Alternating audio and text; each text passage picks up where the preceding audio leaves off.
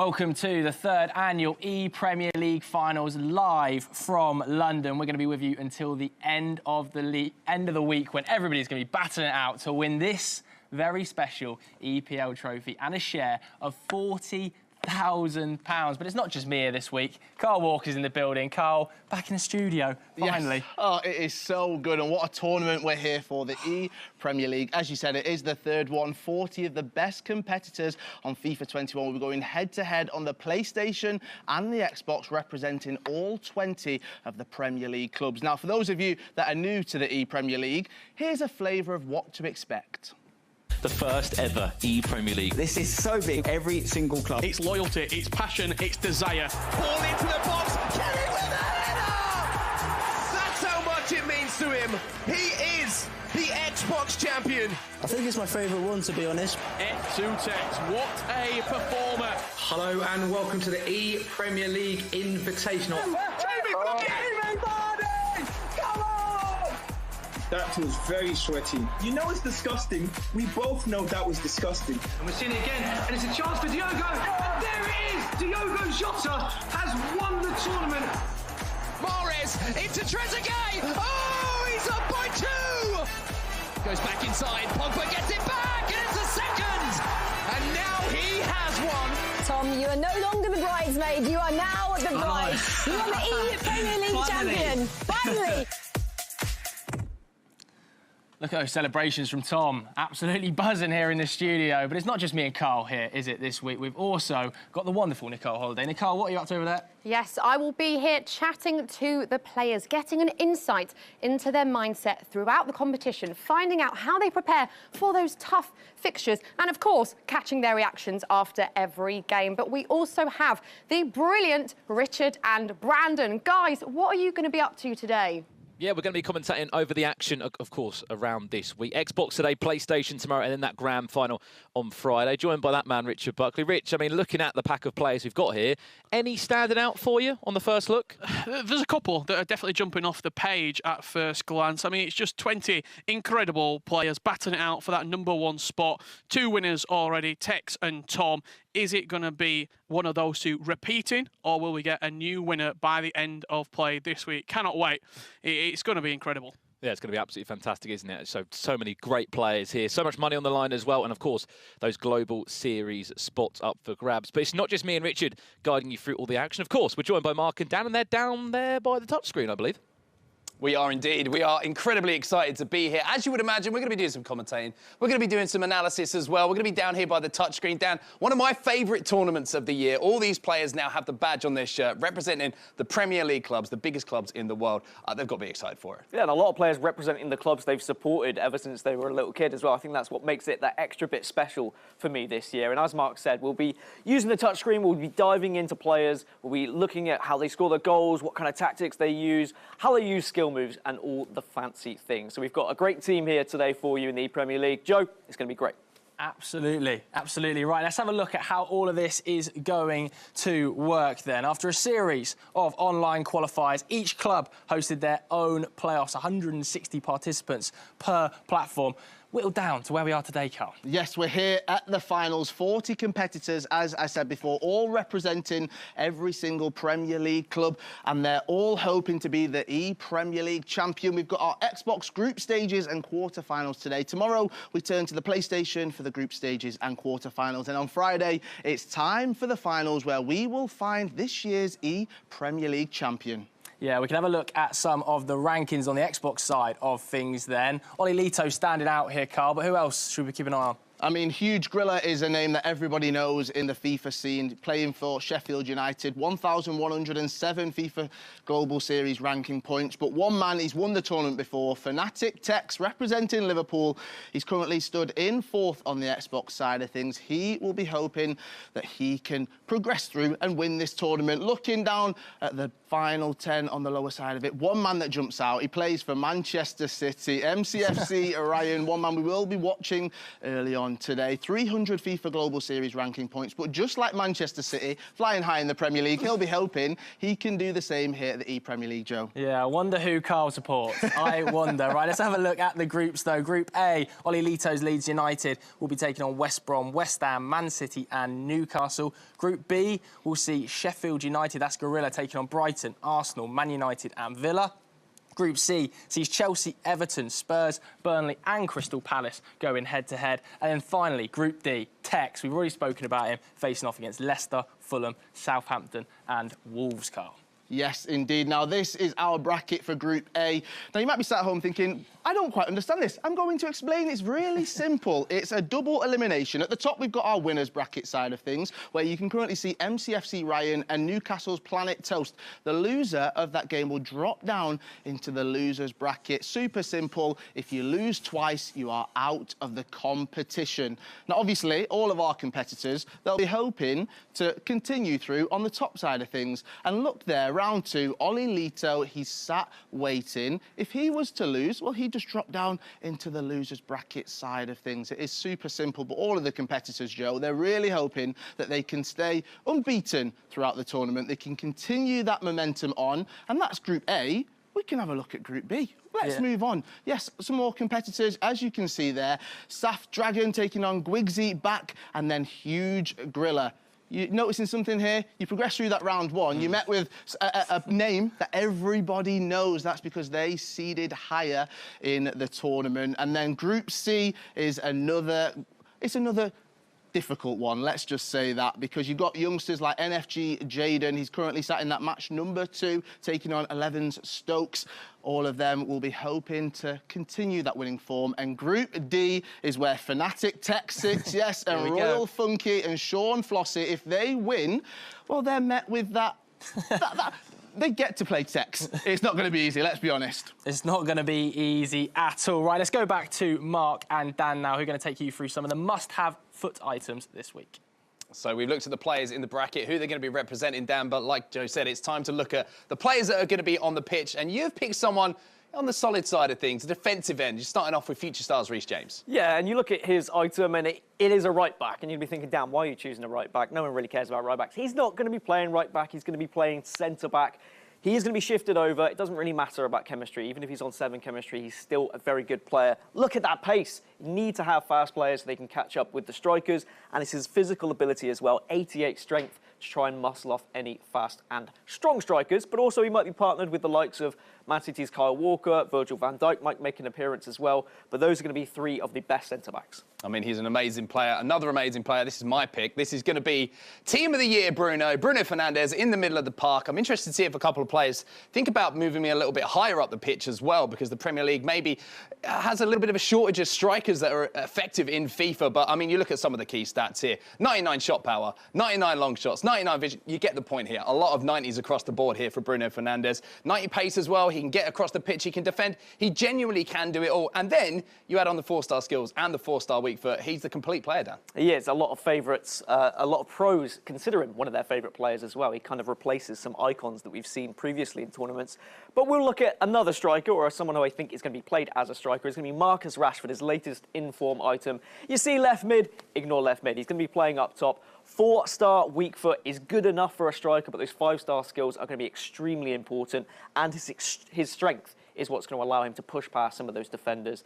As Mark said, there is limited options for Premier League strikers, so that's why Marcus Rashford has a lot of responsibility on his shoulders. And you might see a little bit of Alan St-Maximin, the foot freeze item from Newcastle. He's got those 5-star skills as well. In the midfield, you might see the likes of Curtis Jones partnering Bruno Fernandes. He's a bit of a destroyer in that central midfield position. But, I mean, there's lots of players that we're going to talk about, and I'm sure we'll provide some magical moments as we get through the tournaments. Maybe a bit of Sadio Mane on the wide positions as well. But they're going to be our 3 picks for now. Joe, what do you think of those? Yeah, very excited, particularly to see Bruno Fernandes as a Manchester United fan. But it is now time for a quick break, isn't it? Because coming up after it, we're going to see Carl's beloved Manchester City taking on Newcastle. Very excited to see that one. We'll see you in just a couple of minutes.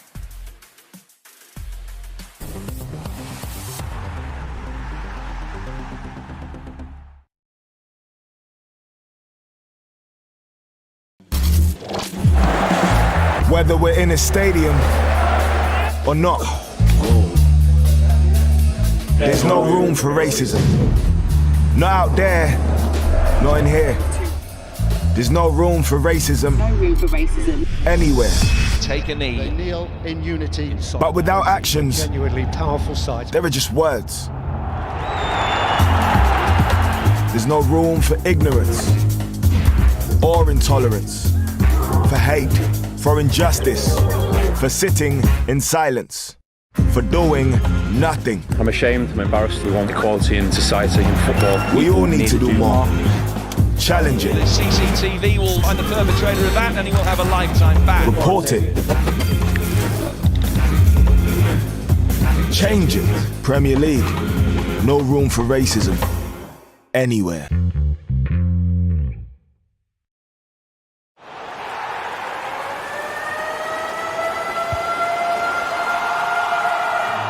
That is Ninja Kid Shells looking to get us underway, dancing into the back of the net. Want to enjoy himself in the box, and oh my God, he is. Shells, stop it! Can he find the ball into Pele? Surely a chance for Shells to equalise, and he will.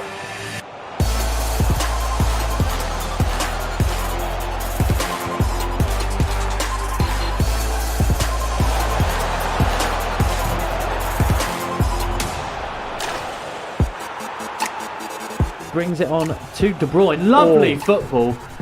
Lovely talent. Oh!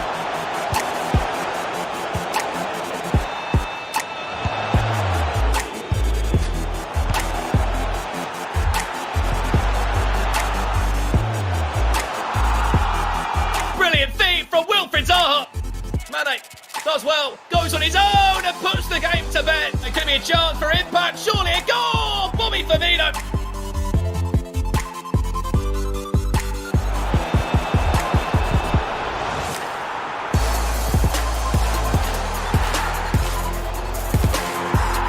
Fernandez into R9, chance, R9 round the corner, goes on his own, will score a massive goal. Can he play Cantona? Cruyff, brilliant touch, brilliant goal.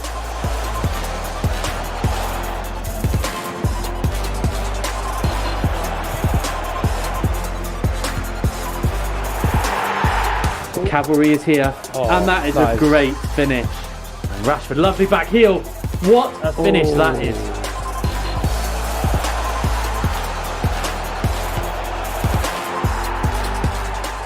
For options in the box, chance for Josh. Oh, he's done it! Straight on the counter attack. He's in. Lovely ball into the box. He's about to get his hands on it as Curtis Jones goes in, dinks it over the goalkeeper. There's Ryan Pessoa.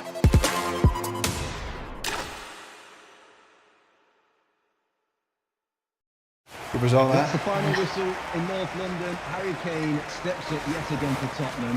Big points in the bag. What are your Great game, Harry. Cheers, mate. Such a clinical finish from a top-class striker.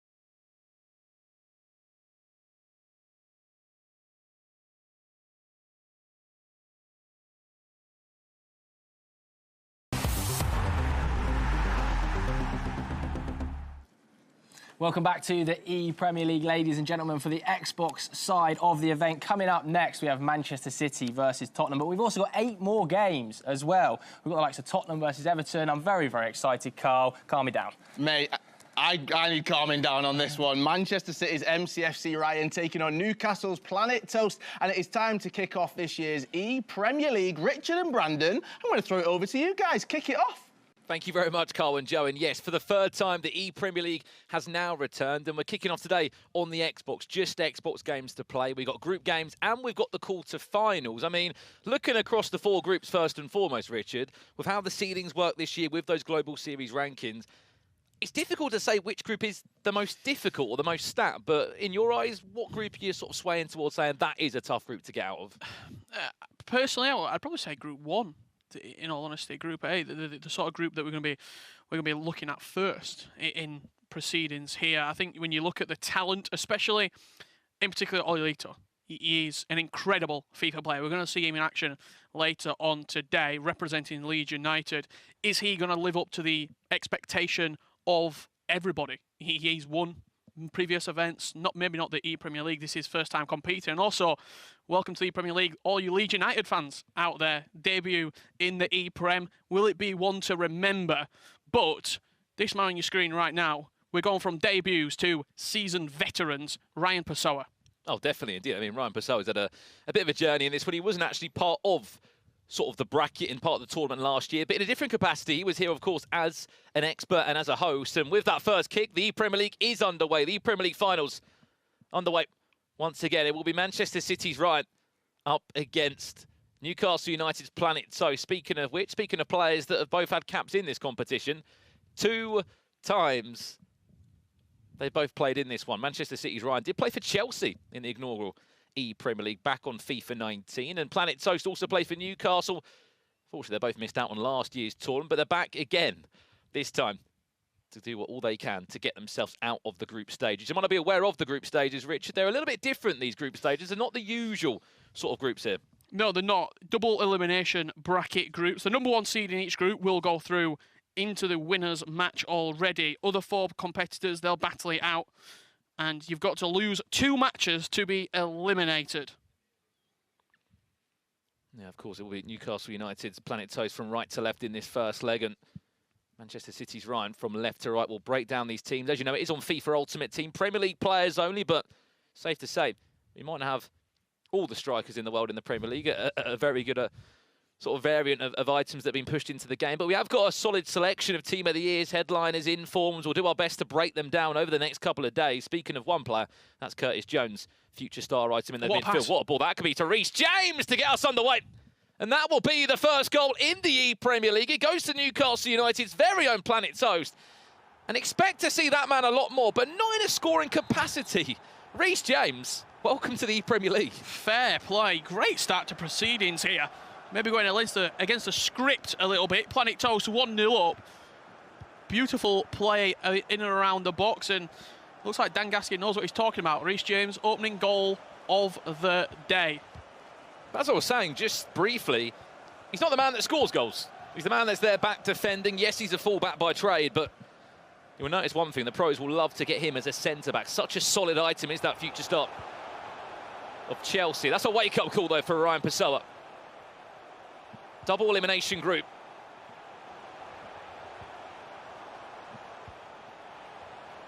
Looking to equalise. Is João Cancelo, the Manchester City man. Dinks it into Marcus Rashford.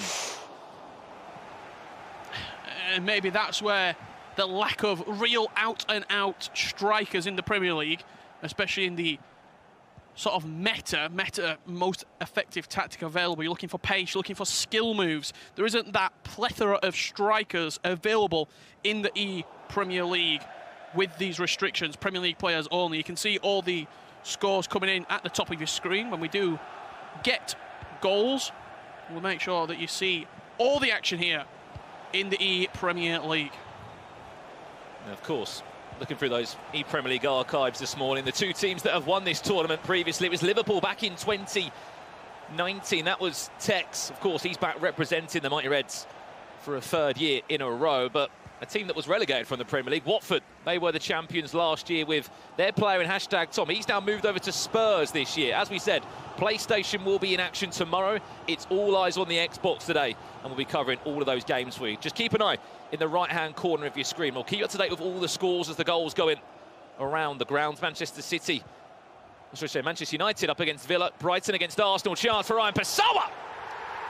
Just like that, 25 minutes played. Expect to see that man scoring plenty of goals over the duration of this week. Team of the year, Bruno Fernandes, no doubt one of the stars of the show in these Premier League teams. And absolutely zero reaction from Ryan as well. He got that goal back.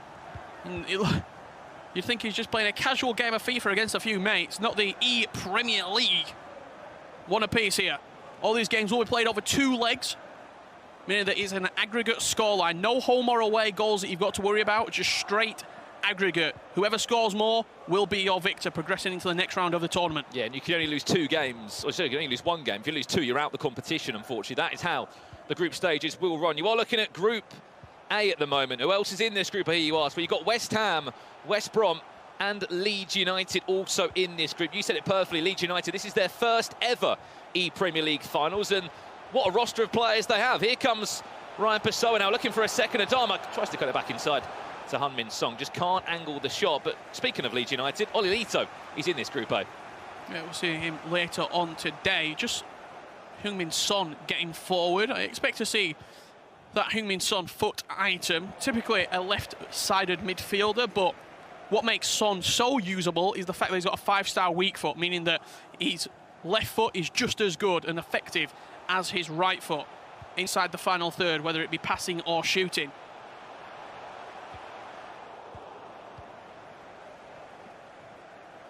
I'm sure you'll see a complete mixed bag of in-game items here on FIFA Ultimate Team from the Premier League. Different formations being used as well. Will that 5-3-2 be ever present, as it has been over these last couple of months? So we'll see a mixture of formations.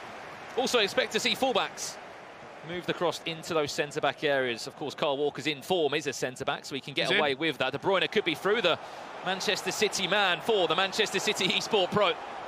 That is the beauty of the Premier League. Does well. Rashford now goes to fake shot, doesn't need it.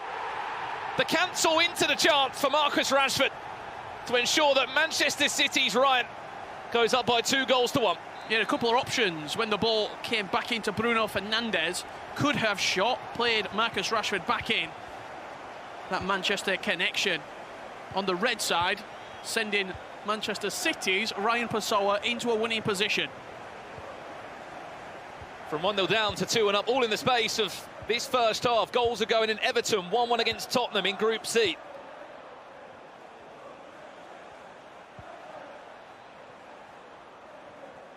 And after the perfect start, the most unlikely scorer, Planet Toast, down by 2-1. As we said, he represented Newcastle back in the 2019 ePremier League finals, just missed out by a game last year. But that is the beauty of this competition, Richard. You've got, you know, fans of these clubs that are getting an opportunity to represent their club in the ePremier League grand finals. That'll do us for half-time here. 3 goals and 2-1. Manchester City's Ryan Pessoa does lead at the break. If you have just tuned in, welcome to the ePremier League grand finals. That's our first 45 minutes played, Richard, and a great turnaround, wasn't it? Yeah, a fantastic first half. We're going to see the best moments of that first 45 right now. Wonderful run in behind for Reece James. Just caught that line perfectly. The pass waited and he was onside. But Ryan came firing back. Marcus Rashford, beautiful way to pass into Bruno Fernandes, who slotted past the goalkeeper, and the goal was returned. This time, Kevin De Bruyne into Bruno Fernandes. Goal scorer turned assister, Marcus Rashford. Little cancel inside the box, just throwing that air of doubt into the mind of Planet Toast. Puts him 2-1 up. Just saw the formation of Ryan as well. He's playing a 5-3-2. 5 defenders, 3 midfielders, 2 attackers. You might be thinking that's slightly defensive. However, currently, with sort of the meta and how people are playing, 5-3-2 is a formation that you're going to see quite a lot over the next 4 to 5 days. And just to pick your mind quickly, Rich, who could we expect to see off the bench in these games? Because there are a handful of great items that aren't good enough to make the starting 11, but off the bench, they give you pace, they give you that extra bit of creativity that you might be looking for. The first word you said there, pace. That is what you're looking for off the bench. Look for Adama Traore, Alan Saint-Maximin, all to make an impact off the substitutions bench. Well, here we go, then we're back underway.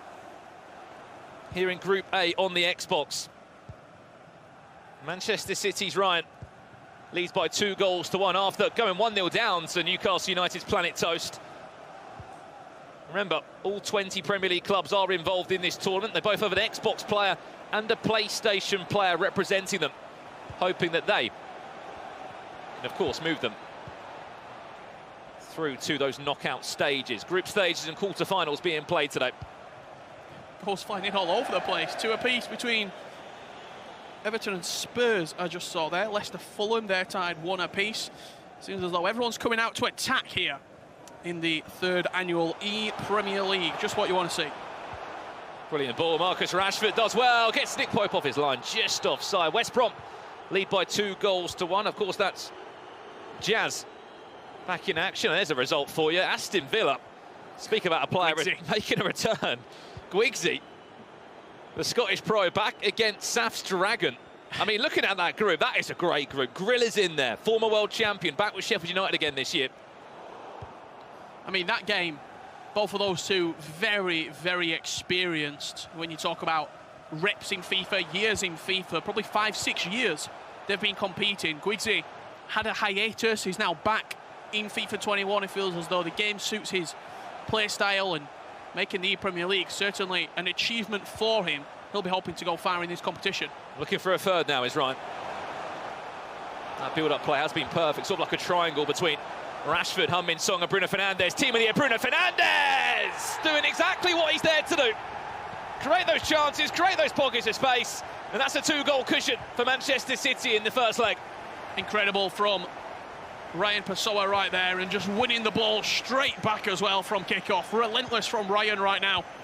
And Bruno Fernandes putting him 3 goals to 1 up. Such an impactful player, Bruno Fernandes, and typically a centre midfielder, but honestly, I wouldn't expect him to do anything less. He is the best midfielder, arguably the best player in the Premier League on FIFA right now as well. He offers you everything. He's a player as well that doesn't feature just in this ePremier League tournament. If you're a hardcore fan of competitive FIFA, you'll know that he plays in predominantly Everything. most of the teams, if you can fit it in within your certain squad restrictions. Pause coming in, I can imagine, from Planet Toast. 25 minutes left in the first leg. Just a quick one, Richard, worth speaking to the viewers about. Those players that are the top seed in each group, they are only 1 game away from making it to the knockouts, aren't they? Yeah, with how the bracket is, they're already 1 game in front, so to say. So they have that spot in the winners bracket already. They don't have to play a prelim match. They don't have to play necessarily the sort of the game to get you into the winners bracket. Looking for another goal. He's Ryan. He's in that 5-back. Adama Traore is that left wing back. It's going to offer you so much in terms of an overlapping option every single time. 22 minutes left here. We'll go into the pause menu. It's the 5 at the back, as you mentioned. Expect to see just the one change. It will be Saka that will come onto the field. Future star item in at left wing back. And yes, he might not be a left wing back normally, but to those maybe that are tuning in, Richard, why is that the case? Just want pace at wing back, really. Just bring on fresh legs. You can see Cancelo and also Saka, they're very sort of offensive in their approach. When Ryan's playing right now, those wing backs offer you the width. They offer you that out ball if necessary as well. You're just looking across that midfield 3. Powerhouses, creativity, everything that you could want in a midfield 3. Team of the year, Kevin De Bruyne. Team of the year, Bruno Fernandes. Do you sort of get that gimme spot? Do you play an attacker in there, maybe a Heung-min Son, or do you go with a more defensive-minded player, someone like Curtis Jones? Ball into the box now, will be just clawed away there by Nick Pope. I mean, expect to see Edison, Nick Pope as the main 2 in goal. That'll be the in-form 84 Nick Pope, the 6'7" Burnley goalkeeper. Into the box it will go again. That's what he's there to do. Come out and claim the ball so well. Result that just caught my eye in Group D. Wolves have beaten Southampton 3-1 in the first leg. And that's Sean Flossie, one of the lowest ranked players, not just on the Xbox, in the whole competition, going out to say, you know what, I've made it into the top 20 and I'm here to play. Yeah, shocks will happen in the ePremier League as well, for the simple fact that a lot of these experienced Global Series players, it's unusual. Chance here for Marcus Rashford. Great finish from Planet Toast. 3-2 right now with 15 minutes left to go. There you go. Goals are flying in literally everywhere. Brighton lead Arsenal by 1-0. That one in Group B. Everton 3-2 in front against Spurs right now. That's in Group C. That one is an interesting game, isn't it? I mean, he deserves a credit. He deserves a mention, sorry. NFG Jadon been knocking on the door for a long time for an event to get his opportunity. I think he's come close a couple of times in qualifiers as well in the Global Series, like 1 game away from making a broadcast. He's up against that Stokes, 11 Stokes, a player that needs no introduction. A remarkable FIFA player in his own right, Stokes. Playoff winner, huge amount of money that he won back in FIFA 19. He made the FIFA eWorld Cup Grand Final, which is the final event of the FIFA season, the place where you want to be, where the most prize money and accolade is given out. He was at that tournament. Just goes to show how good he is. Yeah, the Seagulls flying high. 2-0 against Arsenal. That is a big result for bundled Luca again. debut ePremier Leagues for a handful of players here. Planet Toast looking for that goal, that third goal. Does well. La Croqueta onto the left boot of Bruno Fernandes, just able to deal with the pressure. He's Ryan. He looks to, in this first leg, just about in front, but we've watched a lot of FIFA Esports. Now that one goal is not going to be the safest of scorelines. Especially in a two-legged format where a second leg of FIFA can give you any result. Chance, Saka off the bench. He's just offside, a little bit too keen off the mark. Was the Arsenal future star item. That's an interesting pick there from Ryan as well. Giroud comes on. One of the most recent objective items, I believe, that could be completed by players. Is he in your bench if you're playing in this tournament? Maybe. I mean, he's one of those players that offers you something different. He's tall, he's physical. He got a huge pace increase as well on his regular foot item to his objective. The game mode that we're playing right now, it's FIFA Ultimate Team. It's a live game mode. Players get upgrades given their recent performance in real life or due to the promos that are released in FIFA. Speaking of which, what result that is, by the way. Burnley 3-0 up in their match. That's Burnley actually their leader. And that will do us for the first leg between these two. Ryan Pessoa leads Newcastle United's Planet Toast by 3-2, but there's still a second leg to play in this game. And no doubt that will not be the last of the goals seen in that game. A one-goal scoreline, not really enough to tie you over, I would like to say, with confidence. Let's have a look at some of those highlights in the game. And it was the perfect start, wasn't it, for Planet Toast? It was indeed. James beating the offside trap and finishing extremely well as well past the goalkeeper. But Ryan showed why he is one of the favourites on this Xbox. Smashed in at the near post there. Heung-min Son playing Kevin De Bruyne in on goal. Kyle Walker came across, decides to recycle the play back into Bruno Fernandes. Beautiful little cancel there. A very sort of technically hard and mechanically difficult thing to do in FIFA. Sort of master that cancel. Bruno Fernandes put Ryan 3-1 up. However, Planet Toast got this goal back through Marcus Rashford. Heel-to-heel flick. The skill moves coming out in full flow for Planet Toast. And that was the goal to only gives them a deficit of 1. 3-2 now.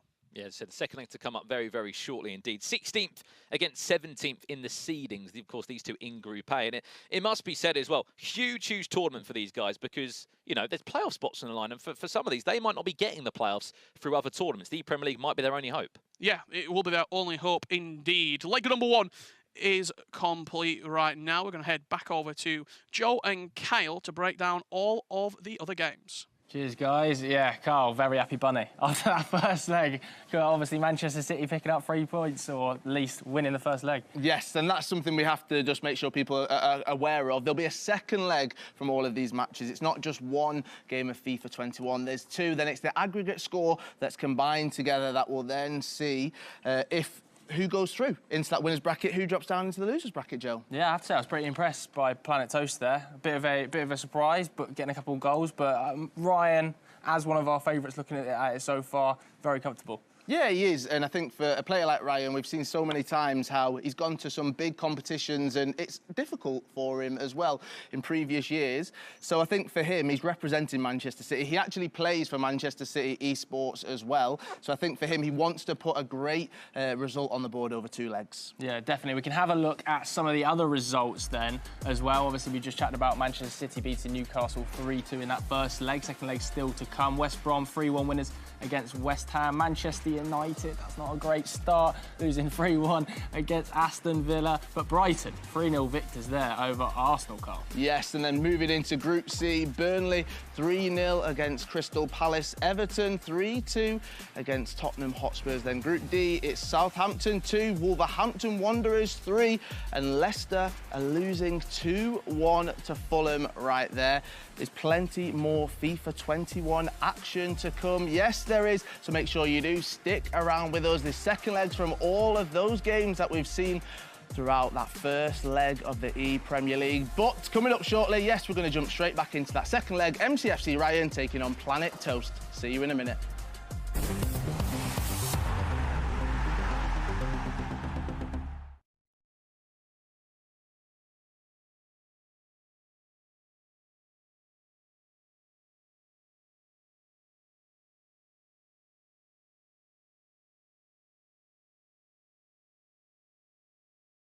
the first ever ePremier League. This is so big. Every single club. It's loyalty, it's passion, it's desire. Ball into the box. Kelly with a header! That's how much it means to him. He is the Xbox champion. I think it's my favourite one, to be honest. Tekkz, what a performer. Hello and welcome to the ePremier League Invitational. That was very sweaty. You know it's disgusting. We both know that was disgusting. And we're seeing it again, and it's a chance for Diogo. And there it is! Diogo Jota has won the tournament. Mahrez into Trezeguet. Oh, he's up by 2. Goes back inside. Pogba gets it back, and it's a second. And now he has won. Tom, you are no longer the bridesmaid. You are now the bride. You are the ePremier League champion. Finally.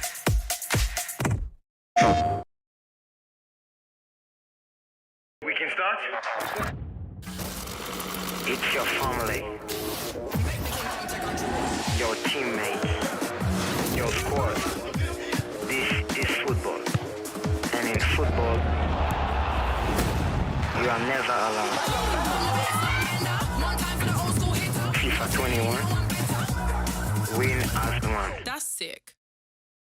PlayStation. Like you'll ever get paid to play video games, they said. Now you're players, creators, fans, all in one huge and growing community. We know that gaming's many faces can truly make a positive impact. We're there with you. Whether you're making the next great game or just looking forward to playing it. Squad up, we're Barclays.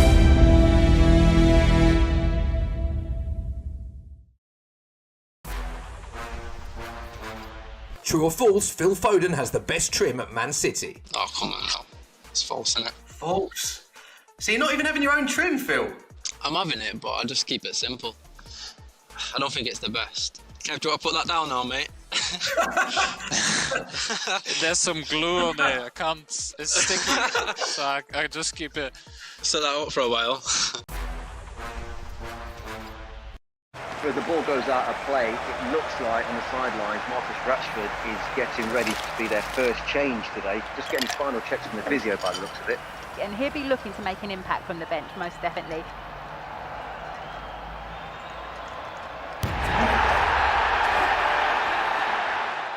Who do you think has the better agility stat according to FIFA 21, Phil Foden or Kevin De Bruyne? Phil.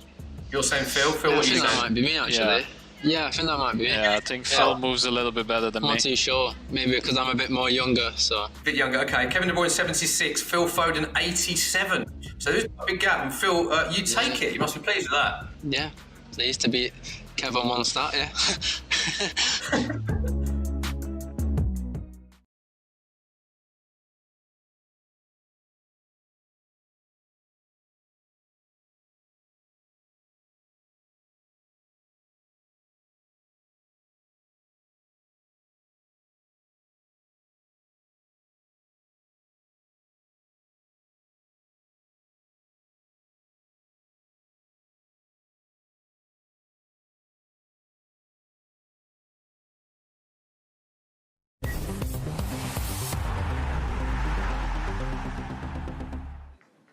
Welcome back to the ePremier League 2021, where we just saw Manchester City win their first leg 3-2 against Newcastle, Carl. Yes, we did indeed, but there is a second leg coming up very, very shortly for you, so make sure you stick around. Who will progress through to that winner's bracket? Who will go down into the loser's bracket? We will find out. That second leg is coming up. MCFC Ryan taking on Planet Toast. Richard, Brandon, it's over to you. Thank you very much, gentlemen. Yes, second leg in front of us in this game. If you missed the first, don't worry. We've still got 90 more minutes of this game to be played. Richard, we left at the break, so to speak, at 3-2 to Manchester City's Ryan. He was 1-0 down, bounced back, got himself a 2-goal cushion, but then Planet Toast did respond late on. And to be honest, this game is still so open. No, absolutely. And typically, the second leg of FIFA is where it all kicks off. That's where there's goals, there's more mistakes because there's more on the line. Players start panicking more. And this is really where the tension amplifies tenfold. And I cannot wait to see what he's going to give. Is the experience at these events that Ryan has over Planet Toast potentially going to play a factor? We'll have to wait and see. Or will it just be Planet Toast and Newcastle United? Maybe stirring the pot a little bit in game number 1. Maybe so. Again, as you said, you can only lose, obviously, one game before, next thing you know, you're in an elimination game of FIFA. Must be said as well, Oli Lito in this group, as he's the top seed, the highest ranked player on those Global Series rankings coming into this tournament, he sort of skips around, doesn't he? I mean, it's the same for Oli Lito, for Gorilla, for Tekkz, and for Diogo of Chelsea. All those players only to win one two-legged game to get into the knockout stages. Yeah, they do indeed. And funny you say, Oli Lito, because the winner of this match plays him in the next round. So lots up for grabs. It's not the nicest tie, is it, to be up against Oli Lito in a game which potentially is going to knock you straight down into that loser bracket. But here we go then. Well, it's funny you say that as well. We're catching up with Ryan only a couple of days ago, and he says he's looking forward to the challenge of playing Oli Lito. He's got to get past Planet Toast first. Well, it's never going to be an easy game, is it, if you want to go and win the ePremier League. So much talent here. And again, we have got you covered all this week. Xbox today, PlayStation tomorrow, and then those big finals on Friday, where there'll be playoff spots on the line. And one player will be taking home that crown of the ePremier League champion for their club, and £20,000 in their back pocket as well. Newcastle. In their black and white traditional strip from left to right in this one. Manchester City in the blue and white from right to left. 2 goals were scored in quick succession from Ryan. Is he going to be able to do so again in this game to pull away from his opponent? Both players starting in the 5 at the back as well, Richard. It's a formation that is ever so popular. Virgil van Dijk will get maybe a second bite of the cherry. Oh, that's an ugly finish, but as long as the ball's in the back of the net, who really cares? Bruno Fernandes will run away in celebration. Virgil van Dijk headed it down to the floor, tried to stab a foot at it. Next thing you know, the Portuguese midfield maestro was there to tap in, say thank you very much. That's 3-3. Very scrappy goal there, Planet Toast. Levelling up the playing field. He scored early in the first game, and now in this second leg scores early again. We said that one goal wouldn't be enough. I mean, it's only taken 7 minutes. Let's be brought back all square. 3-3 in this one. As you said, winner plays against Oli Lito of Leeds United. This is Group A we are watching. Keep a close eye on the right-hand corner of your screen. That's where all the score updates will be coming through from Group B, C and D. Sure there'll be lots of eyes on Fnatic Tekkz over in that Group D for Liverpool. See how he's getting on very shortly indeed. All matches in their second leg now. Ryan Pessoa looking to build that lead back in front now for Manchester City. João Cancelo, the Manchester City fullback, offers you a very good pacey outlet on that right wing. Someone else offers you a lot of creativity. Is that man in possession now? Kevin De Bruyne, team of the year. Good step from Trent Alexander-Arnold. Stepped out, won the ball back. And potentially a counter-attack here. There's going to be quite a lot of Manchester City players featured in this ePremier League. Kyle Walker at centre-back, not the one in the studio, the one on the pitch. Kevin De Bruyne's team of the year, foot item. And also João Cancelo, arguably up there with Trent Alexander-Arnold, fighting for that right-back spot. Trent might even be used as a centre-back, believe it or not, and Cancelo pushed out to that right wing-back area if the 5-back formation, 5-3-2, 5-2-1-2, is used. There's no doubt about it. Trent can also do a job in central midfield as well. His item is that good that many would regard it. It's not really a right back, but more of a central midfielder or a CDM. Planet Toast, after that first goal, was now to find his feet. Speaking of Trent Alexander-Arnold, able to interchange easily with Virgil van Dijk. Roberto Firmino, I'm sure that'll be his foot freeze item.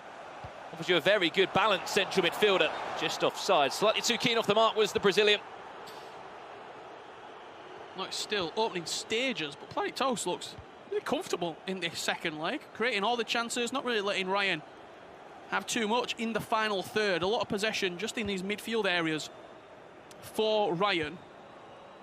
A pause cued there by one of these two players, not happy with how the game is progressing. Cutback? What's that Rashford on the edge of the box now? He's just teeing up that pass. It's one that was delayed. Some scores coming in, you can see.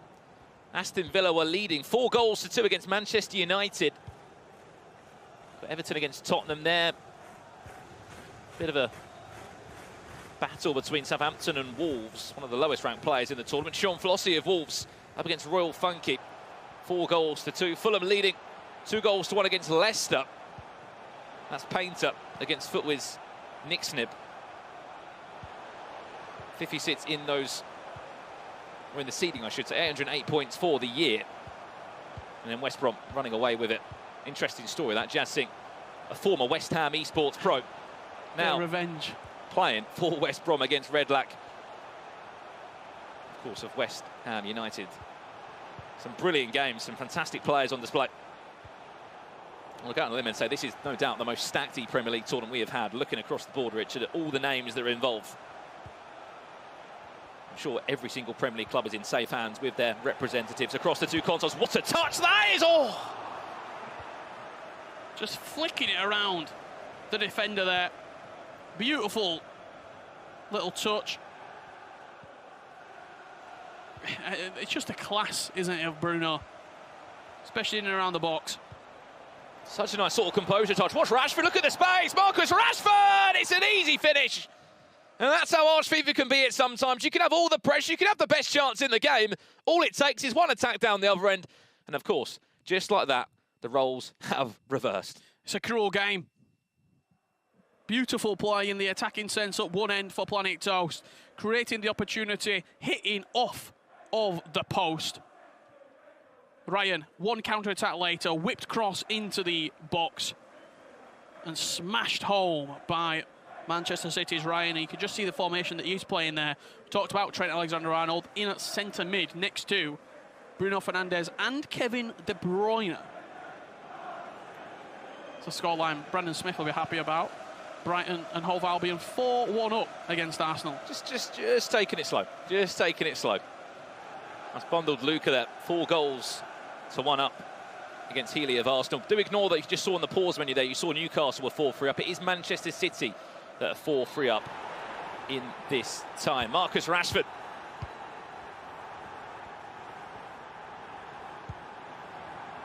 Let's make it 4 goals to 3. Will that be the match winner that will send Manchester City into that winner's side of the group against Oli Lito, the highest ranked player on the Xbox in this tournament, and a name that I'm sure is feared by many.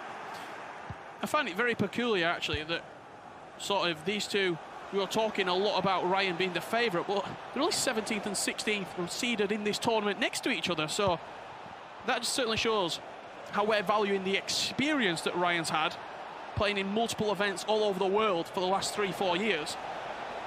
How big of an impact and a positive impact that can be on your performance. Let's not forget on the flip side as well, this is the second ePremier League finals for Planet Toast, back with Newcastle again. I think there's definitely some experience that he's picked up from that event. Yes, may not be knocking on the door as much in the global series.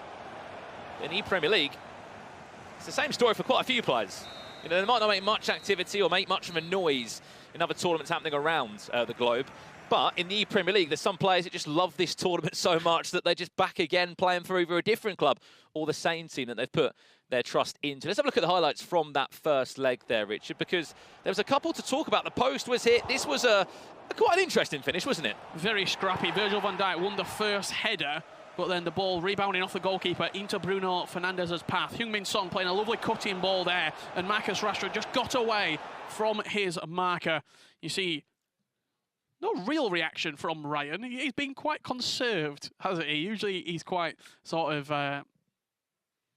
energetic, I'll say. We saw him when he won the qualifier to actually play for Manchester City at the Premier League, and it's the most inspired I've ever seen Ryan. He was calling people out. He was saying, if people want to come at me, I'm here. Come and try it. I'm better than everybody else. I think some people don't understand that some of these Premier League clubs have got sort of full-time FIFA pros that represent the club outside of this competition, the Premier League. And Ryan's point was the fact that there's a lot of Manchester City fans, there's a lot of FIFA players that wanted to take my shirt in this tournament this year. And after he missed out last year, he had to come back fine. That's exactly what he did. Played some of the best FIFA we saw across that club playoff event, which if you don't know how the Premier League works, there's different stages. There's an online registration stage. Obviously, there's the playoffs that was all online, where you had the best of the 8 players across the both consoles, Xbox and PlayStation, all fighting to be here in this ePremier League. But no doubt, what a performance that was from Ryan Pessoa. And he wants to carry that momentum into this tournament, which at the moment he is just about doing. Leads by 4 goals to 3. It's not been plain sailing for him at all. Tekkz putting up a fantastic effort. I think you were mentioning there players potentially preferring the ePremier League to maybe the more global series events. Also, if you're a Newcastle United fan, it just means so much more. You're playing for your club. It matters more. And that's why we've seen, for example, like Tekkz, he's played for Liverpool 3 out of 3 years. There's only a handful of players that have played in this tournament every single year. And that sort of consistency is absolutely remarkable. Back on the way now. Remember, loser will drop down to that loser side of the group here. In Group A we are watching. Winner will play against Leeds United. Oli Lito, the #1 seeded player. And a name that's formidable with FIFA Esports right now. Brilliant ball in a running race. You just see in the bottom left corner, every time Ryan's getting the ball in the sort of defensive area where he's defending an attack from Tekkz, he's flicking on overload ball side. What that does, it's a quick tactic in FIFA. You just simply use it by flicking on your D-pad. You just see it here. Perfect example. He brought it up. As soon as it comes forward, he's putting that tactic on. It compresses the pitch. It makes your centre mids come tight, your defenders come tight, and it really is hard to break down. This could be dangerous now. There's numbers forward, just delayed it maybe slightly too long. Song waiting to find that right skill move. The directional nutmeg, as we know, is so dangerous in the box. It's sometimes so powerful that you can get the odd rebound, you can get a bit of good fortune. It'll fall into your favour, even with the best defenders in the way. Expect to see this as well. Lots of pauses. I'm sure there'll be people watching home saying, these players like to pause it quite a bit. It's all about those small changes, tactical changes, fresh legs onto the field. It might take you 60 minutes into the second leg to spot a weakness in your opponent, and as soon as you see that, you want to change it. You want to exploit every small, minute detail that you can on the pitch. Building is Ryan Pessoa. Chance, Bruno Fernandes, can he find that cut back? Goes on his own, somehow. That goes in under Nick Pope. It looked like he got there for the save originally, the English goalkeeper, but you can understand the frustration from Tekkz. It was one of those, the angle was narrowed down so much, it was obvious what Ryan was originally looking for. He was looking for that cutback ball into Marcus Rashford. But Bruno Fernandes says, no, I'm going to squeeze that in. And that's 2 goals in. I have no idea what's happening in that Brighton game. 5-4, it's a 9-goal thriller, and there's been another goal. Surely not. Have Arsenal equalised? Oh, that is awful. There's such a bad mistake at the back. Arsenal 5-5. What a turnaround. It's been a week for Arsenal turning over defeats and potentially goes all the way there. Just about into context. Brighton were 4-1 up in that game. It's 5-5 now. That's just a small taste of some of the games. Look at that, Leicester Fulham, 4 goals to 3. Remarkable. 3. We've not had a bad game, have we, to start proceedings here in the ePremier League. 7-goal thriller between West Brom and West Ham United. That's Jazz of West Brom leading against Redlar. That's from Group C, that game. And then Aston Villa still just in front. I think you're seeing Gwigsy there just ensure that the lead is too much for Saf's Dragon. 5-5, there it is, Group B. Brighton against Arsenal. Back on the way in this one. Ryan Pessoa's got that 2-goal cushion to fall back on. Tekkz trying to pile on the pressure, as you can imagine. That depth will be high now. Fresh legs off the field. Tried to elastico his way into the box. Did Marcus Rashford. Is Saka again off the bench for Ryan. Saka and Aubameyang both coming on. Plenty of pace being introduced here for Ryan with only 20 minutes left to play. You make those changes because you know your opponent's going to make offensive changes. You bring more pace onto the pitch to try and hit him on the counter-attack. It's very much a game of chess right now in the final 20 minutes. Robertson, all the way from fullback. Sadio Mane, as you said, off the bench, looking to inject that pace, that creativity. Marcus Rashford, is he on? He's off. Just a quick one, Richard. What a game that is. Group C, Everton, I think 7-3 up in that game against Stokes. That's Jaden of NFG up against 11 Stokes. What a game, that one. 6 against 11th in the seedings. Oh, wow. 12 goals now. Aston Villa just hanging on to this, aren't they? Every time United score, Aston Villa go and bag 1 or 2 as well. Unbelievable start here in the ePremier League. I don't think we've seen this many goals in usual competitions. Usually it's sort of a 4-3 or maybe a 3-1. We're getting 7-5s, we're getting blowouts, 5-1s. The ePremier League does not mess about. And I'm saying, it's these restrictions. He's got 12 minutes to find 2 goals. There's one, there is a goal! Sadio Mane strains the pause, we go again, 5 goals to 4. Planet Toast just down by a single goal now. Is he going to get a chance? Yes, he will for Newcastle, but he's got to put that into the back of the net. Leicester-Fulham 4-4. I mean, whether it's some nerves from people, whether it's just the excitement of playing in this competition, we are being treated by so many goals across the 4 groups here in the Premier League. If you have just joined us, we're looking at our first opening games of the competition. I think one of the big things, defensively, there's so much pace, but the actual sort of defensive attributes of some of these players isn't the greatest. We're not seeing icons, which typically you see in the FIFA Global Series, players like Maldini and sort of Carlos Alberto, real top-tier icon defenders. We're seeing players that are maybe technically João Cancelo, Trent Alexander-Arnold better, but in the actual defensive aspect, a little bit weaker, so we are just seeing more goals. Everton are making a statement right there. Stokes, who's one of the favourites coming into this, 9-3 down. He's a young player, Jaden, as I said. First ever LAN event. He's obviously qualified for just a live event in the ePremier League. Been knocking on the door in those global series. Oh, that's terrible. Tournaments. This could be an awful mistake. Newcastle United. So close there. It was a great idea. And that's pressure, that's nerves from Ryan. All playing a factor right now. To put the game to bed, potentially so. Aubameyang off the bench. Cheeky chip. Aubameyang will score. And that might be enough to send Ryan into that winners matchup against Olilito of Leeds United. Leading 6 goals to 4. We talked about the counter-attack. We talked about the importance of bringing pace off the bench. 1 through ball down the line. Aubameyang, when he's in that scenario, it's all down to Ryan. Can you pick the right finish? Went for the dink over the goalkeeper and just potentially saw his fate blossom before his eyes. He won't give up just yet, though, Planet Toast. You know, we'll be able to create a chance. Or 2. If you're a Newcastle fan, do not worry, you won't be out of the tournament. You'll just be down into that loser side of the group. If you lose the next game, unfortunately, it will be the end of the road of the Premier League on your Xbox side. Well, I think he's in safe hands now. The 2-goal cushion reinstalled once again from Ryan Pessoa. Added time to follow, just 2 minutes of normal time.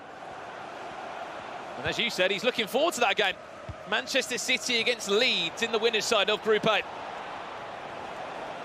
One more goal to end it in style.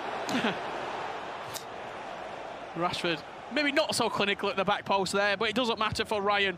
He will be going through into the next round of this double elimination group bracket, but a lot of these games potentially going into extra time if they are drawing. We had a 4-4 in that game right there, 5 apiece between Brighton and Arsenal, but our featured match, Ryan coming out victorious, 6 goals to 4 for Manchester City. Yeah, congratulations, Manchester City. You will go into that winner's side of Group A, as we said, against Olilito.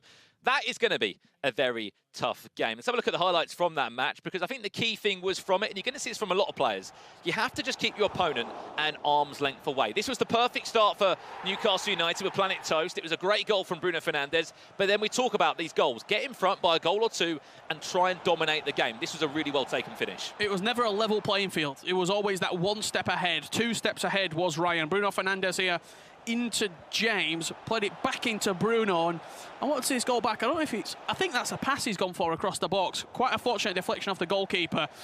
Planet Toast made a couple of offensive changes towards the end of this game. Sadio Mane smashing across the goalkeeper, 5 goals to 4, but what did Ryan do? Went up the other end, and Pierre-Emerick Aubameyang dinking it over the goalkeeper to solidify his place in the next round. Yeah, and just one of those items that you said, Richard, off the bench, could be very, very deadly, and that's what you can see, those long through balls late into a game or late into a tie, where you've got a lot of pace, and as you said, Aubameyang there, I think that was his Europa League item that's been introduced, and that's the winning goal. Big win. On the flip side for Newcastle, what does that mean for them in Group A? It was a loss, but it wasn't a terrible loss. There's a lot to build off of that game. You're facing a player who is very experienced. He's not going to be sort of affected by that game and this full sort of experience, really. He's been here before. He'll have suffered defeats before. Planet Toast just needs to pick himself up and move on. Yeah, that's hopefully what he can do if you are a Newcastle fan watching the Premier League. Well, we saw Manchester City win that game. I believe Ryan Pessoa is now joined by Nicole to chat about that big win. Yes, I am here with MCFC. Ryan, how are you feeling? That was stressful for me just to watch. And obviously an early goal from Planet Toast. How did you feel at that point? I know you're quite confident in yourself, but were you a bit worried? Yeah. Not really, no. In all honesty, I wasn't even stressed. I'm also disappointed with the way I played. I played terrible. So, yeah, to get the victory when playing bad is a good thing, I guess. But, yeah, I'll take the positive. I'm through to the next round where I play Olelito. But, yeah, I need to improve my performance. Don't be so harsh on yourself. Like you said, you are through. You are great. Yeah. But next up, like you said, Olelito, look, we know he is a brilliant player. What are you going to take into that game? Yeah, he's seed one for a reason. He's really good. He's been consistent over the last couple of years. So for me, like I say, if I play my game, I back myself to beat anybody. But if I play like that, then yeah, I don't know what's going to happen. I just need to buck up my ideas. And yeah, as I said, if I prepare well, mentally and in terms of like the gameplay as well, then I think I back myself to go through. And I know that you've been doing a lot of work on yourself and your mentality in the game. Talk us through that, because I think you've been working on your diet, your sleep, everything, right? Yeah, everything. I'll be honest, my sleep pattern right now is a bit shaky, but everything else is still up to the standard. But yeah, mentality is a key thing in esports, like especially competing in FIFA. We know sometimes you can get annoyed and stuff, but the key is just to just not focus on the things that are out of your control. That's like the main thing for me. I used to have a really bad mentality with that, where I'd let things get to me. Even in that game, for instance, if I played that game a year ago, I perhaps would have lost because I would have just lost my head a little bit. I wouldn't have remained focused, but yeah, thankfully to City and everyone behind the scenes that have helped Saul as well, that's coaching me just to keep me calm, keep me cool, and yeah, just make sure that my head's on the right level. Look, well done and good luck in the next game. Thank you. Right, there we have it. Some harsh words on himself by MCFC Ryan right there. It just shows how he wants to be the best. He strives to be the best. And Joe, he's coming up against Olelito next. It's going to be a tough matchup. It's an interesting one because when we chatted to him in the preview show, he was really, really confident about progressing and getting through, and he liked the look of his group. And then just listening to him there, he seemed raging with his performance. So fingers crossed he can turn it around in his own head maybe a little bit. We can have a look at some of the other results then as well. From the round one, we've got Manchester City, as we've just seen then, 6-4 winners over Newcastle United. West Brom versus West Ham is still playing 5-5 at the moment into extra time. Manchester United lost 5-7 to Aston Villa. And then Brighton versus Arsenal, it says 5-5 there. It's actually 6-6, and it's still in extra time, Carl. Wow, look at that one. Goals plenty across the board. Moving into Group C, Burnley 5 against Crystal Palace, only scoring 1. Then Everton, yes, NFG, Jayden 9-3 against 11 Stokes for Tottenham Hotspur right there. Then Group D, Southampton lost 7-3 to Wolverhampton Wanderers. And Leicester against Fulham, 4-4, that one right there. So they're still playing that one, Joe. I can't believe it. I mean, I'm already excited to watch some of those goals back. Obviously, some massive results we can already talk about there. Everton, 9-3 winners over Tottenham Hotspur, Carl. I know, yeah. You look at some of the competitors. We know some of the names that we've spoken about, some of the names that we highlighted coming into this tournament, and they're really putting that first marker down. Everyone wants to be champion right here, OK? Some of the games are going to penalties as well, I'm being told. I mean, this is incredible. This is the drama we wanted on day one of the ePremier League, mate. Yeah, absolutely. 7-3 as well. Sean Flossie versus Royal Funky was very, very exciting. I mean, there's so many goals. Do you think it's just because people are a little bit nervous? I think so. It's the very beginning of the tournament. The nerves are going to be there. They're all playing from their bedrooms as well. Normally, we're here at the arena. Normally, we're all playing. They've got their coaches with them as well. when it comes to this situation, when they're all at home, they've got to look within themselves. That can be nerve-wracking. That can be very, very difficult for some of these pros. So you can expect some shaky starts, but as soon as they gather that momentum, they can carry on. Plus, there's a loser's bracket. If they go down into that loser's bracket, yes, it is worrying, but we can see some live scenes right now. And as you can see, we can see West Ham and West Brom, and it's West Brom taking the penalties. 3-3. Oh, he's got that 4-3 is. This one has to be scored. He steps up. Oh, he saves as well. Ah, this is the drama we all wanted for West Brom right there. It was Jazz 1875 who gets that win right there. That's what we want. That's what we want. We want the penalties, Joe. Yeah, 100%. I mean, it doesn't get more exciting than penalties at this level, does it? Very, very... I can just imagine the pressure sat in your bedroom at the moment because, you know, we were talking to some of the players, weren't we, last week, and they were saying it's actually harder to play in their bedrooms than it is to be playing in the Gfinity arena, just because, you know, they're not got the same setup, they've not got the same pre-match. It was really tough. Yeah, when you're at these arenas, when you're at all of these different tournaments around the world, we travel together, we all normally go together, but they're on land, so it means that actually there's no issues with connections. We all have that problem with the internet. We all have experienced that at times as well. So there's those little things that creep in, but we're doing our best to ensure that all these amazing tournaments can still go in with everything that's happening, Joe. Yeah, exactly. Right, it is time now for a quick break, but there's loads more games coming your way today, including the likes of Tekkz, which I know everybody in this studio is extremely excited about. We'll be back with you in just a moment.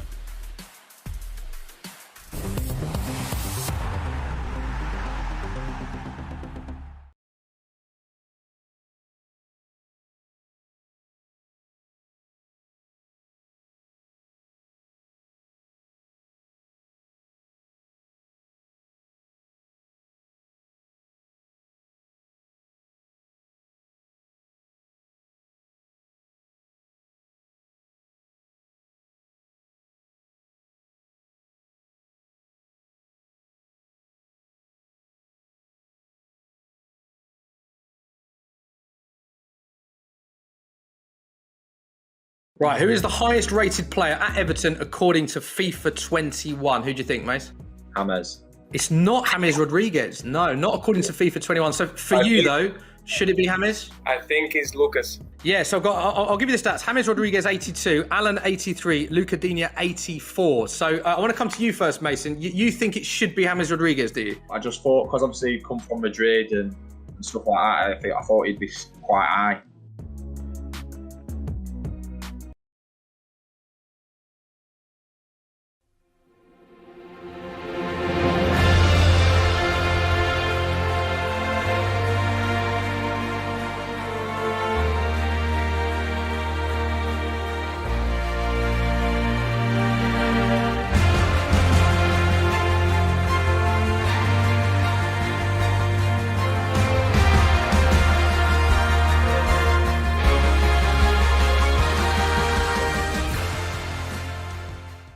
The first ever ePremier League. This is so big. Every single club. It's loyalty, it's passion, it's desire. Ball into the box. Kelly with a header! That's how much it means to him. He is the Xbox champion. I think it's my favourite one, to be honest. Tekkz, what a performer. Hello and welcome to the ePremier League Invitational. Jamie Vardy! Come on! That was very sweaty. You know it's disgusting. We both know that was disgusting. And we're seeing it again, and it's a chance for Diogo. And there it is! Diogo Jota has won the tournament. Mahrez into Trezeguet. Oh, he's up by 2. Goes back inside. Pogba gets it back, and it's a second. And now he has won. Tom, you are no longer the bridesmaid. You are now the bride. You are the Premier League champion. Finally. Who was that one player that you looked at that you tried to replicate or be like? Tekkz. You've got the free kicks, you've got the hair, you've got the eyebrows, you've got the full Beckham look going on. How did you feel in that moment? Yeah, it's everything that I ever dreamt of since I was a little boy, so it was an incredible feeling and one that we'll never forget. We now have a photo of your FIFA 21 item, but the big one for me is you've 80 physical. Do you know anyone in your team that could be rated higher? I don't think so. Willy Bolly is in fact higher than you. I know he's high. There are many players that are higher than me, not only in my team. I got big problems with this, man. What are your main You know, I don't want to be concerns? that guy that's complaining about FIFA things. I don't really care too much, but I do care Well, about you've got big problems. But I've got big problems. I want you to identify your 3 favourite players in Premier League history. Ian Wright. I love him, to be fair. I think he deserves a knighthood. He should be Sir Ian Wright.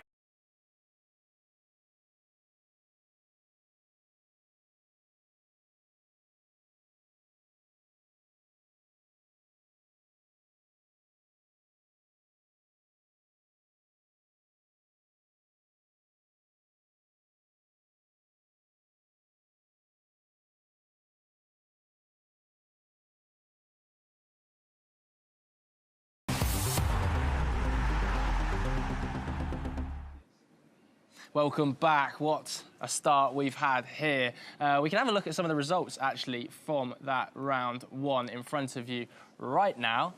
So Manchester City 6-4 winners. We just saw Ryan Pessoa there beating Planet Toast. West Brom 5-5 against West Ham United, but West Brom did go through on penalties there. Manchester United 5-7 losers against Aston Villa. Brighton Hove Albion, I think that was 6-all the last time I heard in the Arsenal game. It's all to play for in between Brighton and Arsenal. But there's so much more to come, isn't there, Carl? There was indeed. On that one just there, Arsenal actually beat Brighton. 7-6 it was just there. So there's plenty of drama that's coming up throughout the rest of the day, so make sure you do stick around with us. There's plenty of goals, and I'm sure, Joe, we're about to get plenty more penalty shootouts as well. That's where everyone's hearts are racing. That's what's super exciting, mate. Yeah, absolutely. And I'm already excited about the next game. Right, let's go straight to it, shall we, guys? Amazing stuff. No messing about here. We're ready for our next game, and we're going to see one of the favourites for the tournament, someone who's already lifted that trophy. It is, of course, going to be Fnatic's Tekkz, representing Liverpool, the inaugural ePremier League champion, the first player to ever lift that trophy. But a little bit of a surprise who he's going up against, Dan.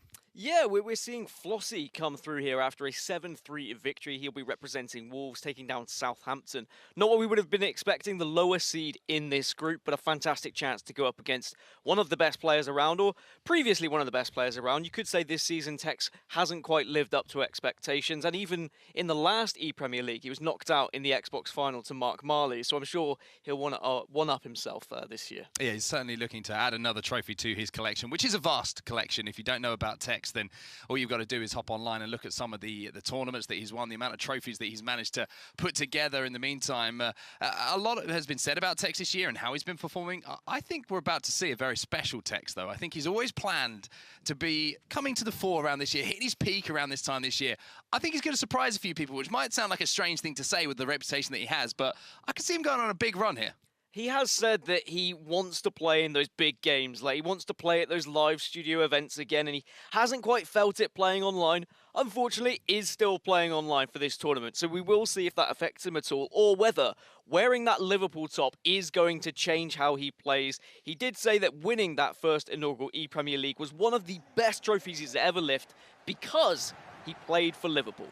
Well, he's got the Liverpool shirt on, and I'm sure he's got it on at home as well. We know how much it means to Tekkz, his beloved Liverpool. I always joke that if you follow Tekkz on Twitter, you're going to hear more about Liverpool's performances than you are from his own FIFA ones. But we are underway here. This game coming in from Group D. And for Flossie, you have to say, this is a real opportunity for him to step up, not only as a player, but raise his stock in the FIFA World, Dan. It was quite the journey for Flossie as well, just to get here through those Wolves playoffs.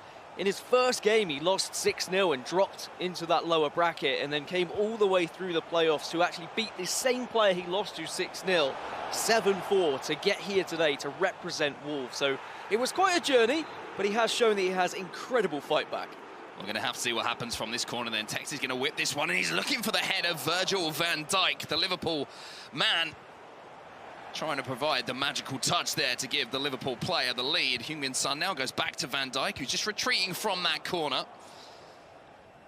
Well, good news for Flossie is he's managed to hold off that first little barrage on his goal. against Tekkz. And when you're playing against a player with that kind of reputation, always important just to be solid in those first few moments down. It is indeed. You can't allow them to get ahead and gain that confidence. And Sean Flossy has definitely shown defensively he can keep up with Tekkz at the moment, but going forward hasn't been able to break down that back line that Tekkz has to offer. It was a somewhat comfortable journey for Tekkz throughout the Liverpool stages. He didn't really have too much of a threat, and it was expected that he would represent this club. Well, it's going to be Sean Flossy here who might have the first opportunity. I've been really impressed with the technical ability I've seen from him. We've seen cricketers, we've seen elasticos, and we've seen cancels. So all of the mechanics are here, Dan, and I'm sure that Tekkz has had to pay attention very early on here and realise that he's in for a heck of a game. Yeah, well, you're not really going to get to this point of the ePremier League without having the ability to kind of pull out the shot cancels, know what the meta tactics are. That's going to be offside. But Tekkz certainly has demonstrated in the early stages that he can go forward, but he will have suddenly realised that Sean Flossy is a player who also knows how to attack. It's very scary when you're going up against someone who, in the box, has that technical ability, can just twist and turn on a dime, because it's very difficult to keep up with. I'm just looking across the teams as well, and the player selection always interests me. Quite a strong Liverpool theme, actually, to Tekkz's lineup. You've got Sadio Mane on that right-hand side, Virgil van Dijk, Team of the Year in at centre-back, and he's got Team of the Year Alexander-Arnold, as well as, I believe, Curtis Jones in the middle. So 4 Liverpool players for the Liverpool fan, representing Liverpool, and here is one of them now, Sadio Mane, trying to use that pace here on the right-hand side. Goes back inside now to Curtis Jones, De Bruyne. Looking for that ball into the striker. There is Heung-min Son, tried to stop up, looking for the cricketer, but well defended by the Wolves man. Yeah, Tekkz just testing out a few things here, seeing if he can maybe break through with a cheeky cricketer. Probably going to have to dive a little bit further into his arsenal of skills, though, to break down Sean Flossy. It's not going to be a comfortable game for him from what we've seen in these early stages, but a goal can change everything. And it's really going to be how both of these players react to that first goal. If Tekkz does take the lead, is he going to suddenly have a surge and go for goal after goal, or will Sean Flossy struggle? Mane is through on goal here, and Pope has to make a save, but a little bit of delay on the offside call, but it does come through eventually, as the referee has to get involved again and make yet another decision. As Tekkz trying to be aggressive in defence, as we know he loves to do. He does. He's always been one of those players who will bring those fullbacks aggressively to try and win the ball back in dangerous areas so that he doesn't have to go up against a wall of defence. Instead, tries to take advantage of any space that is created and left by maybe some aggression from his opposition's side. And, well, possession-wise, Tekkz has had the majority of this game. As you can see in Group C, Tottenham have just taken the lead against Crystal Palace as well. So goals going in other games, and I'll keep you up to date when I see them. Well, one but there by Tekkz, but given away a little bit carelessly. As De Bruyne tried to fire it out wide. Saka goes back inside here to De Bruyne, who does likewise on the Wolves side of things now for Sean Flossy. And this is where Tekkz is so dangerous. You see that Mane's trying to burst in behind and spin away from his man. He's managed to do so here. Now, what's he got up the sleeve? Not enough to get past Kyle Walker. Foot item that I know you are a huge advocate of, as Van Dijk goes for that header but can't win it initially. Yeah, any sort of centre-back that has enough pace to keep up with these strikers are very important, and Kyle Walker, his price just went up and up in the FIFA market ever since he was released, and that inform has been ever present in a lot of teams in professional FIFA. As a reminder, this is of course a group game, but the winner of this does progress to the quarter-finals. Well, this is beautiful stuff here from Sean Flossy. Rashford getting a little bit of space, and I love the idea behind that as well, just trying to feed the ball back into Marcus Rashford. But I think one thing that Sean Flossy can take a lot of confidence from early on here, Dan, is the 1v1 scenarios. He seems to be winning more than 50% of them, which is going to give him a lot of confidence in the attacking third. I mean, looking at the results that he had during the Wolves playoffs, he had plenty of goals, winning 8-0, 9-2, 7-4. However, there were occasions where he did concede a lot. He conceded 6 goals in his first, 4 in his fourth game, 4 in his fifth game. So I want to see him be able to actually penetrate Tekkz's defence, get that lead, and then just try and hold on to it a little bit. Just try and keep himself level-headed and not allow Tekkz back into the game. Well, it's a 4v3 situation here for Sean Flossy, the Wolves man inside the box, and it's the Wolves player, Adama Traore, breaking from fullback, trying to create and be the catalyst for maybe the first goal to break the deadlock here. But you have to say Tekkz defended that incredibly well, considering he was a man down. Now at the other end, can Tekkz take advantage of an almost similar situation? Recycles the play back inside. Rashford into the feet of Bruno Fernandes. Heung-min Son now going to strike and finds the back of the net as well. First strike on goal for Tekkz. And it's Heung-min Son who breaks the deadlock. Just offered him a little bit too much space there on the edge of the box, and you're going to take that with Son. Having the 5-star weak foot, very important indeed. Keeper just not able to stretch close enough to it, and that is a fantastic goal for Tekkz to open things up with. Sean Flossy not happy, you can see in his camera a couple of head shakes here or there. Just has to stay calm though, plenty of time left in this tie. Of course, this is only the first leg, it is going to be a two-legged affair. And he's only a goal down against one of the best players in the world. An instant response would be perfect for him, but Adama Traore is going to stop that idea before it becomes any more than that. And for Tekkz, not the goal you usually expect seeing from him. A little finesse from around the edge of the box. Such an effective way to break down defenses now when you have those high shooting statistics. And now you're going to see Son, the goal scorer, trying to get through again. Fernandez has to battle back and does so well. And whilst, yes, okay, it's not the typical goal you'd see Tekkz score, it was all that he was presented with. We've seen good defending from Flossy. He's been kind of tracking the players' runs well, so we haven't seen many successful through balls. He's been jockeying successfully, keeping an eye on Tekkz with those skill moves. But as soon as Tekkz saw some space, he said, all right, well, why shouldn't I hit it? Let's have a go at it. And Sonny tucks it away, and that's a fantastic lead for Tekkz in this first half. It's been a really good examples of some technical ability coming in from Flossy as well. But before we talk about that, we'll have a quick look back on this goal. And like you were saying, it was more, you know, the chance presented itself. You could see the angle for the strike, and that headliner Son's got some fantastic statistics when it comes to finishing and long shots and shot power as well. He really is a good player to have in that position. He is indeed. We were wondering, like, who is going to be playing in those striker roles for the ePremier League, because you don't have your typical icons that we see at the top in competitive FIFA, like your R9 or Pele, for example.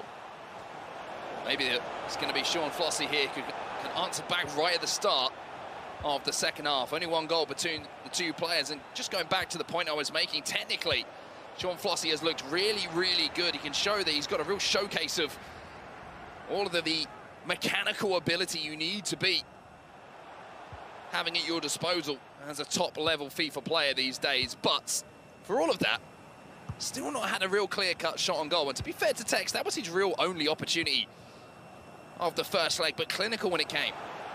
And you can see that Sean Flossy has been trying to track these runs, but this one does get in behind, but the assistant will raise his flag. But one thing that Tekkz has done to try and counteract that is utilising the RB button, the LB button, to send players on runs and then bringing those players back, almost stopping that run, going for a little bit of a fake, hoping that Sean is going to actually track the run, and then it offers space naturally for Tekkz to run into. Here is Mane. Now Kevin De Bruyne.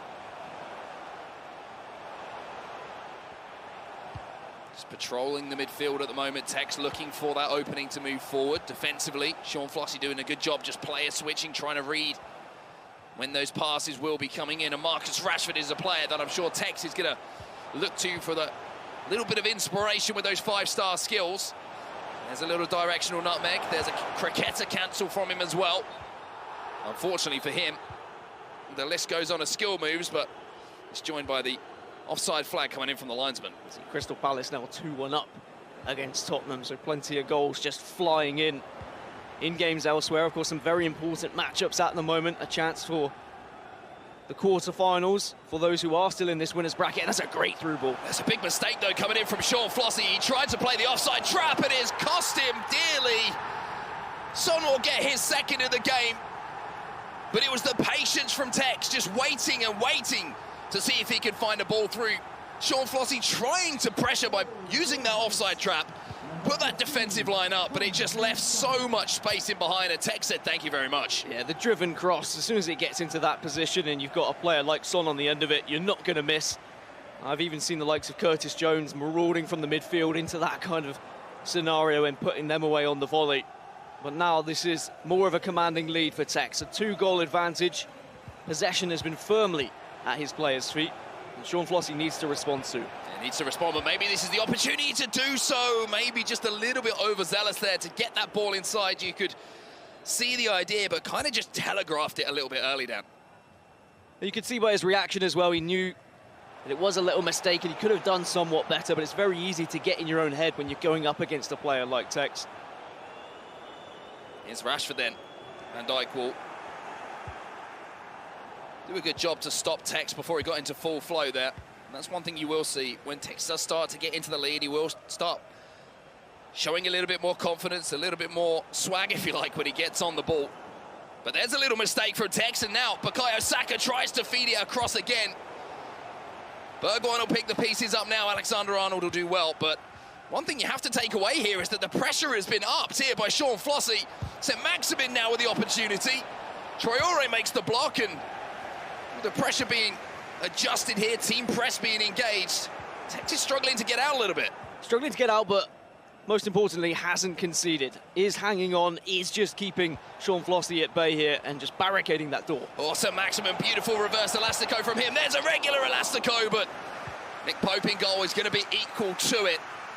Maybe if you had the likes of a 5-star weak-footed Son taking that strike, it might have been a different result. Only the 4-star, unfortunately, on St. Maximin. However, of course, Son doesn't have the 5-star skills to create that chance. Speaking of Son, it's back to Alexander-Arnold now. Jones now into the feet of Bruno Fernandes. Might be fed back here. Mane's going to let this one roll. Yeah, good chance there from Tekkz. And maybe just let it roll a little bit too far. And Sean Flossy is very much retreating and hoping to win the ball back defensively, but Tekkz is not allowing any sort of easy pass here. Fernandes inside the box. Decides to recycle. 10 minutes left until the end of this first leg. Tekkz with the 2-goal advantage, and there's a ball in behind again. You can see he's recognised that Wolves' Sean Flossy is trying to employ that offside trap more and more, and he's just trying to time that ball as soon as he sees those defenders step out. We also know how good those through balls can be, and there is a through ball all the way from the goalkeeper. And perhaps an opportunity here for Sean. St. Maximin, Saka was available in the middle. Needs to make something from this opportunity. Not too much time left in this first leg. Alexander-Arnold steps in again. And when I say you can get nervous and you can get in your own head when you play against someone like Tekkz, is you know that every chance that you have, if you miss it, he can go down the other end and he can score straight away. And it makes you extremely nervous defensively that any sort of mistake he's going to capitalise on. But I would say that 2-0 in the first leg isn't too much of a damaging scoreline for Sean Flossy. He's shown me enough that he can get behind Tekkz's defence. He can get those shots away. That St. Maximin chance was fantastic. And as you say, with maybe a striker who wasn't on the weak foot, perhaps you'd be able to see a goal go in. But we can look at goals elsewhere, Mark. And this matchup I was really interested in. Oli Lito versus Man City's Ryan. And Leeds United fans rejoice. 4-0 in favour of Leeds. Such an interesting result, that one as well. If you're wondering how good Oli Lito has been, and if you're a Leeds fan and you're thinking, how good is our player? Perfect example there, because beforehand, Ryan was saying, I don't mind playing Oli Lito. I've got a pretty good record against Oli Lito. Well, Oli Lito's that kind of elite-level player in the world. And that result speaks enough for itself. Now, back onto this game, and you can see a few changes going to be made. I believe that Riyad Mahrez was brought on for Tekkz, and Son, the goal scorer of both goals, excuse me, here for Tekkz, has been brought on the other side of things for Wolves. And here is Alexander-Arnold now, marauding forward from right back, just waiting for that run inside of Mane. Instead, going to use the drag back just to go back inside. Only a few moments left here, Dan, just waiting for that last attack. Yeah, and you would imagine that that's going to be Leeds United and Oli Lito through to those quarterfinals. But I have seen crazier comebacks, so don't be too worried if you are a Man City fan just yet. Fernandes tries to poke that ball back inside. Bergwijn has to get back and do some defensive work, and it will go out for a goal kick here. And with time up, you would expect the referee to bring this first leg to a close. Ball goes out of play, and it will be Liverpool and Fnatic Tekkz with the 2-goal advantage. And you have to say that was a clinical performance from him. It was. It's not necessarily the crazy high-scoring game that we've seen from Tekkz. We didn't see loads of flashy skill moves. The goals weren't like beautifully, there wasn't loads of technique behind it. It was a lot of just crosses and whatnot. It was just through balls. It was very successful and meta goals. As we can look back at those goals, the first one, just an opportunity that was offered by Sean Flossy that Tekkz took full advantage of. And then a slight mistake with an offside trap being played, the through ball successfully finding Rashford on the left-hand side. And then this is one of the easiest goals you'll see in FIFA. Just a simple cross to the player running onto the ball, and then it's a nice and easy finish. We'll say pretty good finish there from Heung-min Son there on the left foot to get it across goal. Terrific stuff from him. So Tekkz looking extremely strong, as you would expect. 2 goals to the good. Let's see what Joe has to say about that. Yeah, great performance opening us up there for Tekkz. What did you make of it, Carl? He's a player that we all know. He's won this competition before, and we know that he wants to do Liverpool proud. Liverpool aren't doing too well in the Premier League, let's be honest, all right? So can Tekkz actually, can he manage to do it in the ePremier League? I'm sure we will find out. The second leg of that match will be coming up very, very shortly. Make sure you stick around with us. Yes, Sean Flossie of Wolves taking on Fnatic Tekkz of Liverpool. See you in a minute.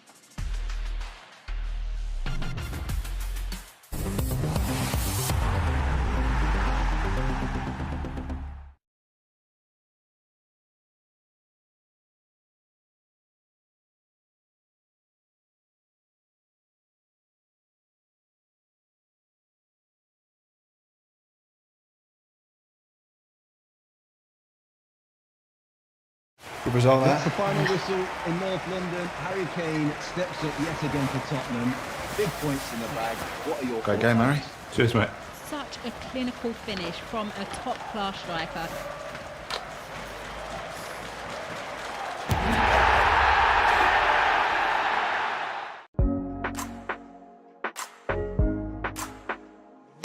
I was probably about 6 when I first experienced racism.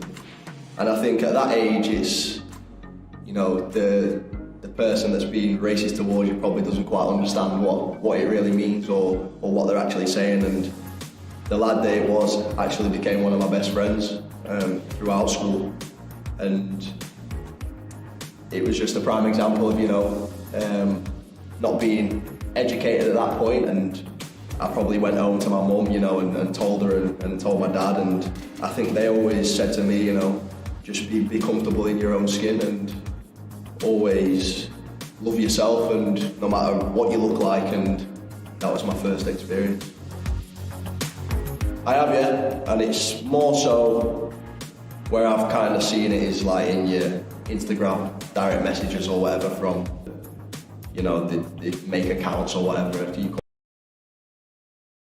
You know, some players have reported it now, and it's nice to know that, you know, if you do report it, something's going to happen, because I feel like in the past it's been too easy to kind of think, oh well, I have to deal with this, it's part and parcel, which it's not. So, you know, people are getting punished now. Speak to whoever you need to speak to, whether that be your family members or your friends, and voice your opinion, because don't give the person the satisfaction of affecting your happiness at the end of the day, and no one should have that right. And I would say that, you know, block them, report it, and tell an adult. I've experienced it where someone close to me has experienced racist abuse, and at the time you feel infuriated and angry. It's tough to deal with at the time, in the heat of the moment, but I would always say don't react in anger, and then go on and tell somebody.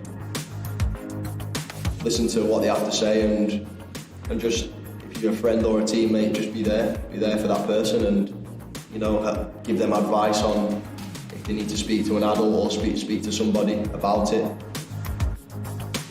It's massive, you know. It's we're teammates regardless of our skin colour and our ethnicity. But if anything was to happen, I know that I've got the backing of my teammates, and likewise they have me. Fantastic, you know. It's I learn from different people every day, different cultures, people with different coloured skin, and it makes no difference, you know. I always think it's cliche, but it's what's on the inside which makes a good person, you know. Like I say, regardless of the colour of their skin, it's just they're from a different part of the world, which for me is a fantastic opportunity as a 23-year-old man.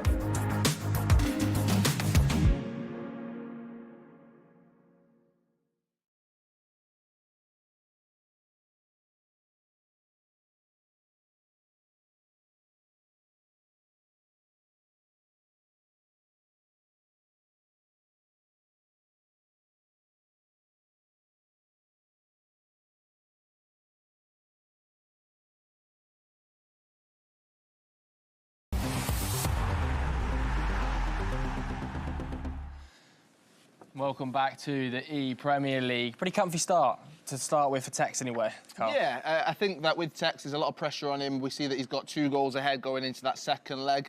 We were joking, saying he's sat forward, he's focused, he's in it. This means so much to all of these competitors. Fnatic Tekkz hasn't had the best of year when it comes to the season, but we can look at some of his performances, and that performance in that first 90 minutes, you can see just here, I mean, Tekkz is a player that he creates moments of space and magic out of absolutely nothing. That's what's incredible about him. He creates these moments. He can score goals, and he gets an inch of space. He manages to find... Oh, I mean, just looking at that goal right there, again, from Tekkz. We're moving across here to Huge Gorilla, representing Sheffield United. He's someone that we think could go very far as well. And now we're looking at him going through. There's some other results you're looking in there, Joe, as well. I mean, Definitely. Manchester United, your team, how are they doing, mate? I mean, let's not talk about Manchester United right now. Do you know who I want to focus on? Olilito, because we talked him up in the pre-match, didn't we? And, you know, we saw Ryan potentially saying that, previewing it, he was saying, I'm quite confident in this group, but I'm not playing that well today after his first game. And he's 4-0 down against Olilito after the first leg. That's a huge start for Olilito. It is indeed, and I feel like with that game, it is in the winner's bracket, so we can see what happens with that one. But we can get into our second leg. Yes, Fnatic Tekkz taking on Sean Flossie. Liverpool taking on Wolves. Let's see what happens. Mark and Dan, it's over to you guys. Thank you very much, Kyle. And yes, the second leg, it's time to get that underway. 2-0 the difference, like you quite rightly pointed out. And Tekkz looking, one thing for me, he was looking incredibly solid in all assets of the game. Sometimes we're talking about Tekkz, we're always like, he's full of flair, he's full of magic, he's full of these magical moments, right? But I feel like defensively and with his possession, he was very, very smart with how he approached that game. He looked like a very focused Tekkz. He didn't want to make the mistakes. He didn't want to go a goal down. He didn't want to concede an ugly goal so that would maybe frustrate him or give his opponent a little bit of confidence, because as soon as you see any sort of weakness in your opponent naturally, and Sean Flossie will be looking at that saying, right, if I score a goal against Tekkz, I can score more. But the fact that Tekkz did hold on, especially when Sean was pressing quite considerably, there was just so many players flooding forward. Tekkz couldn't get out of his box, but he was able to defend well. He was covering all those runs. He was jockeying incredibly, and he just didn't concede. And I think that was extremely important. If we had seen Tekkz concede that goal, maybe this would be a different scoreline going into the second leg. But he still hasn't conceded a goal, still has a 2-goal lead. Yeah, I'd have to agree with you there. I think it's one of those things as well. If Sean Flossie for Wolves gets that early goal, or at least, you know, finds the back of the net, all of a sudden, he's the 20th seed here on the Xbox as well. We should point that out. He's one of the lowest ranked players that we have in the tournament. If you score early on a player like Tekkz, who I don't have to talk him up anymore. You know how good he is. All of a sudden, belief, confidence, all of those keywords, those buzzwords, which are so applicable in FIFA Esports, just flood in towards you into your gameplay. And all of a sudden, you believe you're the best in the world. You can take on anyone. And he had chances, and skill moves were there, like the chance sent Maximin in the box. There was an opportunity where he could have scored against Tekkz, and maybe that would have been enough to actually give him the belief. But when you're watching Sean's camera, there's a lot of head shaking, there's a lot of sighing, there's a lot of frustration, whereas for Tekkz, it's kind of just another day in the office. Laser focus from Tekkz. It's what we expect. As we can see, the second leg is now underway, and it's up for Sean Flossie, the Wolves man, to turn this 2-goal deficit around. And I just wonder if there's going to be any changes in formation early on here. If he's thought that from how that first leg went, if there's something that he could change in that tactic screen to really try and put the pressure on early on to Tekkz. The only thing that's going to be pressured early, though, is the Wolves player as he goes down. And it will be a free kick here to Sean. And if Sean can get the first goal in this second leg, I will have that belief that maybe he could actually make a really, really good game of this one. But at first, he's going to need to create those chances. He's going to have to get past the defense of Tekkz. And I feel like Tekkz would have to make some sort of mistake at the moment. Even though there have been moments of promise from Sean, ultimately Tekkz has been very solid at the back. He hasn't really offered up much opportunity for Flossie to have any creation in the final third. I think one thing that's really stood out to me here is Tekkz's player choice and his lineups as well. Some of the foot items he's got in there. He's only got one player who's got the 5-star skills, which for me, you look at Tekkz, if he could, he'd have 11. He'd rather his centre-backs not be, you know, maybe the most defensively minded players, but just have some fun with them. Of course, he's going to go for the most defensive minded player, but he loves those 5-star skills. We're actually going to see an opportunity here and a 5-star skill from Rashford to reverse Elastico, almost break through. But I think that just shows a lot of what Tekkz believes is important in this game of FIFA. And one of the most important things, pace. You need pace to break down your opponent's defense. You need pace to catch up with your opponent's offense. And he thinks that those through balls are going to be successful and that 4-star skills is enough. You saw that he's trying to go for those Elastico cancels quite often. The directional nutmeg, of course, you don't need a 5-star skiller to go for that skill move either. So there is a lot for Tekkz to use to try and break down that back line.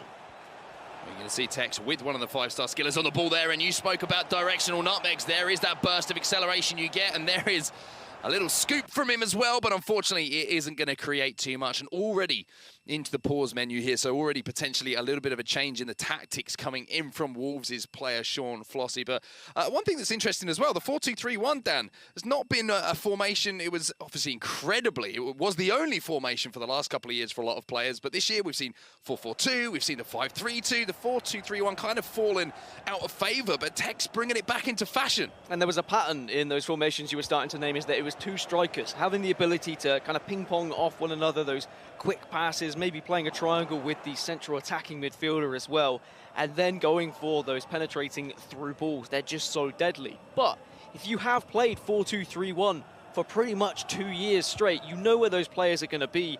Tekkz is very comfortable with this formation, and defensively, having those 2 CDMs is extremely important in trying to defend against those 2 strikers that are going to be pushing on you, and also a very good tactic at going up against the 5-back, which has been one of the newer formations in competitive FIFA.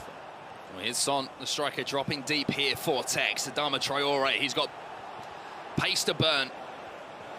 He's quick, he's strong, and he's found a wonderful pass inside here to Son. Gets almost a little bit of fortune going his way, but it will be a strong tackle inside the 18-yard box there for Sean Flossie. Now the chance to go forward. 20 minutes gone in this one, Dan. Still only 2 goals the advantage here for Tekkz, and you get one back here, and Wolves fans can start to believe a little bit. Yeah, I think that if this was FIFA 20, FIFA 19 at 2-0, I'd be maybe even writing off Sean Flossie. But not Here's FIFA Bruno 21. Fernandes, gets inside the box, chance for Rashford, and there is the goal for the Wolves man. And it is Marcus Rashford, who halves the deficit. But not FIFA 21. Anything can happen, and it can happen very quickly in this game. And suddenly, we have a match in our hands, and Tekkz, that little seed of doubt planted in his mind of, well, what happens now if I concede another? He's going to have to go forward. He's going to have to look for more goals, because a 1-goal lead is not going to be enough, considering how much time there is left in this second leg. Because as soon as this gets to the second half, and even if it is still just a 1-goal deficit, that's when Sean Flossie and Wolves can start to really team press. What a ball that is, though, and Sadio Mane has just got the goalkeeper to beat here, and he does so. And it was only for a moment that Sean Flossie had managed to get himself within striking distance of Tekkz, and then straight up the other end, one of those through balls.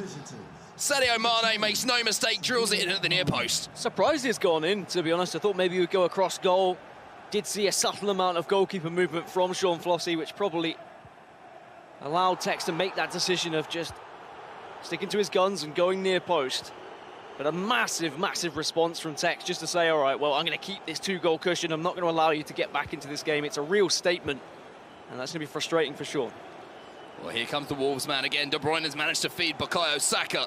The Arsenal man now inside the box, and Pope had to be quick off his line there because the Croqueta cancel would go him the wrong side of the defender. And speaking of getting the wrong side of the defender, you can see Marcus Rashford almost doing so there, but Tekkz valuing possession of the ball more than releasing him first time. With De Jong turn there from Rashford inside the box as well. Son's going to beat the goalkeeper. Tekkz with a massive opportunity, and a bit unorthodox there from Pope.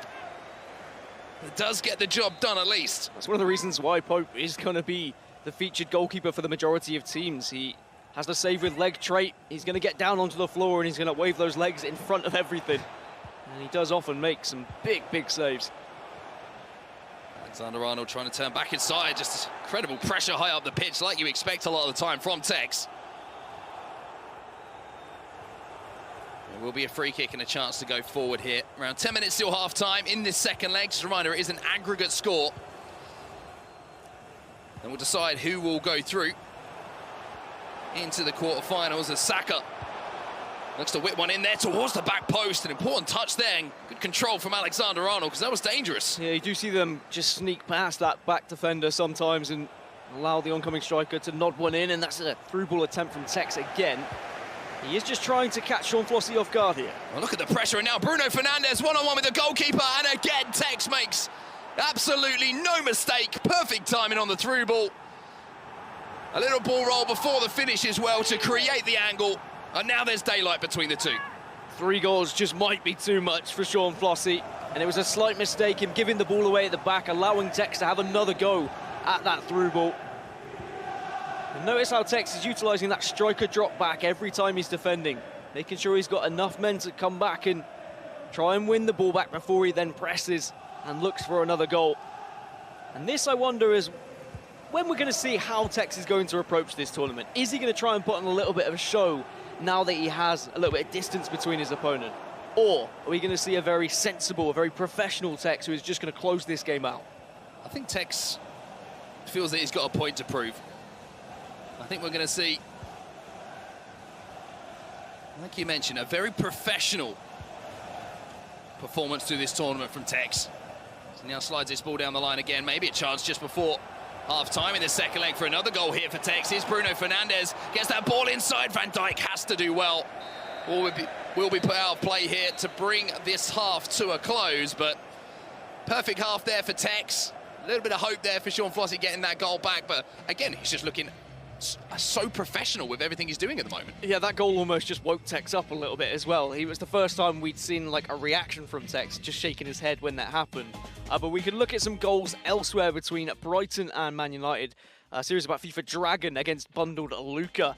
And the opening goal going towards Luka here, Mark. Yeah, beautiful goal as well. You saw the scoop turn, directional nutmeg, all of those good things. And then we're going to see another one going in. You can see the score as well. And lots of goals on display here, and if you're a Brighton fan, you're going to be supporting bundled Luka right now because he's looking extremely good. Yeah, we've just had a goal back as well off screen, so it's 5-3 on aggregate in favour of Brighton. So still some life in there for Dragon just yet, so don't worry too much if you are a Manchester United fan. But back to Tekkz and what he was able to achieve in that first half of the second leg. It was a professional performance. There was that slight mishap at a little moment where he allowed Sean Flossy, of course, to get through and get that goal. But it was the instant response for me. It was the ability for Tekkz just to put that goal behind him, go straight up the other side of the pitch and take the lead. And straight at the start of the second half of this second leg as well, he's almost in behind with Sadio Mane once more, really utilising the pace the Liverpool man can offer. And again, just a measured approach, and you can see how comfortable Tekkz is looking in this formation as well. Like you mentioned earlier, he's played it for so long, he's had so much success over the years with it. He just knows all of the patterns of play that he wants to execute. Yeah, whilst every iteration of FIFA is different, there, of course, are going to be similarities, especially when it comes to the formation and where players are, what runs they're going to be making, how you can control it using that RB and LB button to send runs to bring players close. And Tekkz is just able to control possession so successfully. Well, Mane somehow got the better of Traore and tried to feed that ball into Bruno Fernandes, who is going to be the focal point of a lot of things good that happen for Tekkz in this ePremier League run. Playing him in at that cam position, it was a question that I was thinking before the tournament got underway. Who are going to be those attacking options like we mentioned? The Premier League obviously blessed with some of the best strikers in the world, but in FIFA maybe not represented that way. But Bruno Fernandes is one of those players. You saw the statistics from him as we see Fernandes now in on goal. Almost managed to get the chance to Maximin. It's wonderful there from Sean Flossy to have that composure. And there is one of those forward players finding a magic touch. It's a great goal. And it sent Maximin to maybe just breathe a little bit of life here for Wolves. It's certainly a difficult hill to climb still. But I wonder whether that will just give Sean Flossy the belief of, all right, well, I do still have time. Still got 30 minutes in. Maybe a pause soon just to, you know, up the ante a little bit, get some fresh legs on the pitch. Add a little bit of pressure to the mix as well. And we did see how the team press affected that first leg as well when it was switched on by Sean Flossy. Really did do a good job of winning the ball back in some very dangerous positions to defend for Tekkz. And now all of a sudden, look at that belief that it's put into the hands of Sean Flossy, the Wolves man. All of a sudden, he's finding a little bit more space. He's finding A little bit more success with his passes as St. Maximin has now found the ball inside, and Rashford! Oh, he puts it wide! What an opportunity that was, just to bring Flossy right back into this game. I mean, Tekkz quite rightly just taking a little bit of a breather. He knows if that had gone in, things start to get a little bit more dangerous, and his comfortable lead would have been ripped away from him in just a few minutes with back-to-back goals. But Sean Flossy, creating the dangerous chances, is still in this tie. It's so well to create it as well. Beautiful work from St. Maximin. And unfortunately, the only thing missing from that move was the finish from Marcus Rashford. And to be honest, I'm surprised to see him not at least test the goalkeeper. It was on his stronger side on that right foot. And that's in the past now. Sean Flossy's got to be careful. He doesn't concede up the other end. Beautiful dribbling from Sadio Mane to keep that ball close to his feet. But what a tackle that is from Fernandez. Alexander-Arnold just about rescues Tekkz there.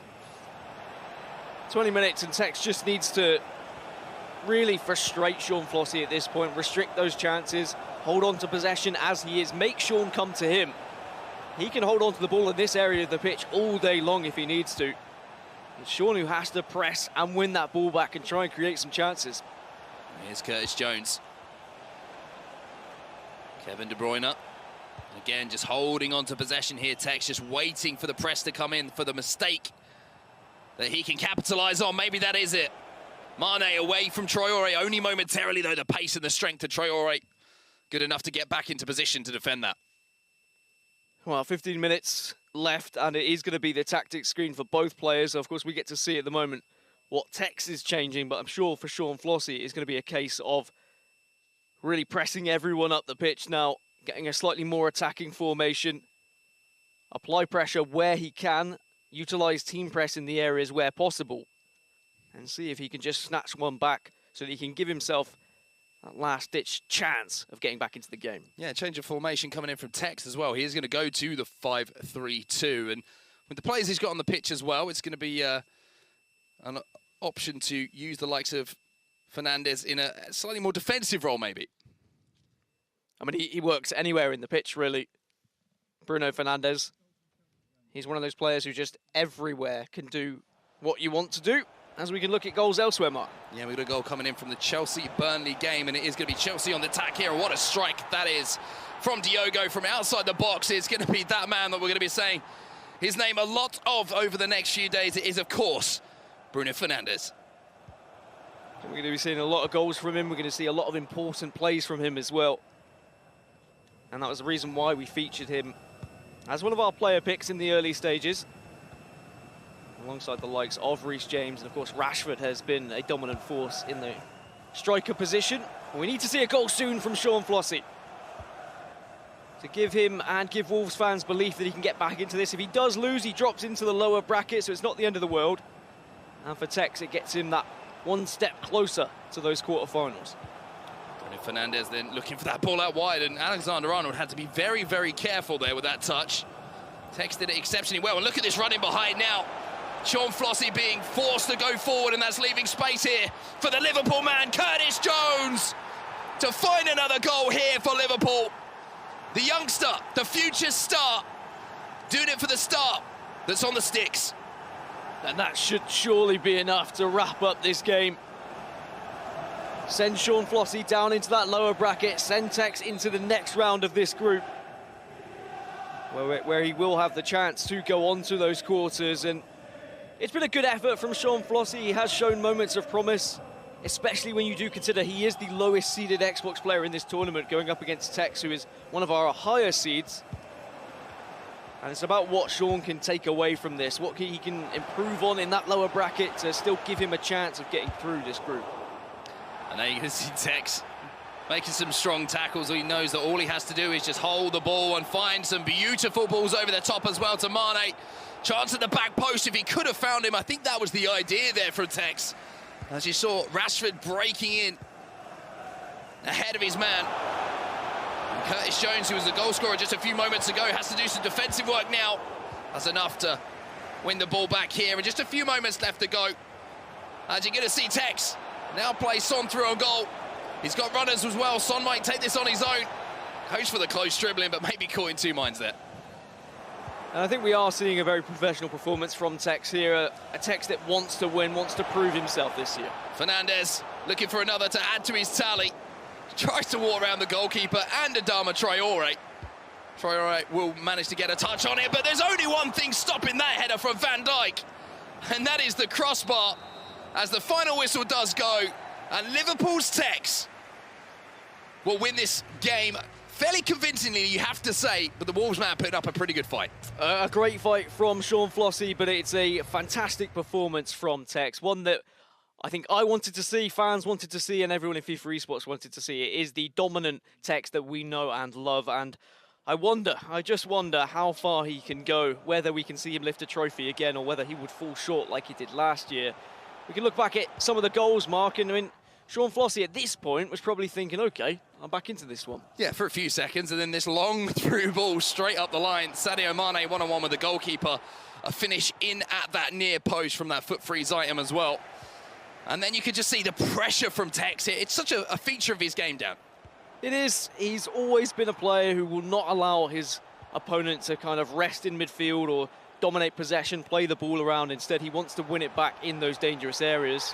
But then there was this goal, and Sean Flossy again was probably thinking, okay, maybe I'm back into it, but Tekkz did not allow Sean Flossy to rest again and was able to get through on goal with Curtis Jones. And there's something always poetic about when Liverpool are represented by Tekkz. Something always happens, and you just see the last goal. Of course, it's going to be scored by the future star, Curtis Jones, the Liverpool man running through on goal. It just writes itself sometimes for him, doesn't it? It does, and Tekkz, you know, when he scores with a Liverpool player, it just means that little bit extra to him. Of course, there is a lot of money on the line in this tournament as well, but in the first ever ePremier League, when he lifted that trophy, he said wearing the Liverpool shirt and lifting that trophy was so much to him, and I'm sure he'd love to do it again this year. And we'll have to find out if he can do it this year, but first we're going to actually hear from Tekkz as he's going to be talking to Nicole.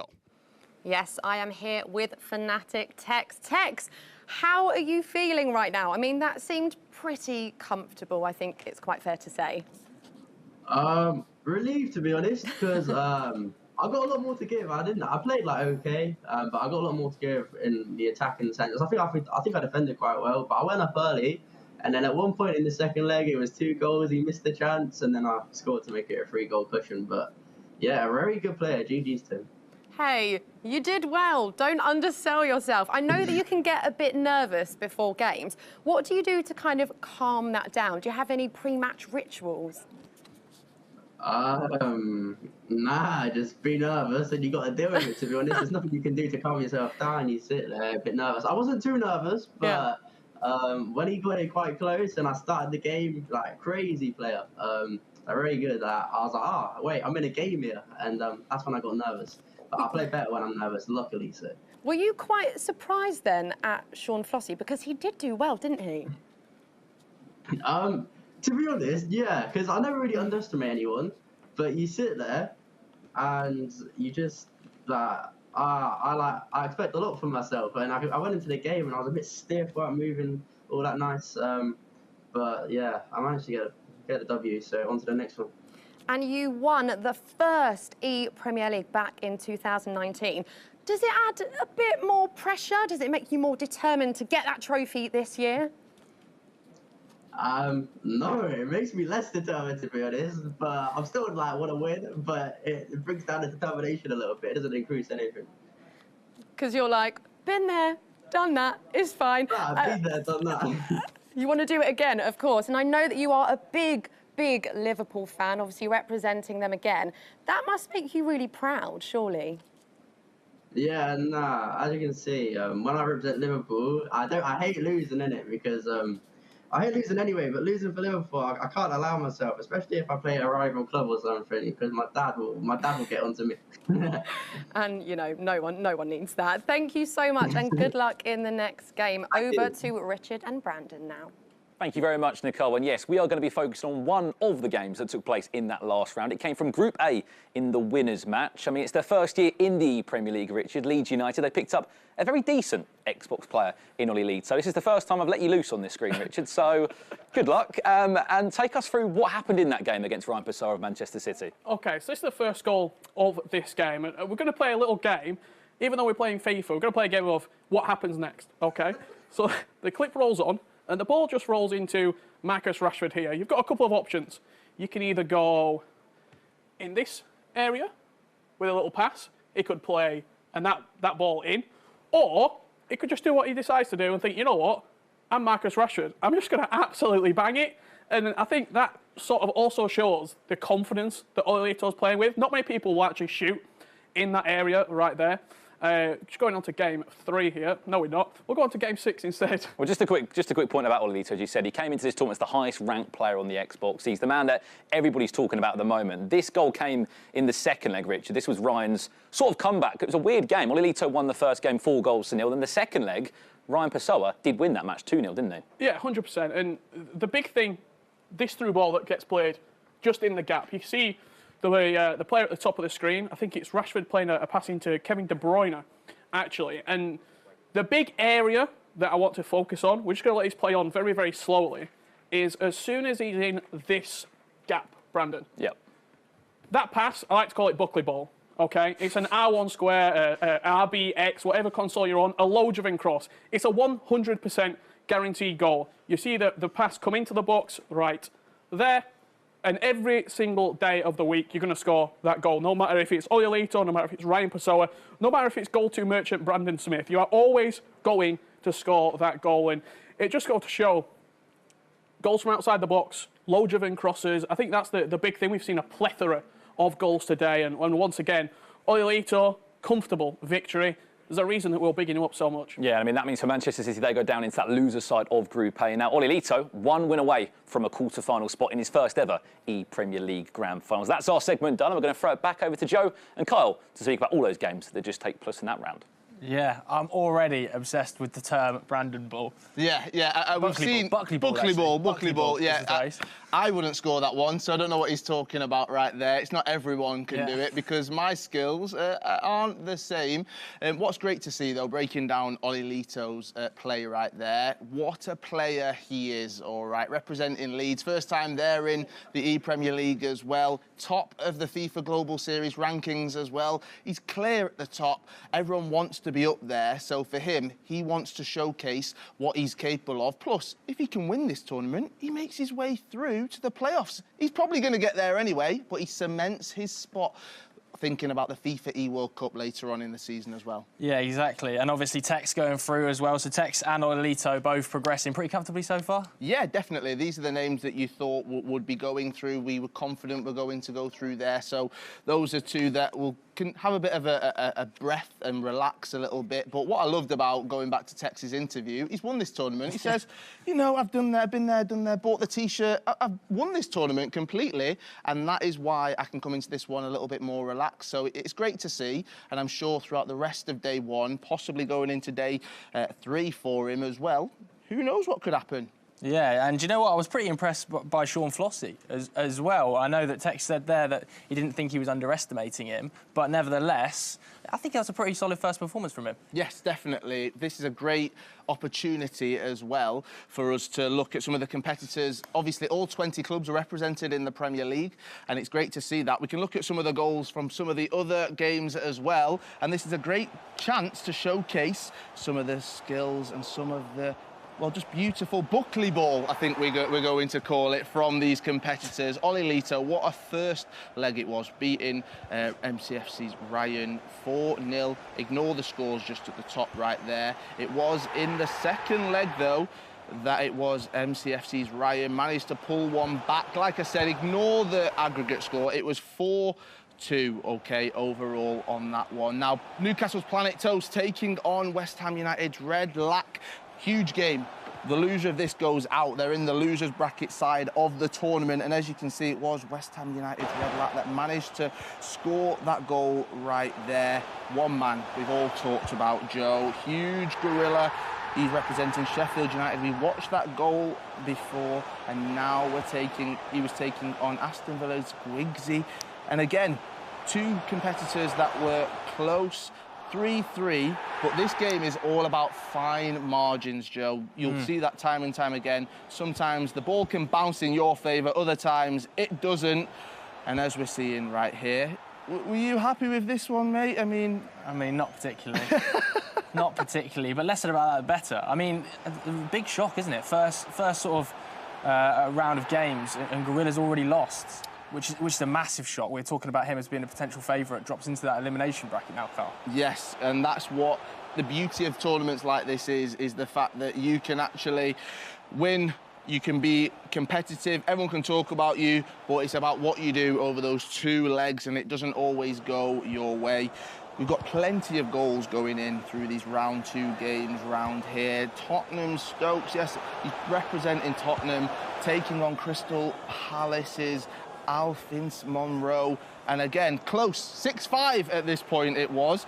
Final few moments of the game, and that can happen. It goes into extra time. Time and time again, we've seen how the game can change. And here you are, you've got Painter taking on Royal Funky. Sometimes it's not all about goals, it's just about how the small margins can go your way. Yeah, exactly. We were having a look as well. Simon Rowe, he was saying on Twitter that he was really nervous about his group, and not a terrible result, that 7-6. But nevertheless, you know, it is time for a quick break. Now, anyway, we're back with loads more action after this break, including the likes of Tekkz coming back in, Ollie Lito back in. Plenty to get our eyes around. See you in a bit.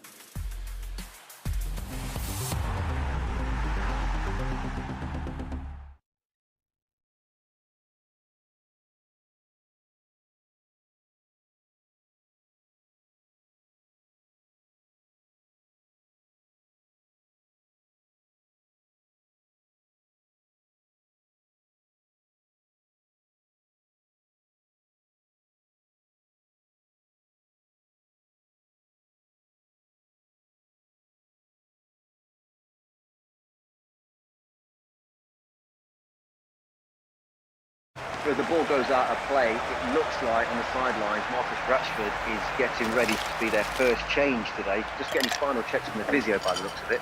And he'll be looking to make an impact from the bench, most definitely.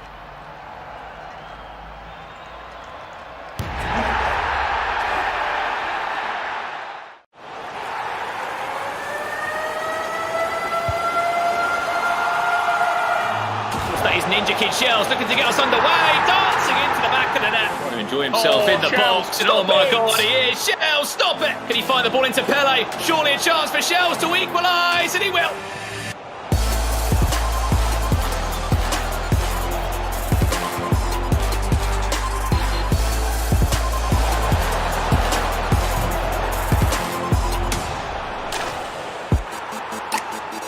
Brings it on to De Bruyne. Lovely football. Lovely talent. Oh!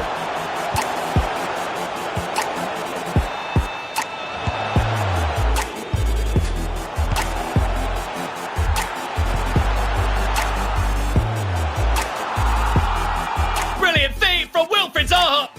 Mane does well, goes on his own and puts the game to bed. It could be a chance for impact. Surely a goal! Bobby Firmino.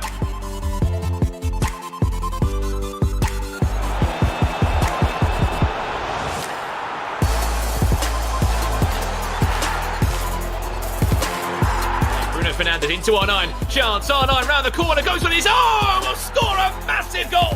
Can he play Cantona Kroos? Brilliant touch, brilliant goal.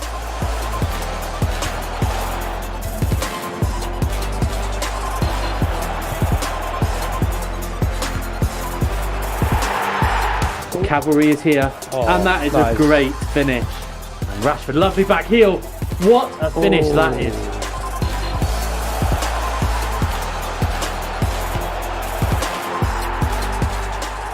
For options in the box, chance for Josh. Oh, he's done it! Straight on the counter-attack. He's in. Lovely ball into the box. He's about to get his hands on it as Curtis Jones goes in, dinks it over the goalkeeper. And Ryan Pessoa.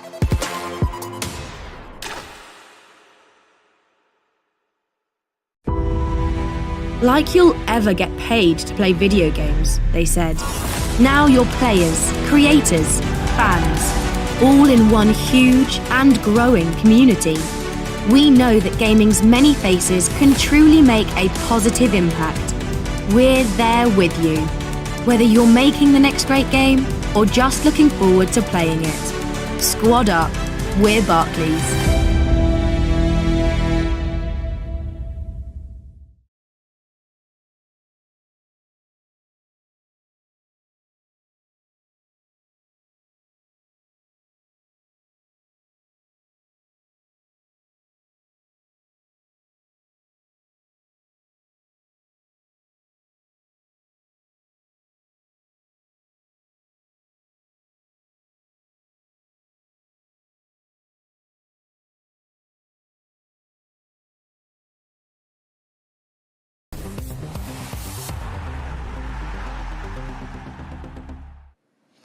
Welcome back to the ePremier League. Some huge results so far. A couple of shocks in there. Gorilla losing his first game. Tekkz winning his. Ollie Lito winning his. Carl, enjoying yourself? Oh, of course, mate. This is the third ePremier League. We're going to crown someone by the end of this week. We're on the Xbox side of things. We get to go again tomorrow on the PlayStation side of things as well. But there's been plenty of action, and we can have a look at our brackets. This is how things currently look on the Xbox Group A side of things. That first matchup in round number 1, it was MCFC Ryan who progressed through, beating Planet Toast 6-4. It is double elimination. You lose once, you drop down into that losers bracket side of things. Ollie Lito took on MCFC Ryan in that round 2 matchup. Ollie Lito beating him 4-2. It was Jazz 1875 taking on West Ham United's Red Lack. It was Jazz who came out 6-5 on that one. So the winners matchup is Ollie Lito taking on Jazz 1875. Both of those remaining unbeaten. In losers bracket side of things on round 1, as you can see right there, we had West Ham United's Red Lack. He took on Planet Toast, which means Planet Toast has lost both of those games right now, so he's out of the competition. Let's have a look at Group B, and as you can see, Gwigsy back, he came out on top, beating Saf Dragon 7-5. That set up a game with Huge Gorilla, someone we all know on the FIFA scene, and it was Gwigsy back who got the win, and he takes on Healy, who beat Bundles Lucas 7-6. That sets up the winners match right there. And then in the losers bracket side of things, as you can see, SAF Saf Dragon, well, he came through. That's why he progressed, and he beats Bundled Lucas 5-4. Let's move on to Group C. And as you can see right here, this was one that provided plenty of goals. It was Burnley Ashy taking on Alfie Monroe. 5-1, it was Burnley Ashy who came out, so he moved through. But Falcons Diogo came out 5-0 in that second matchup. NFG Jaden, he won 9-3 against 11 Stokes, which sets up our winners matchup. Falcons Diogo taking on NFG Jaden. And as you can see in that losers bracket, if you're still there, you've got 1 life left. Let's move on to Group D on the Xbox side of things. Royal Funky taking on Sean Flossie in that first matchup. 7-3, Sean Flossie came out. Then, as we watched, it was Fnatic Tekkz taking on Sean Flossie, and Tekkz came out 5-2. And then we had that Foot Whiz Nikinsabob taking on Painter 7-6. That one was, which sets up our winners matchup. Fnatic Tekkz taking on Foot Whiz Nikinsabob NKSNB, for people who don't know how to say his name right there, in that winners matchup. Then in losers bracket, as you could see, Sean Flossie got that bye. It was Royal Funky who came out 2-1 against Painter. And that is how things currently stand on the Xbox side of things. Super simple for anyone looking at those brackets. If you win, you stay in the winners bracket side of things. If you lose, you drop into the losers bracket. Lose twice, you're out the tournament, Joe. You are, and Gorilla has already lost once, which is a huge shock at this stage. Really, really surprising. Nevertheless, Nicole, I believe you've got something for us. Yes, he is with me right now. Gorilla, hello, how are you? How are you feeling right now? Are you here? Not to, yeah. Is it? There you are. I was like, Yeah, I'm just going to stand here and chat to myself. Yeah, how are you feeling right now? How have you found the competition so far? Well, obviously, I've just played my first game against Gwigsy, and it didn't go to plan. Simple mistakes cost me. I won the first leg 1-0, but he came out of the blocks. Second leg, I think he went 3 goals up. But I brought it back, and he scored a winner late on. So simple mistakes cost me, so I've got to do it the hard way, as per usual. What are you going to take, then, into this next game? Just not doing stupid mistakes. It's literally that from a defensive side of things. I just brought out my centre-backs like an idiot. And it's just something simple like that can cost me a game, and it did. So hopefully rectify that against Dragon, and we'll see where we go from there. But look, you are a very experienced player. The guys here have been talking about you all day. I mean, surely that's got to give you some confidence, right? At the end of the day, it's a game of FIFA. Anything can happen. You know, whether I have experience or not, I need to turn up on the day, the individual game. You know, I beat Griggsy 1-0 first leg, but you know, it doesn't mean anything if I go and lose the second game like I did. So, you know, it's just one game at a time. You know, obviously the experience will come in a little bit. You know, against Dragon, me and him have played numerous times, you know, over the years. So I'm looking forward to this game. But, you know, it's just, I just need to turn up. You know, I know what I'm capable of. It's just don't do silly mistakes and take my chances. And are there any other players in particular that you kind of have your eye on in this competition right now? I just want to get through to the next stages, into the quarterfinals. But, you know, we've got to play Dragon first. If I lose, I'm out. So, you know, just got to focus on this game. It's not going to be an easy one. And I'm looking forward to it, though. Hopefully we can get that win. Fingers crossed. Good luck. Thank you very much. Back to you guys. There we have it then. Huge Gorilla taking on Dragon. They know each other very, very well. Sheffield United taking on Manchester United. Joe, how are you feeling about that? I mean, I'll be supporting Dragon. I'm not going to lie, but nevertheless, this is a huge game. Like you said, they know each other really well, and it's now basically you have to win. No messing about, right? Yeah, that is it. You have to win. If you lose, you're out of the tournament. They're on the losers bracket side of things. Let's get straight over to Richard and Brandon as we kick off the next round of the ePremier League. Thank you very much, gentlemen. And yes, you join us for technically our third round of games here on the Xbox in the Premier League. I mean, storylines already emerging, Richard. Maybe players that we didn't expect to be doing so well have done so well. And we are really getting into the nitty-gritty side now. Who is going to be making those quarter-finals by the end of play today? I mean, not only that, but we've already had players eliminated from the tournament. 4 clubs have failed already. And really, if you'd have said Gorilla in game number 3 would already be an elimination match, I wouldn't have believed you. It hurts me to say this, but Brighton of Albion out of the tournament. Fulham out of the tournament. On top of that, Crystal Palace out of the tournament.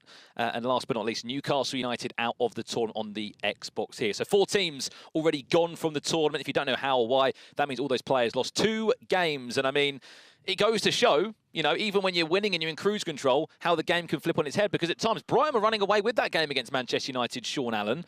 And it goes to show, you bounce back. That's why FIFA matches are played over 2 legs, just for that exact scenario. Now, we're in another elimination game where potentially Sheffield United could knock out Manchester United. Or on the flip side, Manchester United could stay within the competition. What a storyline this is. 2 players that have been in this scene for so long. I mean, before we had FUT Champions Cups, before we even had the ePremier League, these 2 were grinding away, so to speak, in any FIFA competition they could. In all honesty, they were friends, they coached each other. If you remember, Gorilla winning the FIWC back in 2017. That man was coaching him on that journey, so this is a really, really interesting matchup. Oh, absolutely. Both of these 2 have had illustrious FIFA careers. Ball into the back post, Alan set maximum first chance of the game. I mean, been watching my breakdowns. Flow cross to the back post, again, coming out. Into the box it will go, it's in, nearly. The perfect start from Gorilla. It's another corner. Interesting to see how he's working these set pieces in this game. As you said, you lose this, you're out of the tournament. If you win, you stay within. You heard Gorilla just a couple of minutes ago saying, I don't care about who else is in this competition. I just need to win this game to survive in the ePremier League. Just see Riyad Mahrez involved as well here for Gorilla. He's going to be on side. No, he's not. That headliner, Riyad Mahrez, first opportunity we've got the chance to see him here in the ePremier League. This is an opportunity that Dragon's been working so hard for 3 years. This is a real big chance to represent Manchester United on the biggest stage. Well, he's been going for Manchester United every single year, hasn't he? Yep. In the Premier League, and this is the first time we've been able to see him in action in this tournament. He recently joined SAF at the beginning of the year, an organisation that have got 4 players in the Premier League. Serious about FIFA, that is. They'll be hoping that one of their players can make it into a top 8 finish here. He's building into the first chance. Steve Bergwijn gets the nod and gets the start in this game. Not a starter for everybody. He's the Dutch winger. So a goal update at the top of the screen there. Manchester City's Ryan 1-0 down early doors. Yeah, keep an eye on that right-hand corner of the screen. We'll keep you up to date with all the scorelines as they come in. All the games have got completely different scenarios based on them. Could be knockout, could be a chance to book yourself a spot in those quarter-finals. Goes for a corner. It's just the third corner that the Gorillas had in the first 15 minutes here. He's looking to try and be creative from these. This time he'll play short into Bruno Fernandes, and he'll try and work it out. Looking at the options that he has in the box, queuing up. I mean, the defenders have now tracking back. Virgil van Dijk no longer part of, but that could be an awful mistake. Chance, Bruno Fernandes, punished! Cannot make mistakes like that, giving Gorilla the lead. Just poor defending, poor decision-making from Dragon. The ball stole off of him. And the man representing not only SAF, but Manchester United. 1-0 down. What a story that would be. Manchester United could be out in the group stages here. You think back to the first ever ePremier League season, what a year they did have their duo back then of Jonesy and Carl Lees. Made a grand final. Something's got to give, though. It's either going to be Manchester United out or Gorilla out. Coming in as one of the sort of favourable seeds was Gorilla in this tournament. He'll be crashing out of the tournament. Yeah, he came into this tournament as the second highest ranked player in the Global Series rankings. That shows how good he's been outside of this competition. Fair play to Gwigsy as well, who back-to-back wins. Oh, Nobody this is really silky in the box. No way around the corner in the end there. Expecting him to be as good as he was, but showing that form of a previous FIFA. Gwigsy back is the saying that he was being going around on social media with after that big result for Aston Villa. Chance again to make it 2. He's got to be careful at the back here, Sean Allen. We've seen it a couple of times now. Just looks a little bit nervy. I mean, I would be nervous if I'm up against Gorilla's press that's so constant and so hard to escape. I mean, you can see the animation in the face cam there. That's not good for Dragon there. We've all been there as FIFA players. You cannot be animated. You've got to stay calm. You've got to stay composed. Gorilla, that's going to be playing into his hands right now. He's already showing negative emotion. It's only 28 minutes into leg number 1. Got to get a handle on those emotions. Look at the room. Zinchenko this time might find the cutback maybe for Gorilla. Chance back to De Bruyne again on the finesse. It's defended just about well. It's got to be better.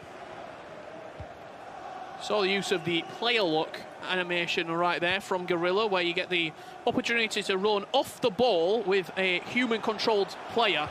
Chance, best one he's maybe had all game. Gorilla, could be 1-1, it will be. Steve Bergwijn, not the starter in every single one of these teams, but we mentioned the composure, we mentioned he was getting a little bit animated there, Dragon.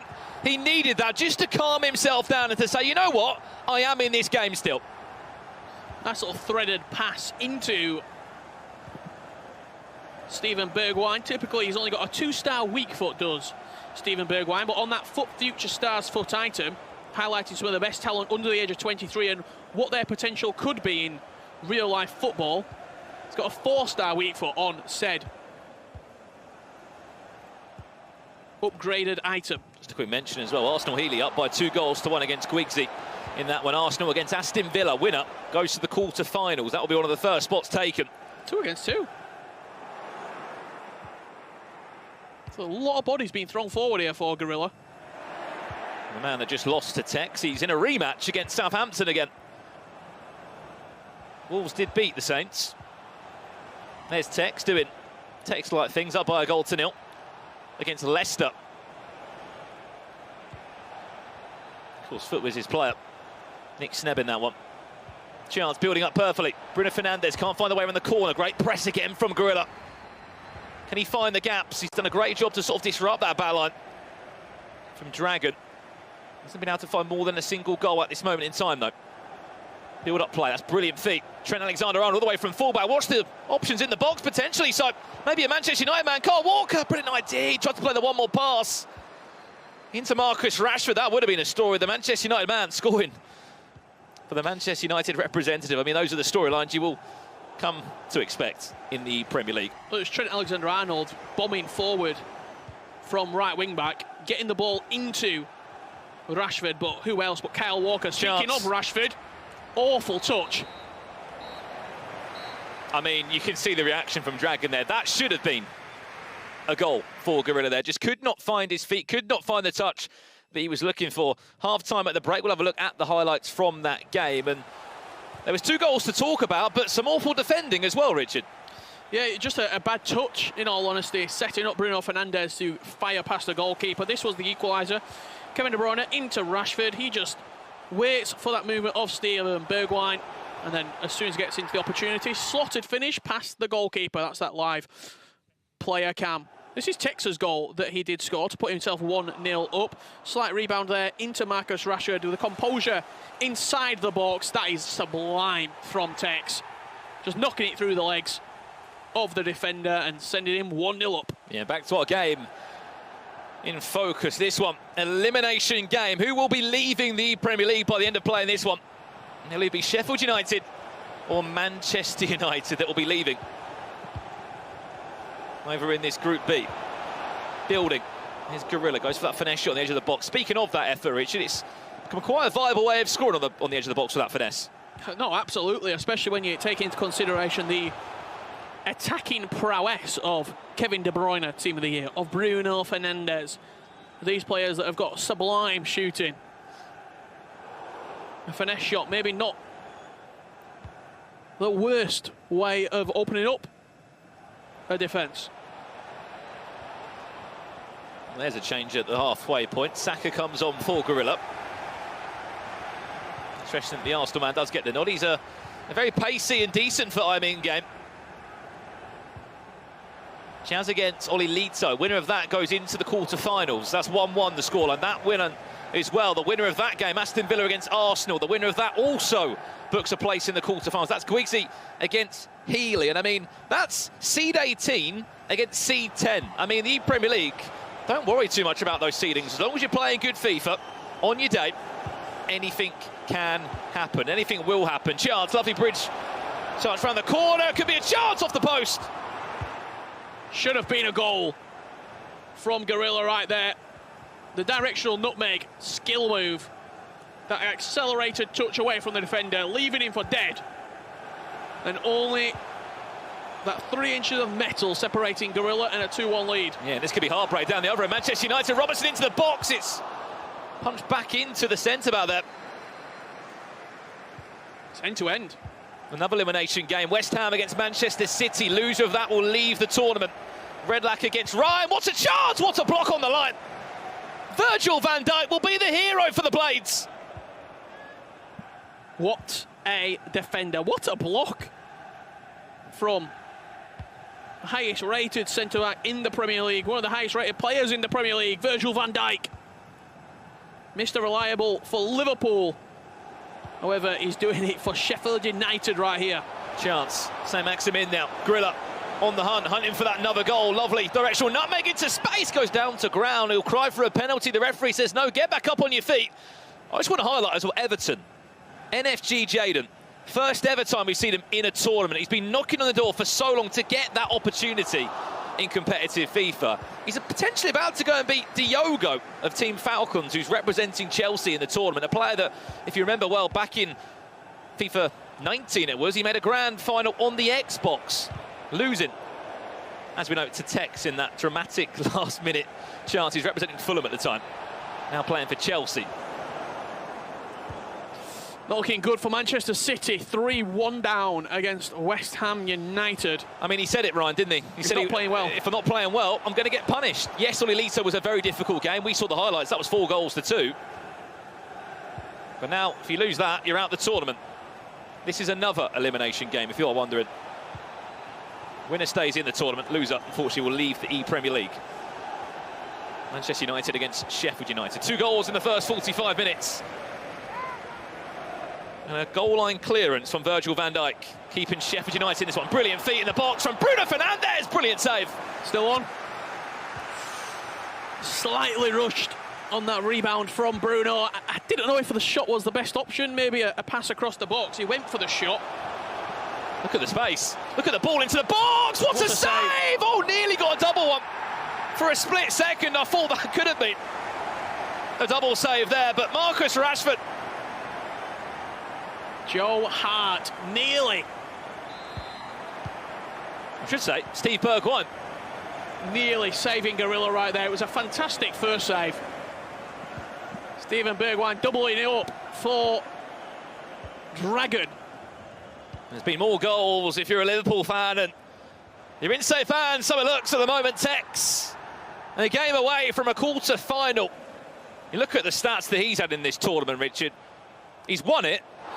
He's been in the grand final on the Xbox last year, losing, as we know, console final, yeah, to Mark Marley. I mean, the consistency. Sort of come to expect it now, don't you? Look at the space. Look at the chance. It could be another one for Manchester United. Acres of space. Sadio Mane got to stay composed, and Gorilla will find himself 2 goals down. A brilliant ball roll from Sadio Mane. And Manchester United will lead by 3 goals to 1. Not too sure how that ball managed to find its way to Mane. We're just jumping back onto the game. And we see Sadio Mane in on goal. He tried bringing him down as well. See a goal here from Oli Lito. He's in a tough game against West Bromwich Albion and Jazz. But the Leeds man goes 2-1 up right there. Sadio Mane at the near post, putting Oli Lito and Leeds United in a winning position. We jump back again. He's in again. Oh my, there could be more. There could be more. Will there be more? Mane, yes there will! And now a game can flip on its head. Such a tight game in the first 45 between these two, but Manchester United putting the sword to Sheffield United. 4 goals to 1. Dragon leads right now. You see a nod of the head as well in that live player cam. Sort of a nod of, I'm in a good position right now. I'm in a comfortable position. Do you think by the looks of it, Gorilla's naturally trying to press forward and he's finding all this space? He did team press. Gorilla, he tried getting back into the game instantly. He's just been caught on the counter twice. Could be one more time with this right, Rich. Look at the space. Look at these through balls. He's finding Rashford now. Acres of space. He's got Sadio Mane there. Surely not. Mane! It's 5! And that's a full goal cushion that Manchester United will have heading into that second leg. And I mean, an absolute capitulation of a second half from Sheffield United and Gorilla. What on earth has happened? Gorilla will need to play the leg of his life if he wants to get back into this tie. 5-1 down against Manchester United and Dragon. Counter-attacking football at its finest right here. And if you're a serious about FIFA fan, you will be overjoyed with that first leg. 1-1 it was. You have to remember, he was 1-0 down. He scored 5 goals, Richard. That will conclude leg number 1. South Dragon leads by 5 goals to 1 at the break. I mean, we're seeing some brilliant games here. This is elimination FIFA. You lose, you're out the ePremier League. As we said, we've already lost Newcastle, Fulham, Crystal Palace and Brighton on the Xbox. Who's next? Yeah, who is next? I mean, I tell you, Sheffield United are about 45 minutes away if they don't book up their ideas of being eliminated from the ePremier League. Gorilla went 1-0 up. This is your highlights after leg number 1. But Dragon got this goal back with Steven Bergwijn, and it was sort of, we went into about 15-20 minutes of sort of slow play. Look at the clock, 75 minutes.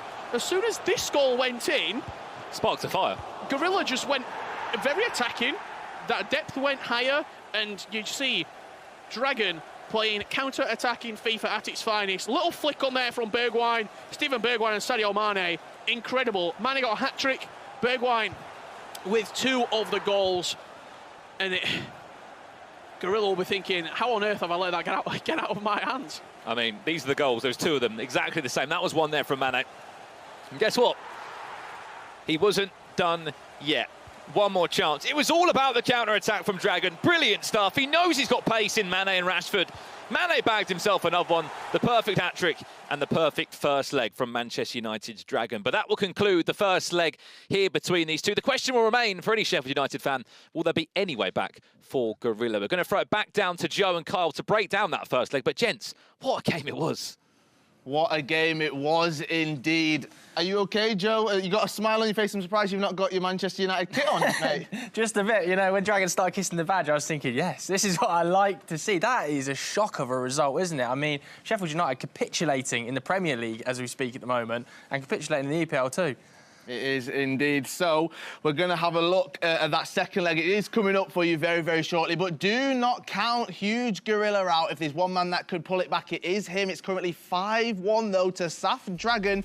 And we've got that second leg coming for you just after this short break.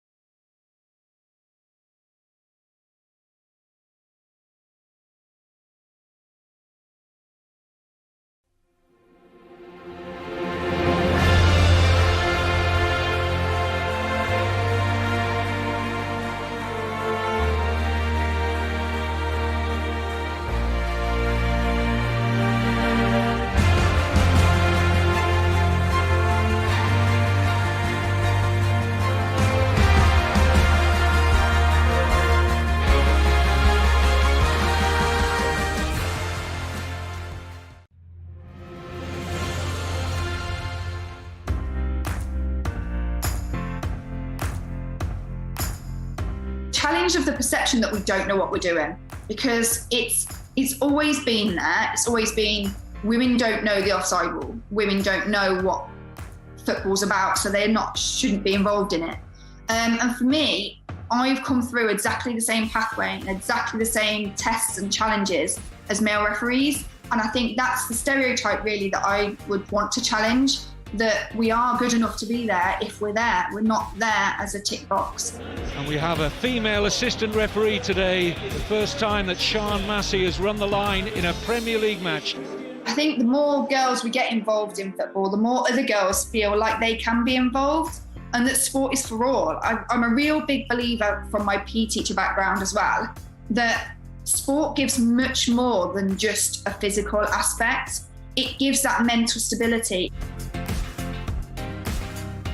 I'd say fitness is always a challenge for me, because to keep up with the players on the pitch, I have to be on top of my game, because they already have a head start on you. As an assistant referee, you're going from a sideways position when they're already running. You've got to be stationary effectively with the last defender. So if the last defenders are pushing out and you've got an attacker that's sprinting forwards, they're already 10 metres ahead. But also coming back from having a baby was really difficult. So the doctors told me that I wouldn't be able to come back to refereeing. They told me that I wouldn't be able to do any fitness work again. So obviously that's a big part of my career. So coming back from having my daughter was probably the biggest moment in my life where I actually thought, oh my goodness, I'm going to have lost my career. I had lots of support from the FA, John, who, gave me every possible person to go to that I needed to support me, and then give me the opportunities to come back step by step. I went kind of back through the leagues again, and that's what I definitely needed, that support. I want to be able to support other referees coming through. I always say that once I finish my career, I want to be making sure that we've got the next generation of referees and sportswomen coming through. I think it's really important that we create that atmosphere, that they feel safe in an environment that they feel safe in. When I said, can I be a referee? That shouldn't be a question that any other female has to ask anymore.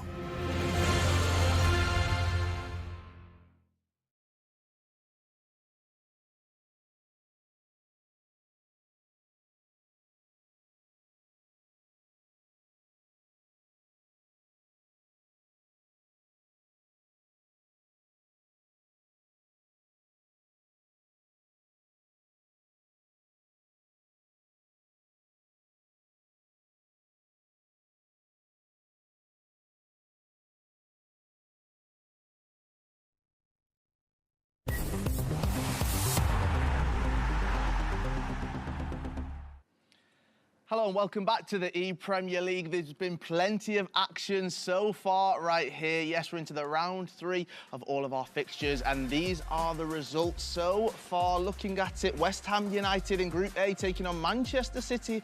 West Ham United winning 3-2. Leeds United, Oli Lito taking on Jazz 1875. It's Oli Lito who's winning 3-1. Group B, Manchester United, Saf Dragon taking on Huge Griller 5-1 to Manchester United after that first leg.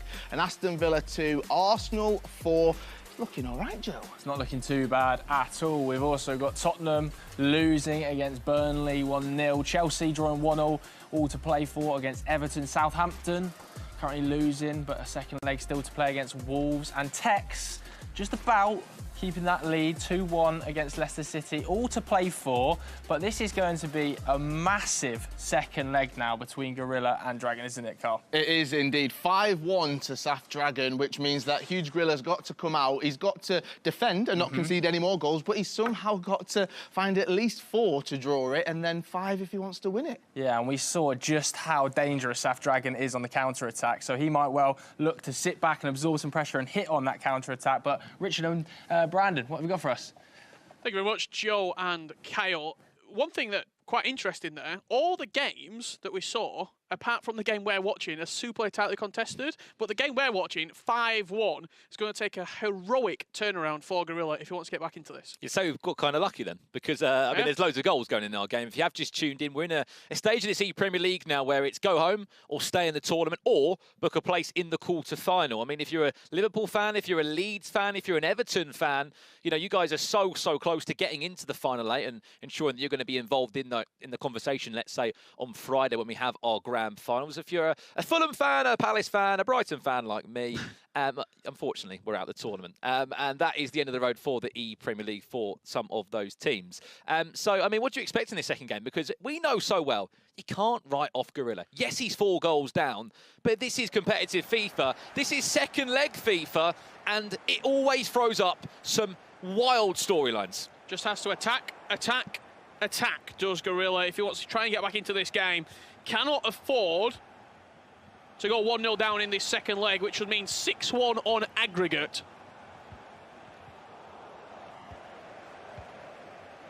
Five goals to 1. The craziest thing is, he scored 4 goals in 15 minutes, did Snapdragon. It's incredible. If he scores 1 more, I think he runs away with his tie. De Bruyne goes for that finesse. It's blocked well. Had to be blocked at the back by Gorilla. Chance to come forward. James. That's De Bruyne.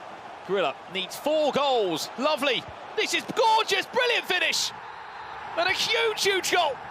The Manchester United man scoring against Manchester United in this matchup. A fantastic directional nutmeg into the pocket of space. And Bruno Fernandes said, thank you very much. I'll be taking those all day long. Outstanding goal from Bruno Fernandes across the goalkeeper and potentially giving Gorilla a hope back in this game. 5 goals to 2 now. Had to get that first goal in this second leg. Just to give him a little bit of hope, a little bit of light at the end of the tunnel. Chance. Defended well. Has to defend so well. You can't imagine the pressure that Gorilla's under here. As you said, now needs 3 goals. Certainly can be possible if you can score like you just have then. 7 minutes in, he scored with Bruno Fernandes. Expect a change of tactics from him. To come out to be more aggressive, to press. Snapdragon looking for a perfect start. Mahrez. Oh, the goalkeeper movement. No! Oh, well. What do we say? You can never count out anyone, let alone Gorilla. That's outstanding composure as well from Gorilla right there. He sort of baited the goalkeeper. He moved him all the way across, and as he cut inside, he had to readjust. He had to realign in his mind to then shoot near post. 16 minutes gone, and that impossible task starting to come a little bit more probable for Gorilla. Well, sometimes when you've got such a cushion, you can become so vulnerable. As crazy as it sounds, even a 4-goal cushion you think would be safe sometimes isn't. What a start to this game for Sheffield United's Gorilla. As we know, these two have been in the scene for such a long time. They've been competing against each other, with each other as teams, coaches. Got to stay composed. Snapdragon! No! It's moments like that! And that's the difference between using a player like Marcus Rashford in the ePremier League requirement rules and, let's say in the Global Series, he's using R9 there. He's using Cristiano Ronaldo. They don't miss those chances. Has to recompose himself. Gorilla on the hunt, looking to make it 3. Mahrez, twinkle toes in the box. It's Robertson that does well to flip possession back in his favour. What a challenge. Massive tackle from Trent Alexander-Arnold to get that attack back underway for Gorilla.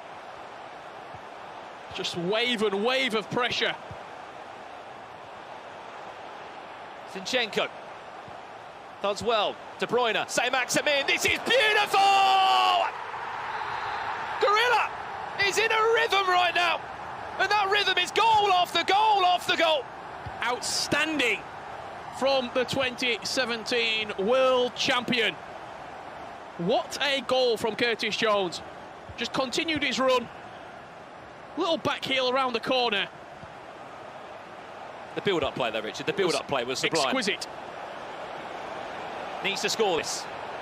Goes for a goal kick. Everything finding its way back to Sheffield United at the moment. The bounces, the touches. He scored 3 goals in 30 minutes. This has been a remarkable start to this second leg. When he turns up, when he needs to turn up, he often does turn up, Gorilla.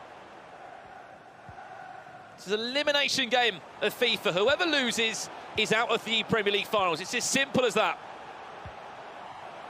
Only 8 players can go into the quarterfinals. Chance, is he onside? No, he's not.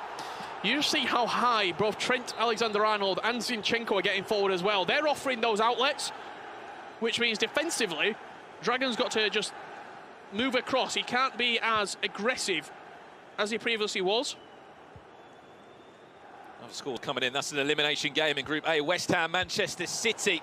If you're a Leeds United fan, you're having a bit of a dream start at the moment in your first ever ePremier League. 3-1. Chance, surely not. The equaliser. What's a save from Ederson? Still could be alive. Recycles well. Brilliant save again from Ederson. I cannot believe what I am seeing right now. This turnaround is remarkable. It's still not done yet. This time, Bruno Fernandes, and eventually, can he take a breather? He can't even get a chance to think, let alone breathe. This is the gorilla press. This is the gorilla press, the famous press. He's on. Can he find Rashford, though? Or Bergwijn. Look at the back post. Play the one more round the corner. Manchester United, you need this to go in again. It's blocked well. It's got bounced, fortunately, as well, for Sheffield United to come forward. Look at that player look. Just wayward. He'll be praying for half-time. Leicester back in the tie. That's Footwiz Nick Sneb. Let's have a look at that goal right now. I mean, he was 2-1 down, second leg. It's only taken him 7 minutes in. Alan Saint-Maximin, was he on his own? Come back, Marcus Rashford. There you go. What a block on the line right there. Just that goal coming in. Dragon had a chance inside left channel, cut it back. And we just saw an incredible bodies on the line, defensive performance. Chances at finish yet. Mane turns, Zinchenko.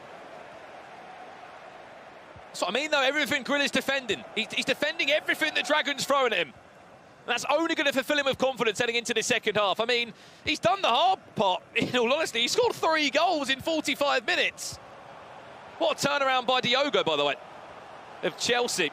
3 goals to 1 he leads against NFG Jadon. He was 1-0 down, but Richard, half-time here, we said you can never write Gorilla off. And I mean, he's living up to that right now. He was 4 goals down at the break in that game. He's just bagged 3 in 45 minutes, Richard. I just saw a little stat there. Sadio Mane was the key man for Dragon in that first leg. He's had seven touches in the first half. He's barely been able to get out of his own half. Never mind trying to get his attackers on the ball, Dragon. This was Bruno Fernandes, beautiful bridge down the byline. He smashed it past the goalkeeper. Curtis Jones involved in this attack right here for Gorilla into Riyad Mahrez. Just see the goalkeeper movement. Pretty awful, to be honest, from Dragon. Dragged him into no man's land. And this goal, a beautiful bit of build-up play on the edge of the box. The cancel on the Berber spin. Curtis Jones just continued his run, sent Maximin round the corner. 5-4. What a game we are witnessing. Well. 45 minutes away from saying goodbye to one of these teams. At the moment, it will be Sheffield United that still will be heading out of the tournament. But the way that Gorilla's playing right now, something just feels like we could be going into extra time potentially here. You can't imagine how Dragon's feeling. For Dragon right now, it's just going to be playing counter-attacking FIFA. Just holding that lead, consolidating that lead as long as you can, waiting for Gorilla to push more and more bodies forward and playing on the counter. Robertson struggling to find space, let alone an option. I mean, that's been the story all day in this second leg, in all honesty. He's made it difficult. Again. Looks a bit harsh, that one. If you're a SAF fan, it must be very difficult to watch this right now. You must be panicking, thinking, surely not. Such a good first leg, such a good ending to the first leg. Here's De Bruyne, Gorilla. Finds his way back to Virgil van Dijk. I mean, he's done so well to play in these really tight areas, Dragon. But there's just always a player there. And all those second balls, all those second bounces are falling Gorilla's way. Look at Bruno Fernandes, he's in the box. De Bruyne, Elastico, goes for a corner. Watch that manual sort of play against Toronto. Is he going to look to control Virgil van Dijk? He'll peel away, then put him towards the front post. Virgil van Dijk will be there, and Ederson. 2 hands on that one. Yeah, collects it well. Maybe a little bit of respite here for Dragon. And again, I spoke about the counter-attack. This is where he's got to be. Watch Mane. Point. Watch Mane now. Mane, back post, acres of space. Fortunate enough, his teammate in Trent Alexander-Arnold was there to stop that cross coming into the box. Final 30 minutes now. Dragon needs a goal, just something to hold on to. A 2-goal cushion would be reinstated for him. Bergwijn fakes around the corner, wins a corner for his efforts.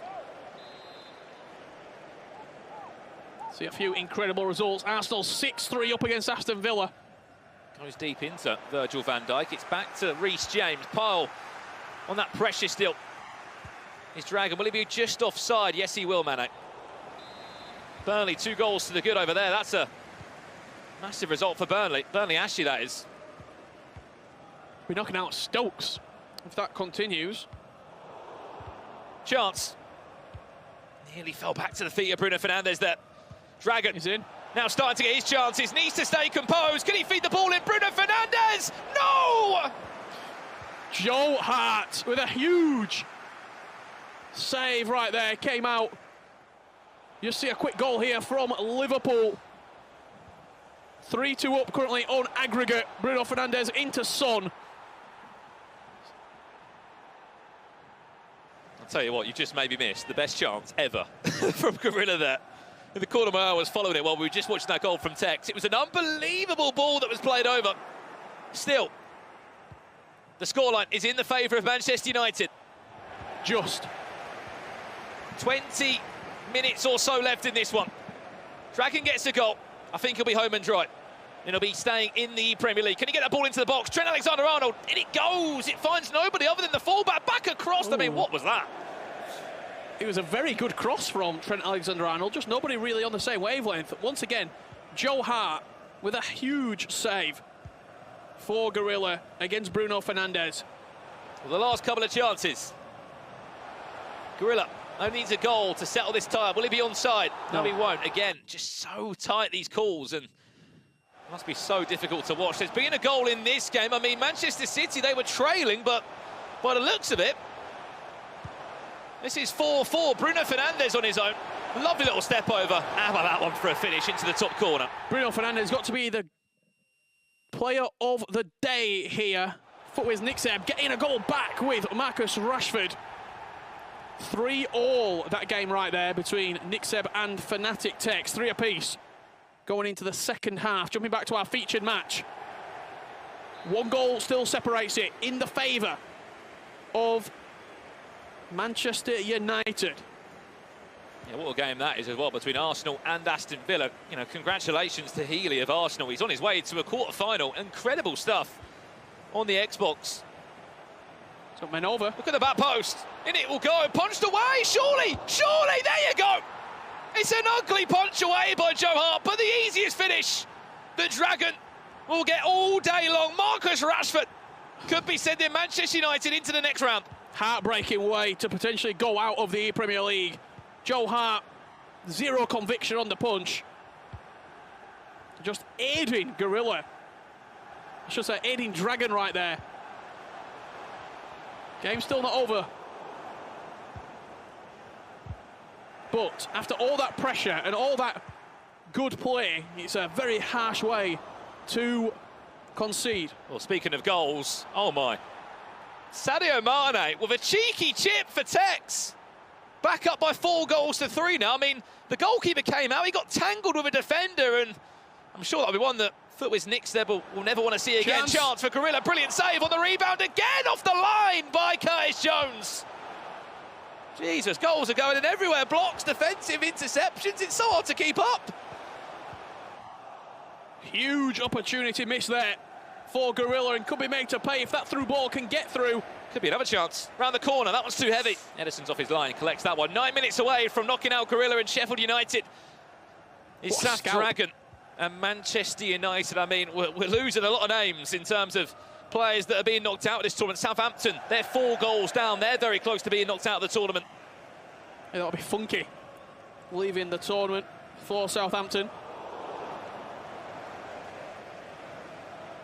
Chelsea look on their way to a quarter-final. That's Diogo, a player that's so familiar with the Premier League. Sort of gone under the radar a little bit, you would say, Diogo. But a very, very good player in his own right. Ollie Lito for Leeds United looks to book them a top 8 finish. 5 goals to 2. Chance to say thank you very much for coming. Let's ensure United are through to the next round. Can he find the cutback? Wins a corner as long as he's got the ball. And as long as that clock is ticking down for Dragon, that's all that matters for him. There was just too much to do in this second leg, unfortunately, for Gorilla. He left himself with too big of a mountain to climb. You did think, though, didn't you? We all did. I mean, look, you also don't expect your goalkeeper to punch it straight back to their attacker. And you also don't expect maybe to see 3 goals in the space of 25 minutes, which was the case for Gorilla. I mean, it's a minute and a half away, plus additional time. It's a 2-goal cushion that Manchester United sits on. Even if there was a goal now for Marcus Rashford, I don't know. I mean, if there's 2 minutes added time, you can never say never. You just see every single attacking instruction put on right now for Gorilla. Constant pressure. He has to win the ball back. He's going to have kickoff. Is Dragon. What do you do in this scenario if you're Dragon? From kickoff? Pray.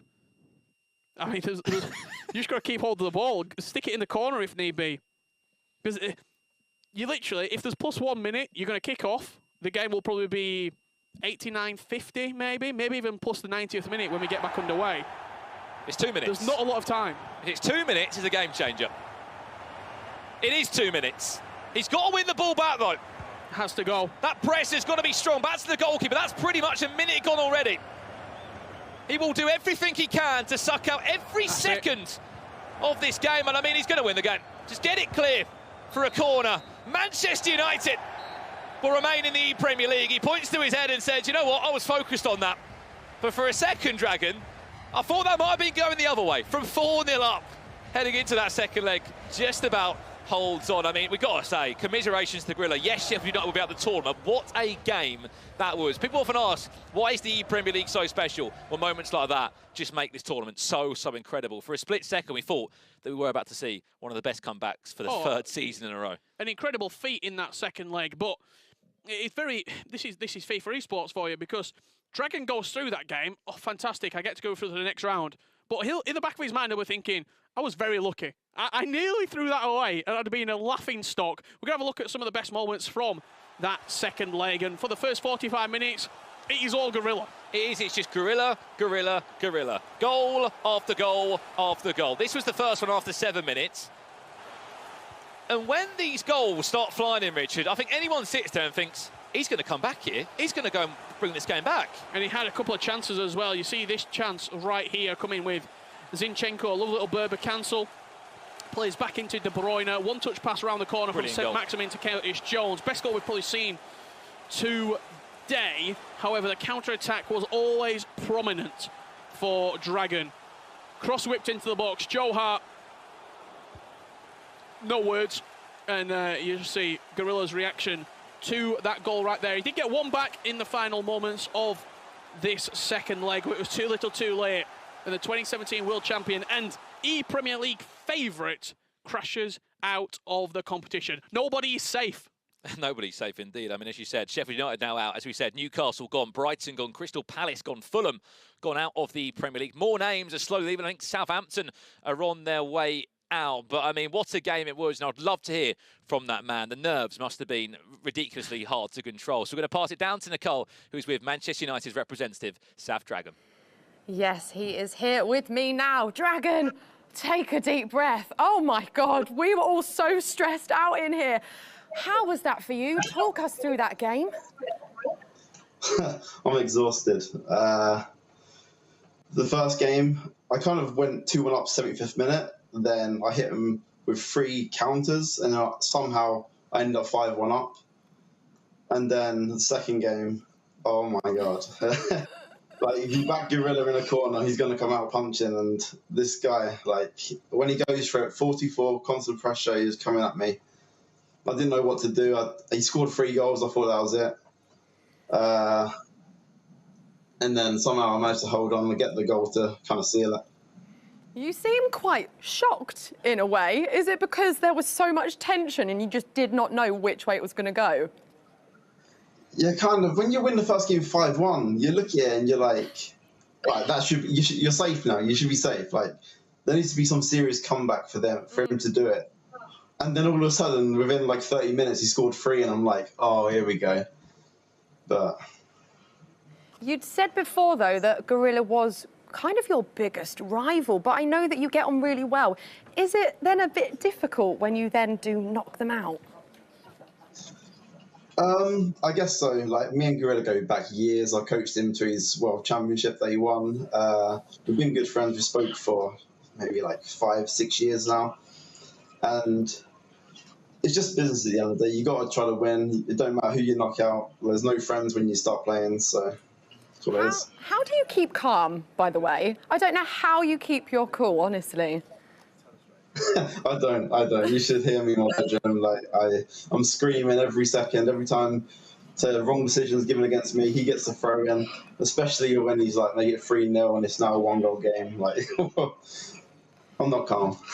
Well, you do seem pretty cool and collected, and you are a big Man United fan as well, right? So does it make it that bit more special for you? Yeah, 100%. I've tried the previous 2 years to qualify. Both occasions, like, I'm really close, but didn't quite make it. This time, I finally just get over the line. I'm here now, and I'm trying to go all the way. Brilliant. Well, you did great. It was very, very tense for all of us, but well done. Thank you very much. Back to you guys. Nicole, thank you so much for that one right there. Saf Dragon makes his way through after a nervy second leg.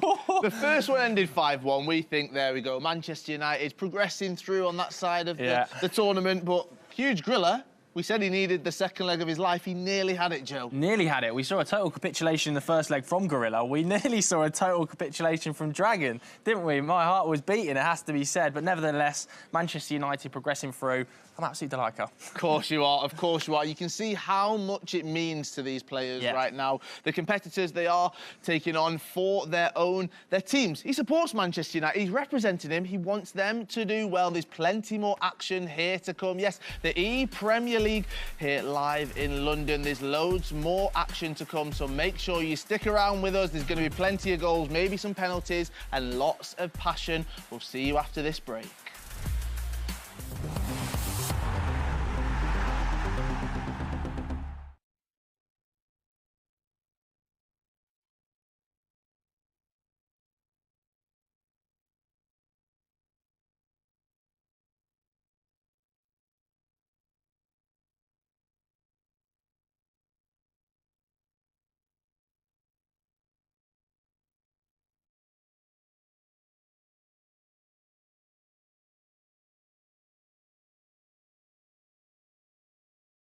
Good result there. That's the final whistle in North London. Harry Kane steps up yet again for Tottenham. Big points in the bag. What are your Great game, Harry. Cheers, mate. Such a clinical finish from a top-class striker.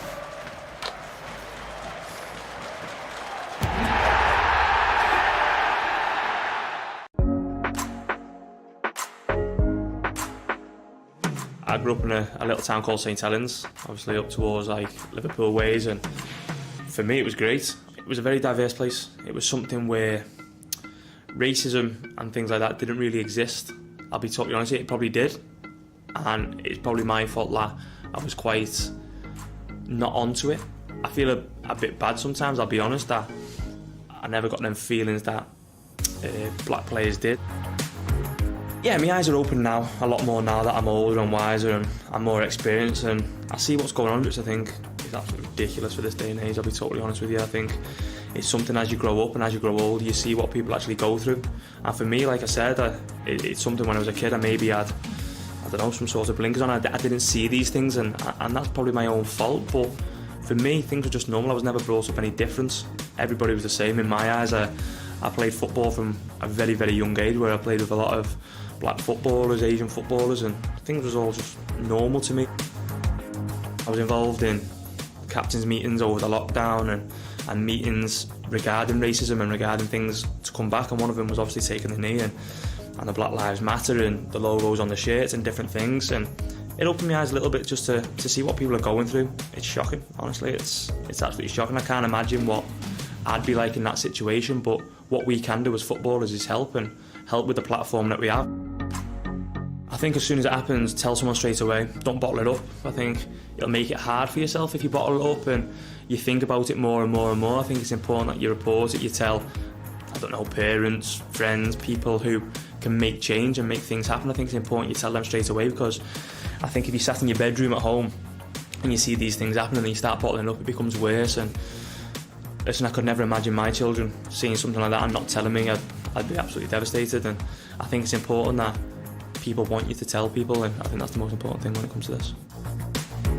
I think racism, online abuse, what we're talking about now is huge for people growing up. My children are saying, my children are very young, but it's important we educate this next generation of people on these things, because we don't want our children now going through these things when they're older. If we can educate people through football, I think it'll be massive. So whatever it takes, I think, to help the next generation of people coming through, I think we should do. That's exactly what I am, not just because I'm captain of Wolverhampton Wanderers, just that I'm a friend. And if something was to happen on a football pitch, outside of football, whether that may be, all the lads in that change room know they can ring me straight away, and we'll get it sorted, and we'll sort out whatever's going on straight away. So I think that's the biggest thing, and I think it goes to show what our dressing room's actually like, that we're as one as much as possible.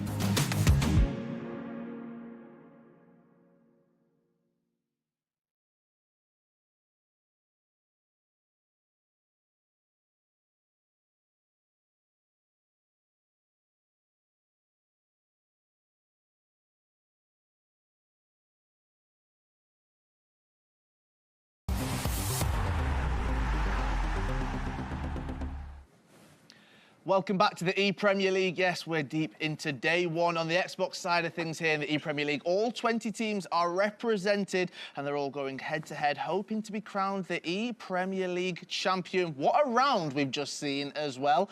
We've got plenty of goals that have been flying in left, right and centre. We can see some of the best of them right here, Joe.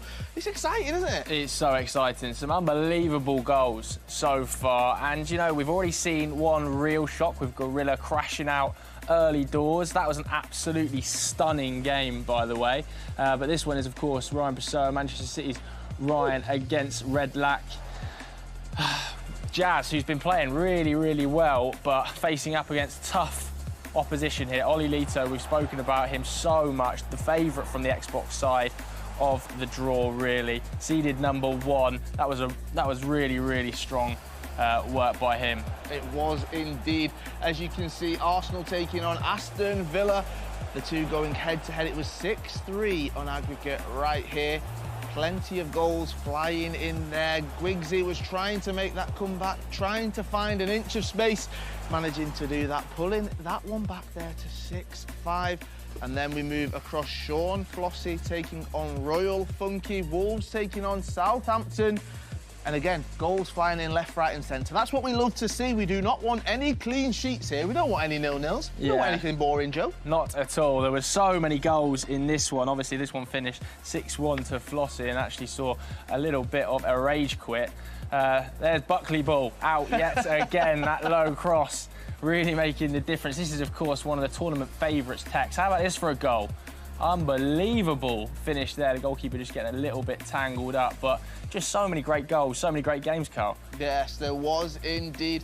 Now, this one was the last game we've seen where we've got plenty of action, as we said. But again, Buckley Ball. Buckley Ball. Put it across. Put it straight across, and then, you know, you're going to score. He said, was it 90% you're going to score? I'm not going to put that one away. Right, we've got our brackets right here. As you can see on the winner's side of things, Oli Lito taking on Jazz in that match. It was Oli Lito who won that one 5-2, which sets up our elimination match. Jazz 1875 representing for West Brom taking on MCFC Ryan. Yes, Man City's Ryan in that game. The loser is out of the competition. The winner, well, they remain in Group B. Gwigsy, he unfortunately drops down into that elimination bracket. It was Healy who came out on top in that matchup right there, which sets up that elimination match. Gwigsy back taking on Saf Dragon, the man who was 5-1 up, nearly lost it, but he remained in charge for Manchester United. Can he do that once again? Moving on to Group C. As you can see in that winners matchup, it was Falcons Diogo taking on NFG Jaden. Diogo came out on top 4-3, which sets up that elimination match. NFG Jaden taking on 11's Stokes right there in the elimination match. And Group Group D, Fnatic Tekkz, the man who won this tournament the first time round, he says he's not as determined. He doesn't need to do it. Well, he's won 4-3, and that sets up the elimination match. Footwiz Nixib taking on Sean Flossie. Yeah, well done, Carl. Got through that eventually. And breathe, mate. But yeah, we can go over to our next big match right now. Mark and Dan, take it away. Thank you, gentlemen. Every single game is now a huge match. Elimination games coming out of our ears at the moment, Dan. For some people, unfortunately, and for some clubs, it's going to be the end of the road. And the game that we're going to be focusing is Everton versus Tottenham. It's going to be Jaden taking on Stokes. And I think a lot of people would be surprised to see Stokes in this position. The reason he's in this position is because he lost to Jaden already in the winners bracket, and he lost bad. It was a 9-3 loss, something that none of us would have expected. A player the caliber of Stokes, previous Xbox playoff champion of FIFA 19, but now he has a chance to get a little bit of revenge here. He would have been able to assess what went wrong in that game, and I'm sure he'll come back fighting here. Well, there's one thing we know in FIFA Esports. If you haven't followed it before, if it's the first time that you've watched some FIFA Esports and you're thinking, what are you talking about, Mark? It's the fact that if you play someone in a tournament once, the first time, you might lose to them. You play them again, you usually win. It's a weird thing that seems to happen, so Stokes has got to keep that in the back of his mind. So Tottenham fans, don't worry too much. Of course, Jaden, though, what a performance it has been from him so far. It's unfortunately slipped up a little bit to find himself in this position now, but, I mean, he's one of those players that's come through this year, like Richard Buckley was saying a little bit earlier, always on the edge of qualification to broadcast. He's been one of those names in a year of names where we've had a lot of new names, I should say, come into the fore and really proving that FIFA Esports has got a lot of depth in its talent. That's a lot of names. It's a lot of names one more time. Too many names, if anything. It's a real chance for him to kind of break that barrier and get into these quarterfinals, but I wonder whether that lack of experience might just overcome here and whether Stokes will be able to come back from what happened in the previous affair and say, all right, well, I've learnt my lesson, and now I'm going to be able to show something a little bit different. Jaden was knocked down to the lower bracket by Diogo, who we also know is a phenomenal player and also a previous ePremier League. Well, he's been able to get to the latter stages in previous tournaments. But here we go then. Everton and Tottenham Hotspur. Can Stokes manage to actually overcome Jaden this time and gain a little bit of revenge? Yeah, it's funny, sometimes you go back up against a player, like I mentioned, you get used to the tendencies and you know how they try and go forward, and you can sort of formulate a plan to try and combat against that and have a little bit more of a closer game in the second game and put that pressure back onto your opponent. But it will be Stokes here who will be coming forward. Plays one of the most attacking formations that you have available to you as well with that 4-3-1-2. Likes to have those players breaking forward. And there was an example of it there. Sadio Mane trying to get in behind as Fernandez is now going to drop wide. Here is Mane again and almost manages to burst through. High pressure all ready to deal with here for Jaden. Stokes really trying to take the game to him. And I remember it was FIFA 19 where Stokes really kind of changed the game. In the playoff stages of FIFA 19, he was able to kind of come up with something a little bit different, the low-driven finesse that kind of came around and everyone followed suit. And maybe he peaked a little bit too early at playoffs because that was when he really showed it. And then by the time the World Cup came around, everyone else had caught on to what it was. Everyone else had learnt it, adapted it to their game as well. And I wonder whether Stokes can get himself to another World Cup.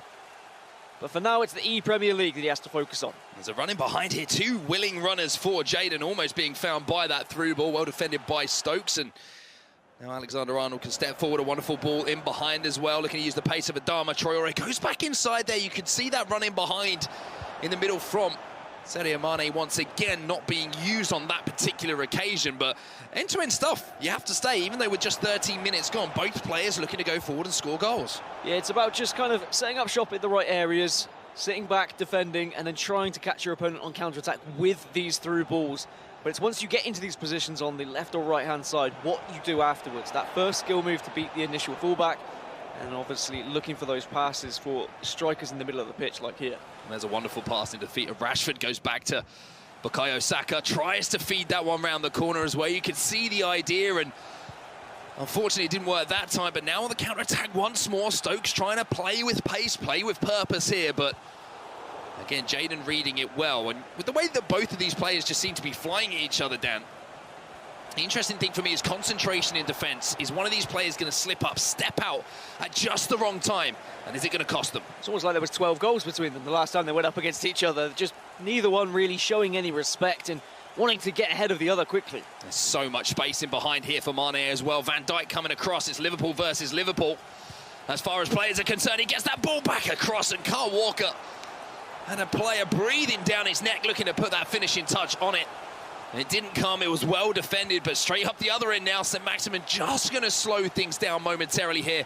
But as I say that, he tried to slow things down, and Stokes is looking to keep that high-octane pace here. Yeah, Stokes just trying his chance as well with the advanced fake shot past Van Dijk. It shouldn't really work at times, but if you time it correctly and perfectly, it can just bobble through the legs. Wonderful ball into Rashford here, tries to take that shot early. Body's in the way, though, to get that block in, and that was an important one. Very important block indeed, and it will allow Jadon now to go straight up the other end of the pitch, and I wonder whether one of them is going to just slow this game down a bit, but that is not slowed down whatsoever. Saka now inside the box. You see the player log trying to be used again to pull one of those strikers off and find a little bit of space for the pullback. Adama Traore now plays that ball back inside. Saka looking to turn creator here as the ball into the box. Directional nutmeg, and there is Reece James, the player that you were talking about, trying to get that one clear. I was talking about some of his positive aspects to his game we were mentioning before we got underway here today. Initially, he was on display, but then almost gave the ball away immediately. No chance there. Zinchenko doing very well defensively, and I mean, you can see why there were so many goals between these two competitors when they did face up against each other in the winners' bracket. It's just through ball after through ball at the moment. Yeah, Saka now once again. That's been a focal point here for Jadon. Gets that ball inside. Here's Rashford. A bit of quick work with the feet. Not enough to get round the defender, unfortunately, get a clean strike at goal, and a little bit of a risky pass there from Stokes, and almost made to pay, because if he gave that ball away in that situation, those players were still upfield to counter-attack almost immediately. And with how fast it's going at the moment, I do feel like it's going to be a little mistake or a little bobble that's going to result in the first goal in this game, and it's going to be very difficult if you're on the receiving end of that. Perhaps just a little bit of lack of fortune on one side. Neither player really showing any crazy skills or anything that is deserving of a goal. Certainly some close dribbling and some incredible ball control I've seen from Jadon. Stokes, he reads the game well, and I'm sure that he will have noticed those patterns emerging.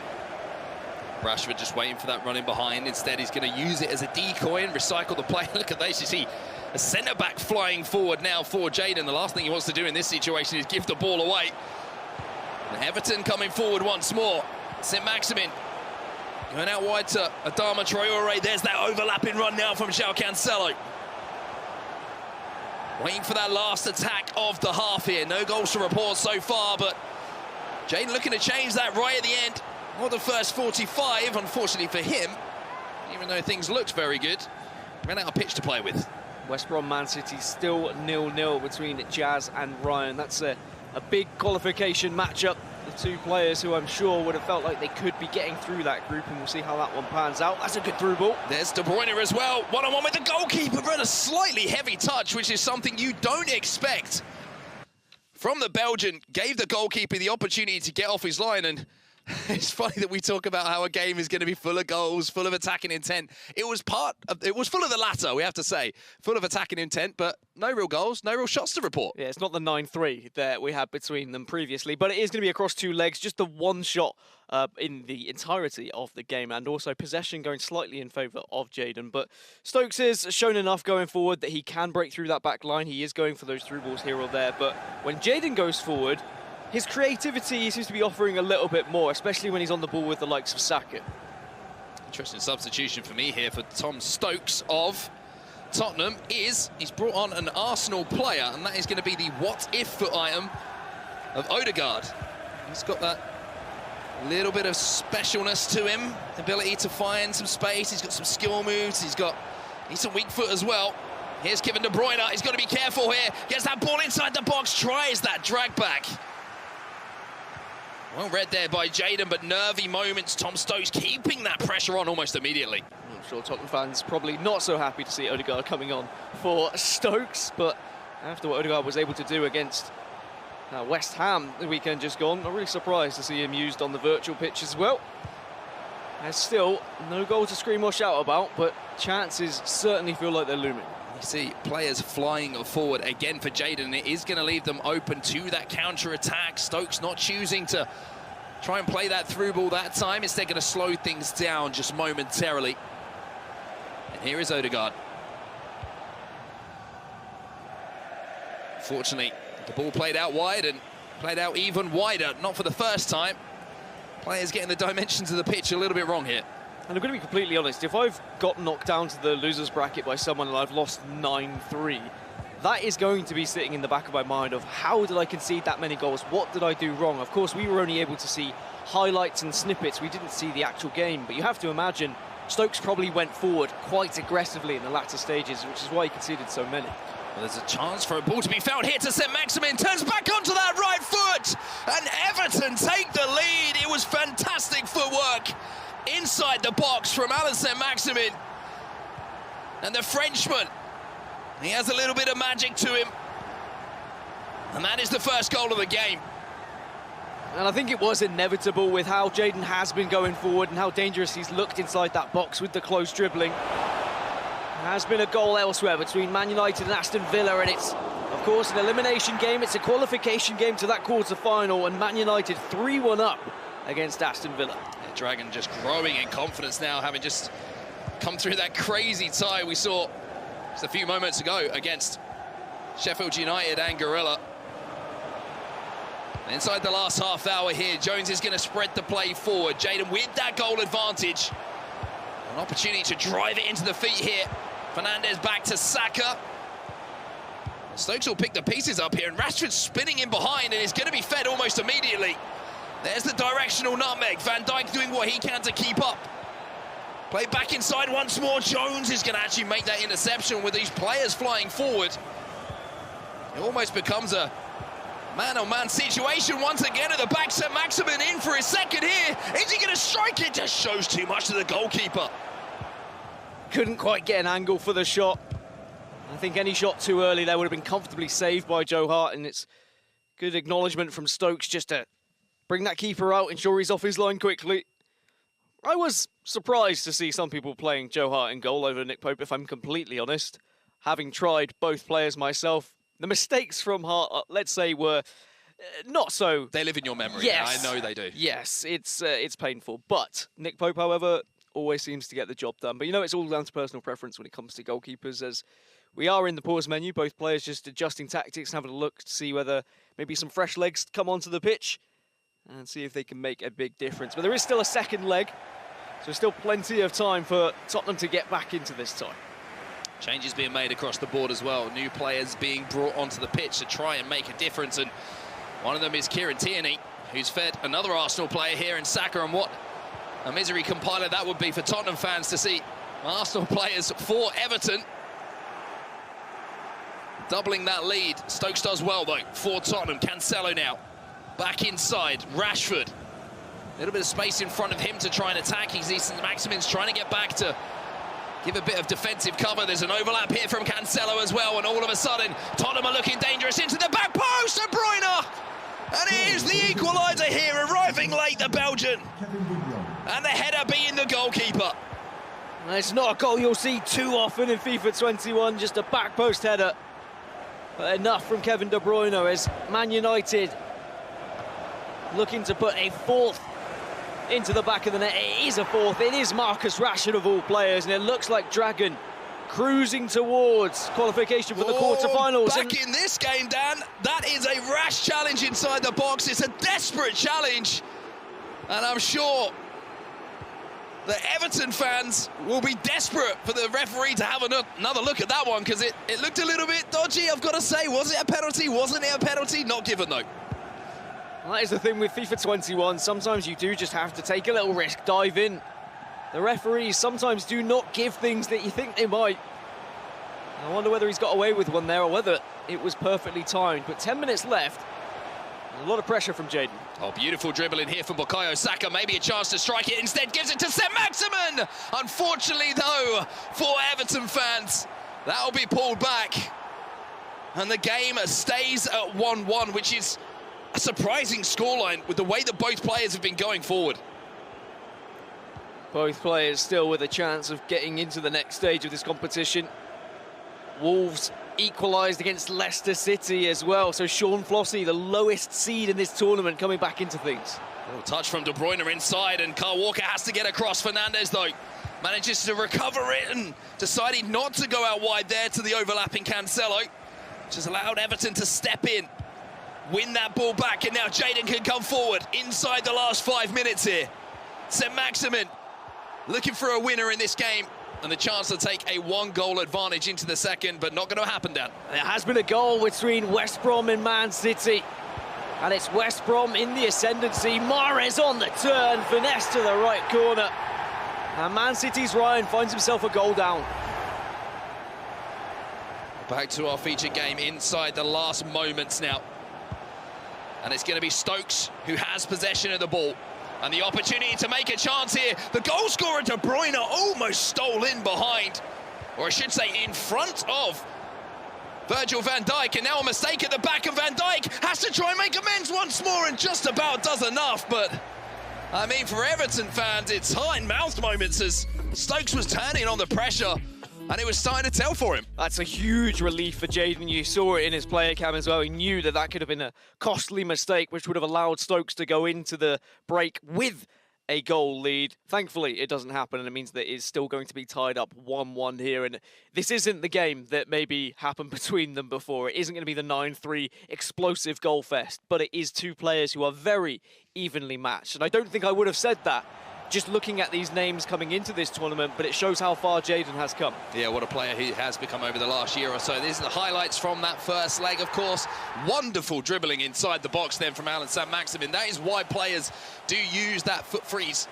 Newcastle United player has that great agility, balance, low centre of gravity, but there, a little bit more route one. Cross to the back post, De Bruyne arrives. I think that's one of those frustrating ones where you're tracking the run with the defender and he just doesn't jump for it.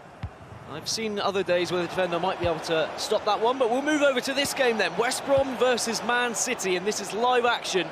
Jazz having a goal lead. Jazz with the advantage, only 10 minutes till half-time here. And for Ryan, he's given himself some work to do once again. Maybe an opportunity here from the set piece. Alexander-Arnold going to swing this one in. Van Dijk towards the back post and rattles the post. But it falls the wrong side for Ryan. I think both of these players knew coming into this group that Oli Lito was the likely player to go through to the quarterfinals from that winners bracket. And they would have been eyeing up one another, knowing that they're both fantastic competitors in the Global Series.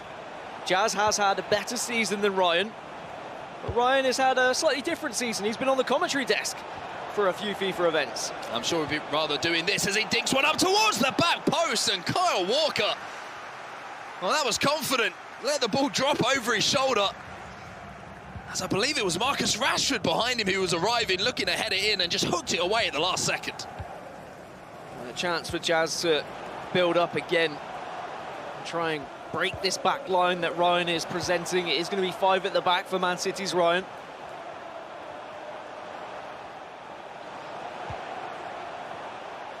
Jazz coming forward now, just before half-time. Bruno Fernandes, a little croqueta cancel from him. Kevin De Bruyne, 5-star weak foot to work with. Tries to feed it back in, well watched, well defended by Ryan. And I wasn't sure whether we'd see much Virgil van Dijk. And I think in a 4 at the back, it's difficult to try and choose between Van Dijk, Reece James and Kyle Walker. But when you've got 5 at the back, you can have all 3. And Van Dijk is just that wall, that brick wall you need whilst you've got the pacey 2 centre-backs alongside him. And it's working for Ryan, but he hasn't been able to score. And he needs to find goals here against Jazz if he's going to find his way into the quarterfinals. Yeah, always fascinating to watch these elimination games with so much on the line. You can see some nerves in the scorelines and in the players as well. For now, though, we're going to throw it back down to the guys and see what their reactions are for those first halves of the first legs. Thank you, Dan and Mark, right there. Wow, it is definitely tense in this next round of games. Elimination matches, the winners progress through, the losers, they're out of the EPL. And Joe, you can see the nerves on the players' faces. You really can. I mean, that game alone, Jadon versus Stokes, is so tight, isn't it? And also, shout out to Sean Flossy, by the way, the lowest ranked player in the Xbox side of things, holding his own, 3-3 in that game there. But there's plenty more action coming your way after this very very short break, we'll see the second leg of Jaden versus Stokes. It's 1-1 between Everton and Tottenham Hotspur there. Don't go anywhere, plenty more action coming your way in just a couple of minutes.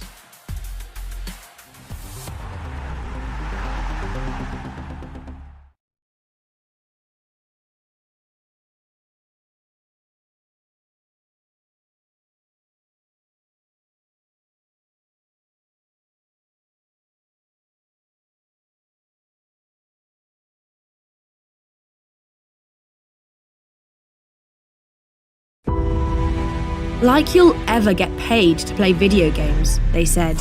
Now you're players, creators, fans, all in one huge and growing community. We know that gaming's many faces can truly make a positive impact. We're there with you. Whether you're making the next great game or just looking forward to playing it. Squad up, we're Barclays.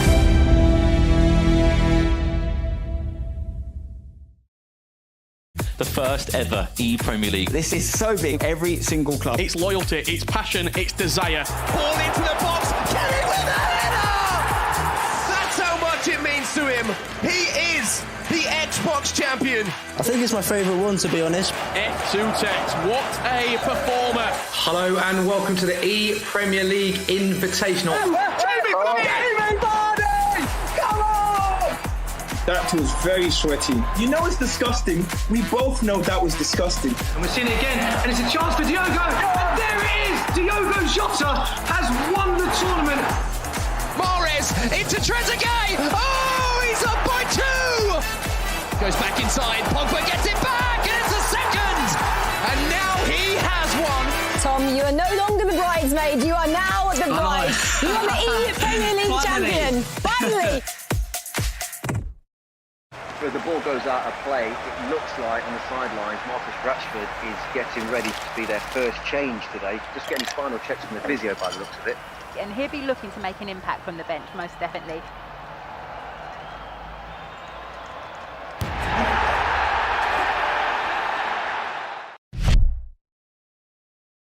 Hector, can you tell us about an Instagram post that you posted during Pride, I think last year? Yeah, tell us about the post and why you decided to do it, why you thought it was important. Well, I think there was someone in the Pride Parade that I was wearing an Arsenal shirt with my name at the back, and I thought it was really cool. You know, I'm not afraid to help in any way I can, and I thought that was something good to do. And you know, I love when someone wears my shirt and they wear it proudly.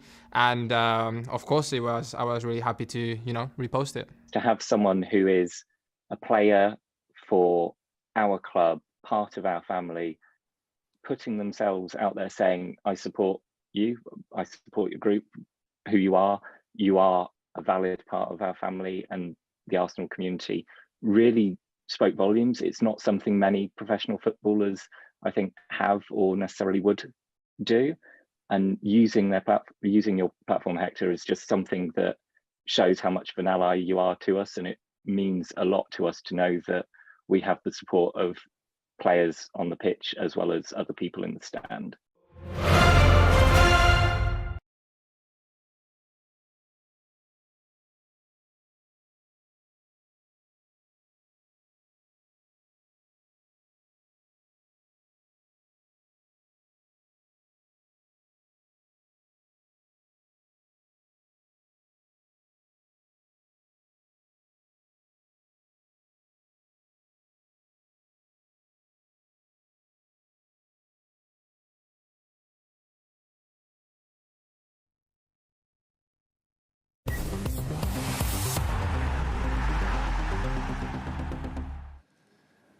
Welcome back to the ePremier League. Loads of blockbuster action so far, and it's still going on, isn't it, Carl? It is, yes. There's plenty of action that we've seen so far. We can have a look at our results right now of all of the games that are currently happening. Now, in Group A, that game hasn't finished yet. We watched the end of that first half, and I'm just being told it's not 2-0, it's now 3-0 to West Bromwich Albion. Yes, Jazz taking on Manchester City's MCFC, Ryan in that elimination game. Group B, Saf Dragon for Manchester United. Well, Man United 4, Aston Villa 1. Group C is the game that we were watching before. 11 Stokes 4, Tottenham taking on NFG, who's representing Everton. That game is 1-1. And then Group D, Leicester City 3, Wolverhampton Wanderers 3. We can have a look at some of the goals as well from that one right now. This is the third one from that Group A match. West Bromwich Albion's Jazz 1895 was already 2 goals up, and he made it 3 with that one in the 69th minute. So that means that that game, well, we've got to finish the first leg of it. Then there's a second leg of it, and MCFC's Ryan has it all to do before, well, if he doesn't in that second leg, he's out of the tournament, isn't he? He is, and I'm just hearing it's now 4-0, by the way, so it is going to be an uphill battle over there. But let's go back to that Everton versus Tottenham game. Mark and Dan, over to you. Thank you very much, gentlemen. Kyle, I'm sorry, you know, I'm a big Ryan fan. You know, I've got a lot of respect for him as a player, but it does make me smile to see Man City, for once, failing at something. But let's talk about this game. It is an elimination game, and the pressure is so high on all of these players now. You know, we get through the first half, we get through the first legs of these, and you're thinking, oh, it's nervy already. But when you have a scoreline which is so tight, like it is between these two, I mean, this second leg, you can't really explain how tough it is for them to get through these big moments in the game when the pressure's on, when they've got to make a tackle, when they've got to finish a chance. It really just turns everything up to 11. It's all about trying to increase your chances of in the future getting sponsors, getting organizations. The further you get in any tournament is something to add to your highlight reel, something to add to your career. There's going to be on the FIFA Wikipedia or whatever to say, I got to the quarterfinals of X tournament, I got to the semi-finals, finals. And of course, the further you get, the closer you get to getting a portion of that prize money as well, being able to have your slice of £40,000. So there is a lot of pressure. And the thing is, you can only face one game at a time. And you know, if you get eliminated in the early stages, you've only got yourself to blame realistically. But for Jaden versus Stokes, Stokes is the player who has more experience. He has got to the latter stages of tournaments. He won playoffs in FIFA 19. For Jaden, this is kind of uncharted territory for him. It is indeed. It's going to be interesting to see what kind of character Jaden is in these big pressure situations, if he can deal with it, and how he can adjust to these kind of games against a player in Stokes who's been in these positions before, Dan, who knows what it takes to win a major tournament. We're going to find out now, though, as we're into our second leg. Is it going to be Everton or is it going to be Tottenham moving forward to the quarterfinals? You could ask the same question. Is it going to be Everton? Is it going to be Tottenham fighting for those Champions League spots? There's plenty to happen in real football, and of course plenty to happen here on the virtual pitch as well. But that is a mad dash down the left-hand side by Traore. Yeah, go on, Adama, you're on your way. Once he was moving, there wasn't much stopping him. It actually took Adama Traore to make the tackle eventually, which turned things over, and it will be NFG Jaden here for Everton, who's going to play one of those long through balls forward again. Bukayo Saka, who's going to be collecting that pass and maybe looking to continue his run. Good tackle, though, coming in from Stokes. And one thing I've noticed is with these long through balls, not a lot of direct play after it's initially into those strikers. Both players looking to turn back and put a more traditional attack together instead of trying to burst beyond, maybe with a bridge, maybe with one of those directional nutmegs. At the same time, it's almost like they're expecting an easy goal where they're not going to have to work too hard, where the through ball is going to do the job and they're just going to be running on to the goalkeeper and they'll focus on the finish rather than actually getting into that position. However, with Jaden's goal, we did see creativity. He is very good on the ball, and it's difficult to keep up with his play. Well, here's going to be Adama Traore inside the box, unfortunately. And it gets that one wrong, and it will be a goal kick here, which Joe Hart will send upfield. Of course, the flashback Joe Hart, 91 rated in-game. Some people are wondering, why is Joe Hart in between the sticks here?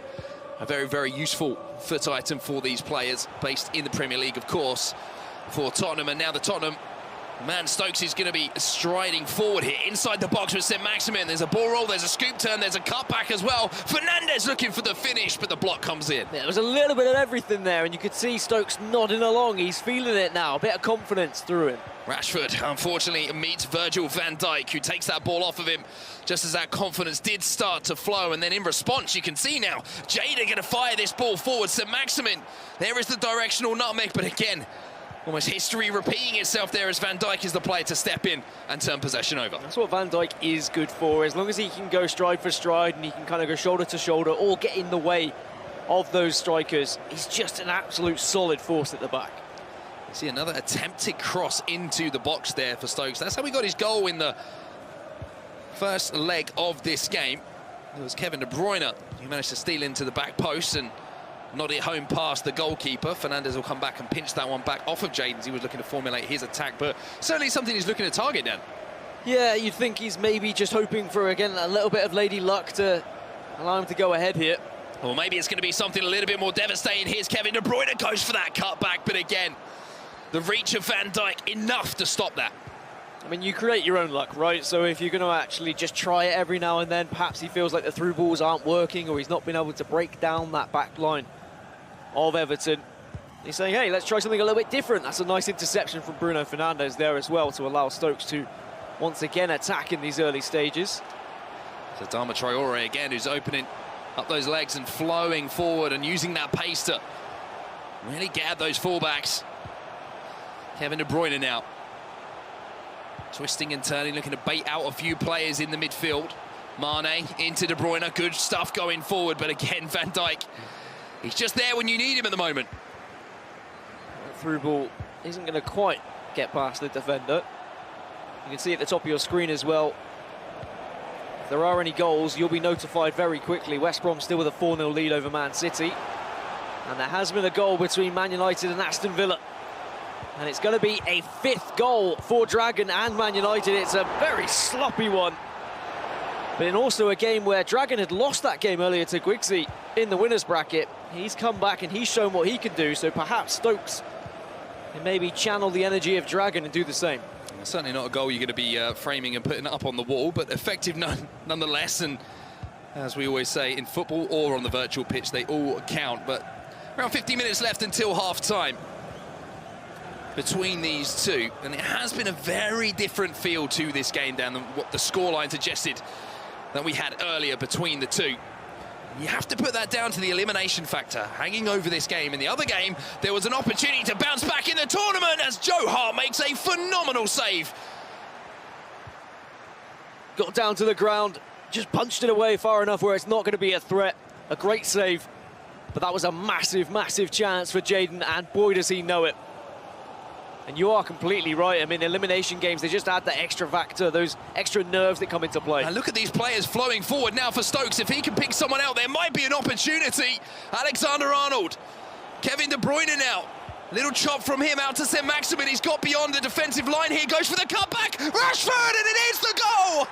Jaden couldn't take his chance at one end, and Stokes answers back by taking his at the other. And again, it's Stokes just trying to push the limits, going for a cross. It didn't work out, but the players were pressing up the pitch. He's able to win the ball back. And it's nice, fancy footwork in the box with Saint-Maximin. Gets the easy cutback to Rashford for one of the easier finishes he'll have in this competition.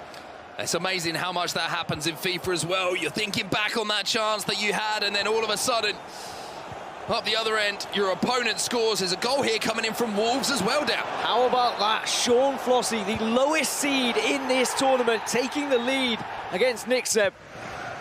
That would be incredible if he's able to get through to the quarterfinals, but still plenty of time in that game. And back to our feature game then on the stroke of half-time now. We're into stoppage time at the end of it. Saint-Maximin, again, the creator, tries to go inside Fernandez. And that should be the referee bringing this half to an end. And the real story from that one, Dan, is those two chances. One player able to put the chance away, the other unfortunately not. Yeah, and you said it yourself. Sometimes it just happens where you're so close to scoring a goal, you think you're in the money, and then there's just a fantastic save from Joe Hart. And then right down the other end, when your mind is probably still thinking about that missed chance, you're not really focused, you're maybe player switching a little bit badly, or you don't quite have the coordination, and it looks sloppy defensively. There's slides coming in. Jaden just couldn't keep up with Stokes there. Yeah, you see that slide tackle coming in. I think that is a little bit of a mistake. Maybe just trying to use, the height, the presence of Van Dijk just to try and cut out that cutback that was inevitably coming, but Stokes having the composure there to find the player inside the box, and not only that, put the finish on it as well. And that's the difference. Like you say, you go back to that chance that Jaden had. That's a better chance for Jaden than the one that Stokes actually managed to convert. It's a straight 1v1 with the goalkeeper, maybe expecting something from goalkeeper movement, overthinking the situation. Big moments, unfortunately, he didn't come up with a big answer as we take a look at a goal from one of our other games, Dan. Yep, there has been another goal in that matchup, and that one was going for Aston Villa, actually. So maybe a late fight back between Gwigsy and Dragon. As I said earlier, it was a 7-5 victory for Gwigsy, but Dragon still holds the lead for Manchester United in that tie. But we're now back underway between Tottenham and Everton. And I wonder whether Stokes can hold on to this one. Well, Jaden will have chances.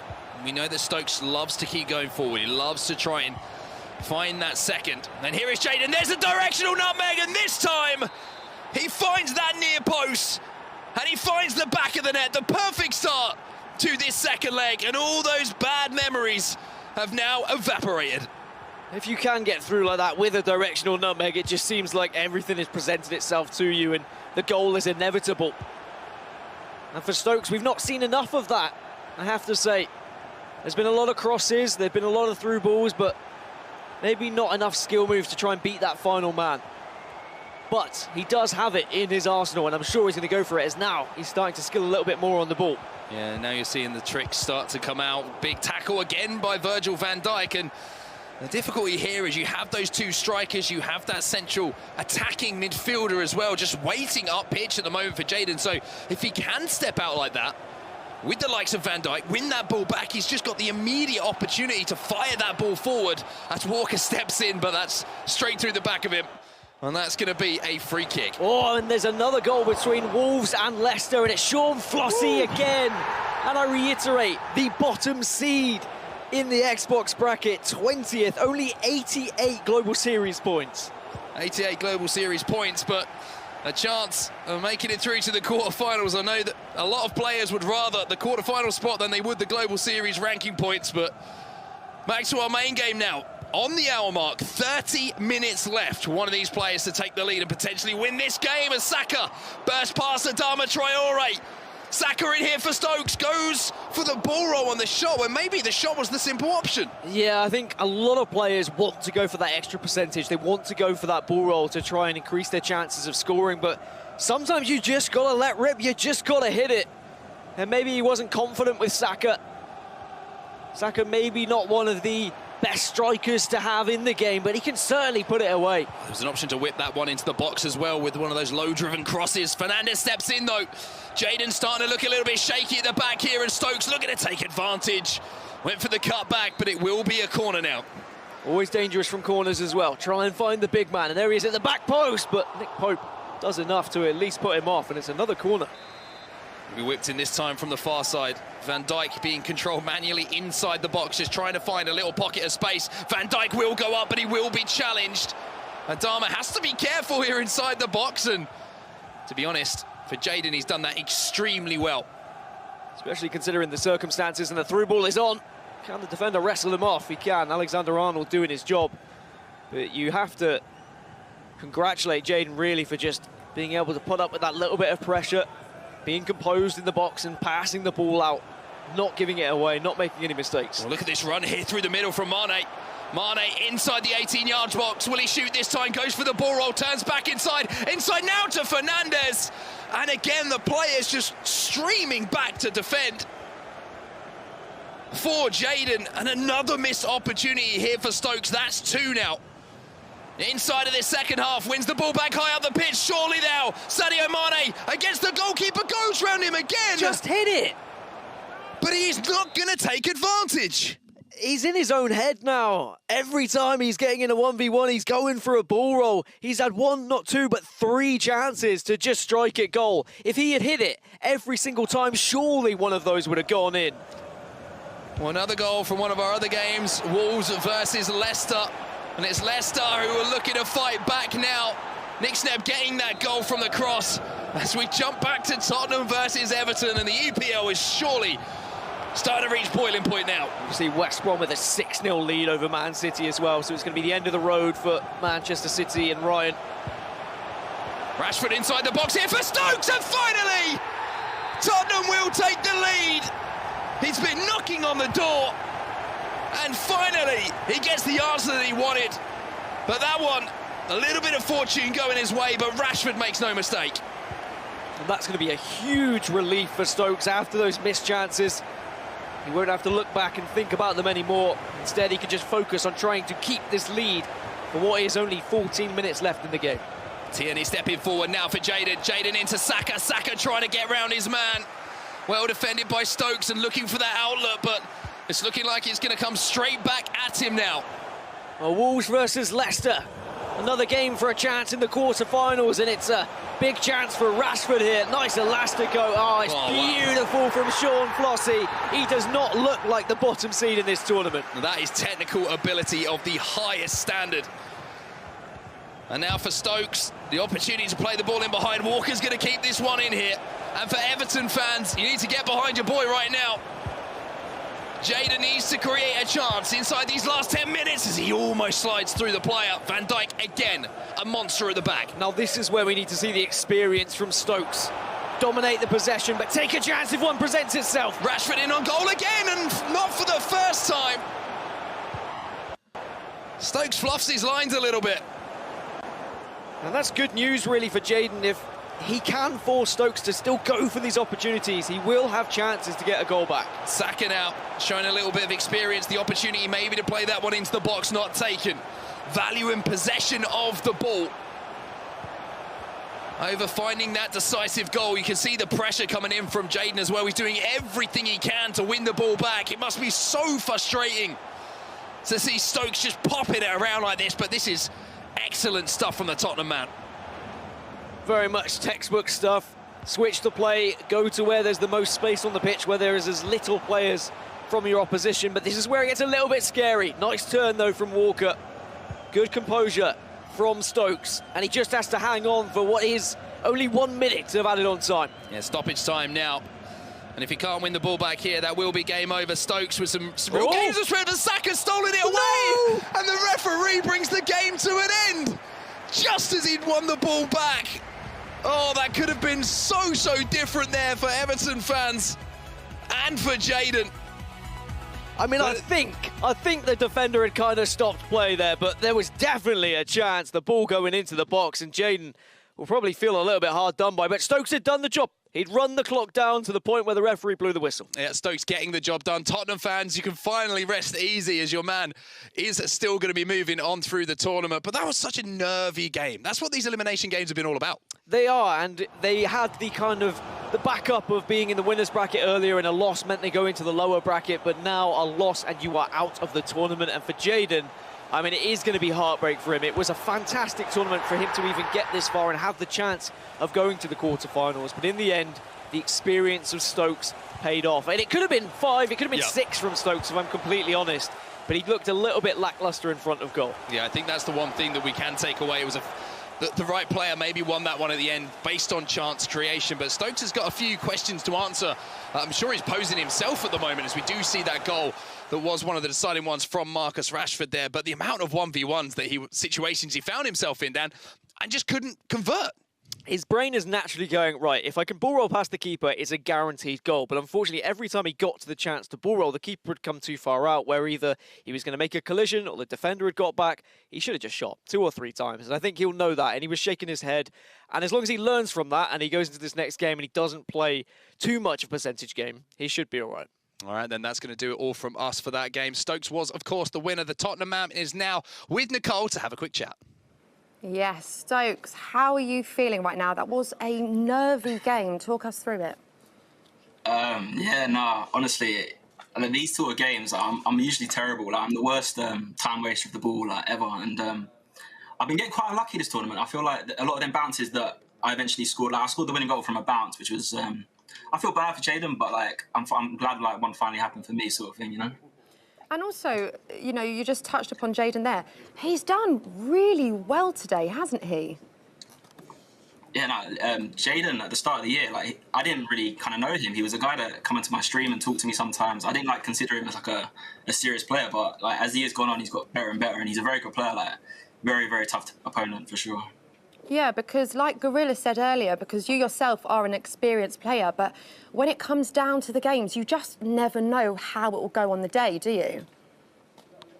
Oh, no, absolutely not. And even I played against another guy called Alfie earlier. I didn't know him either, and they're just you can never write anyone off, sort of thing. You can never think, oh, that's an easy win, because I went into the second leg, I was 3 goals up, and I ended up having to win in the 90th minute. Like it's games like those that you can easily slip up on. So it's a very hard. Like every game's a hard game. But well done. You must be buzzing right now. I mean, what's going through your head? Yeah, no, I'm happy. Obviously, my year hasn't been as good as I want it to be. So, like, if I can get into the top 4 for this and get towards Friday, then that would be obviously a massive, massive move forward for myself. Have you thought about getting to that final? Have you kind of imagined lifting that trophy? Well, you wouldn't be here to do that anyway, would you? But I could do it for you. Yeah, no, I was gutted. I was gutted last year. I went out in this exact stage last year, and obviously this is a really it's a different kind of style tournament. Obviously, you're representing like someone that's not just yourself, you know. So it's a big thing, and yeah, I'm just looking forward to the game. I think I played Ollie, but I'm looking forward to the game against Ollie. Hopefully, I can win. And what are you going to take into this next game then? Mainly not to shield the ball in the corner in the last minute. I will not do that. Just play like I did there. I think I played quite well. It's just I need to be more clinical as well. Very, very poor in that game. So yeah, clinical and time-wise better, I think. And just quickly, how much practice and research goes into a game like today? Yeah, no, you're always practicing, you know, especially when these tournaments roll around, you want to like ramp everything up. I had to get used to all these new players. Like a lot of these Premier League players I don't really use often, so it's been different, but yeah, obviously you need to put a lot of time in and get the rewards back. Are you feeling a bit more confident now going forward? Yeah, I do feel confident, but at the same time, I know like everyone's so good, and every game is very like not 50-50, but a lot of small things can decide these games. So I'm not going to go in overconfident. I'm just going to go in and play like I did there, and I think hopefully it'll be enough. Well, good luck. Thank you so much, guys. Over to you. There we go. Nicole, hands off that trophy. It's mine. Whenever the winner is announced, all right, whenever they win, I'm the one that's going to be lifting it. OK, so, yeah, keep your hands off. Right, Stokes makes his way through representing Tottenham right there. He seems quite confident, quietly confident, I'd say. Yeah, he seems very confident. Obviously got a very tough game to come, though, hasn't he? And there were some big results as well in there.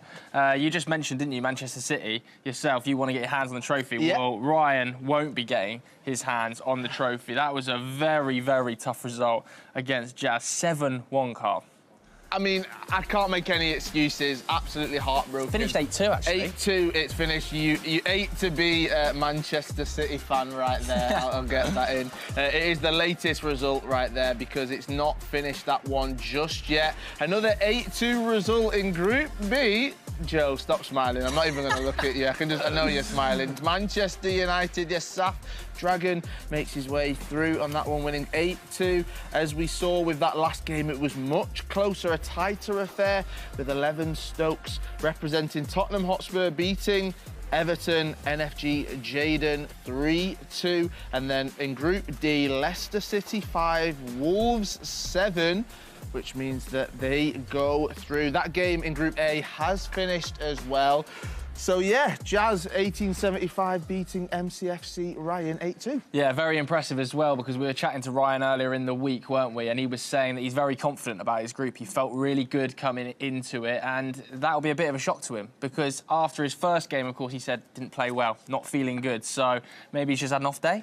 Maybe. That can definitely happen as well. So sometimes it's really difficult because these competitors, they can train, they can put so many hours in, and then they get to these competitions, they get to the tournaments like the EPL, and it just doesn't go their way. It doesn't go their way. One man's way it has gone, though. Our lowest ranked player in the Esports side of things, Sean Flossy, representing Wolves. Let's go to Richard and Brandon. What's going on? I mean, this is ridiculous. I mean, this is the furthest that Wolves have ever been in the ePremier League. Their third time in the competition, we should say. First year, got grouped. Second year, didn't make out the groups again. Year 3, we're looking at a top 8 finish. And Rich, you're going to talk me through some of the goals that this Wolverhampton Wanderers player scored, because he was absolutely incredible. He's up against footwiz Nick Seb of Leicester. Talk me through it. Yeah, I think one of the big sort of moments in these games is just the inexperience. He's sort of playing with what can only be described as sort of naivety. He's got no respect for anybody else, for the simple fact that he's not really played anybody. I've heard rumours that he's not even verified. So he's playing with just a sort of house money. And some of these goals that he's scoring have been simply incredible. That one right there with Bruno Fernandes. And I just want to look at this goal here. This was scored in the game in general. And This dribbling from Alan St-Maximin, there's a reason he's in the squad. He might not be the highest rated player, but it's the 5-star skill capability. Just watch this goal right here. That close control, left stick dribbling, waiting. He gets the ball here into Bruno Fernandes, and then the reverse elastico. That skill move, the reverse elastico, is an exquisite skill move. Very simple to execute, just a simple flick of the left stick in any direction. Better than the normal elastico because it exit and it also hasn't been patched this entire year. It's a skill move that you have to get into your arsenal. And we have to talk about this, Rich. 88 Global Series ranking points this man has got. That's from just Weekend League alone. What's he saying to the rest of the pack of this competition and people watching at home that you don't need to be playing at these European tournaments? Just turn up, play your best FIFA and go knock out the big names and book a top 8 finish? It's ridiculous. Yeah, absolutely. But I think as much as he's played and played incredible, there's other names that are sort of getting through, and I don't think we have given enough recognition. Diogo, big one from Chelsea. I think Stokes right there, getting through the group stages and not playing his best, but still getting through. He's going to be one to watch. And I would probably say, for me right now, Tottenham as a football club are the favourites to go and lift the ePremier League. Wow, there you go. I mean, on the PlayStation, they've got just as good, haven't they? In, of course, hashtag Tom, the man that won the competition last year. Also, quick mention as well to Healy of Arsenal. Yeah, he's also booked a top 8 finish, and a player that we haven't really spoken about, but that's just a couple of goals from the man of Wolverhampton Wanderers who's booked a top 8 finish. We're going to pass it back over to Joe and Kyle to chat about that man. Guys, incredible story. Oh, incredible indeed. That is what the EPL is all about. It's so great that I've mentioned it before. We can shine a light on all of these competitors, and they're really taking their opportunity with both hands, Joe. Definitely. I'm delighted to see Sean Fossey doing so well. Ololito versus Stokes we're going to be looking at after the break as well, so I'm really excited about that one. I mean, it's getting more and more exciting. We're moving into the quarter-finals next, and this is where all of the action becomes even more heightened because they're thinking about the finals. They're thinking about making it to Friday as well. If they can make it through this next matchup, they've booked themselves a day on day 3 of the EPL. Yeah, and let's not forget that we've got Liverpool versus Manchester United coming our way, Carl, haven't we? I mean, that's huge right there. There's so many games that are coming up, so make sure you do stick around with us. Yes, we're moving into the quarter-finals of the ePremier League, and we're going to be looking at Ololito, who's representing Leeds, taking on 11 Stokes, who's playing for Tottenham. That's coming your way. We'll see you after this break.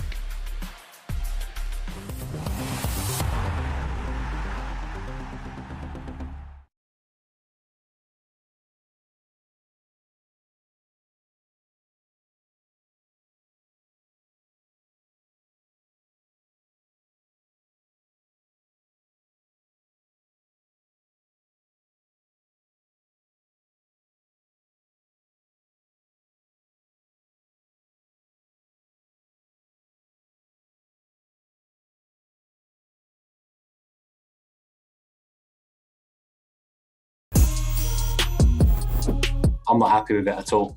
What are you not happy with? Minor, for starters, I could at least be in the 80s. I've been 70 for the last 3 years.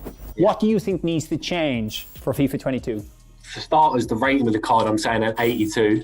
Okay. Pace, I reckon we could go up another 10 to 75 at least. I think that's not being, I don't think that's being too harsh. Shooting, I reckon, can go up to 44 now.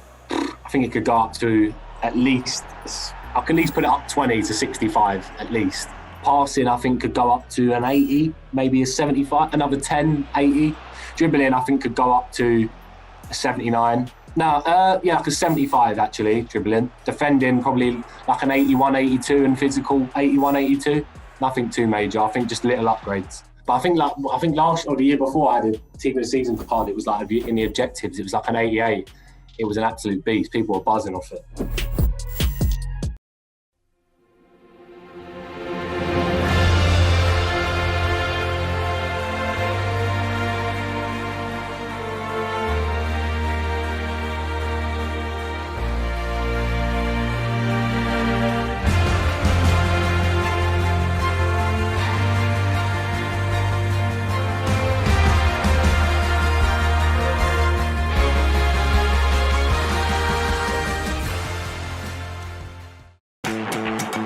Trezeguet now gets away from his man, a chance to strike it. Stops up. Oh, it's beautiful from Mark Marley and Bournemouth.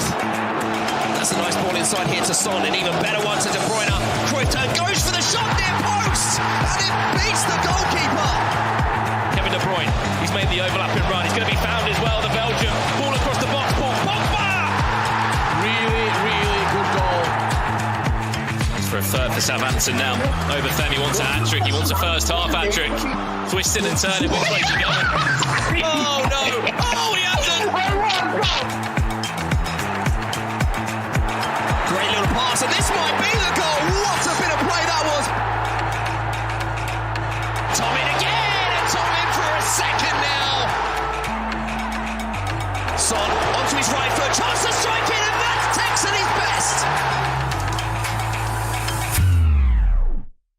Who do you think is the fastest player in the club according to FIFA 21, Ox? It's got to be Sadio. Well, it is Sadio, 94 pace. Is there anyone else you'd have up there alongside him, Robbo? Joe Gomez. FIFA got down the second fastest in the club as Mo Salah. Oh, shock. Yeah, well, of course it is. It's just to keep his fans happy. That's all that is.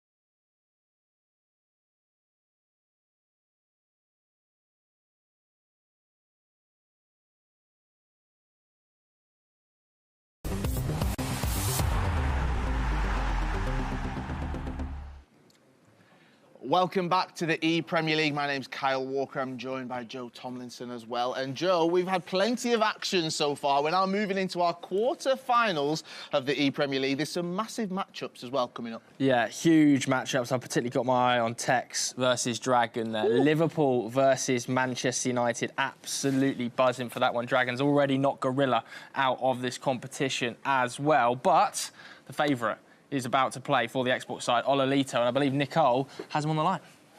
I do indeed. Ololito, how are you doing? You've had a very good competition so far, haven't you?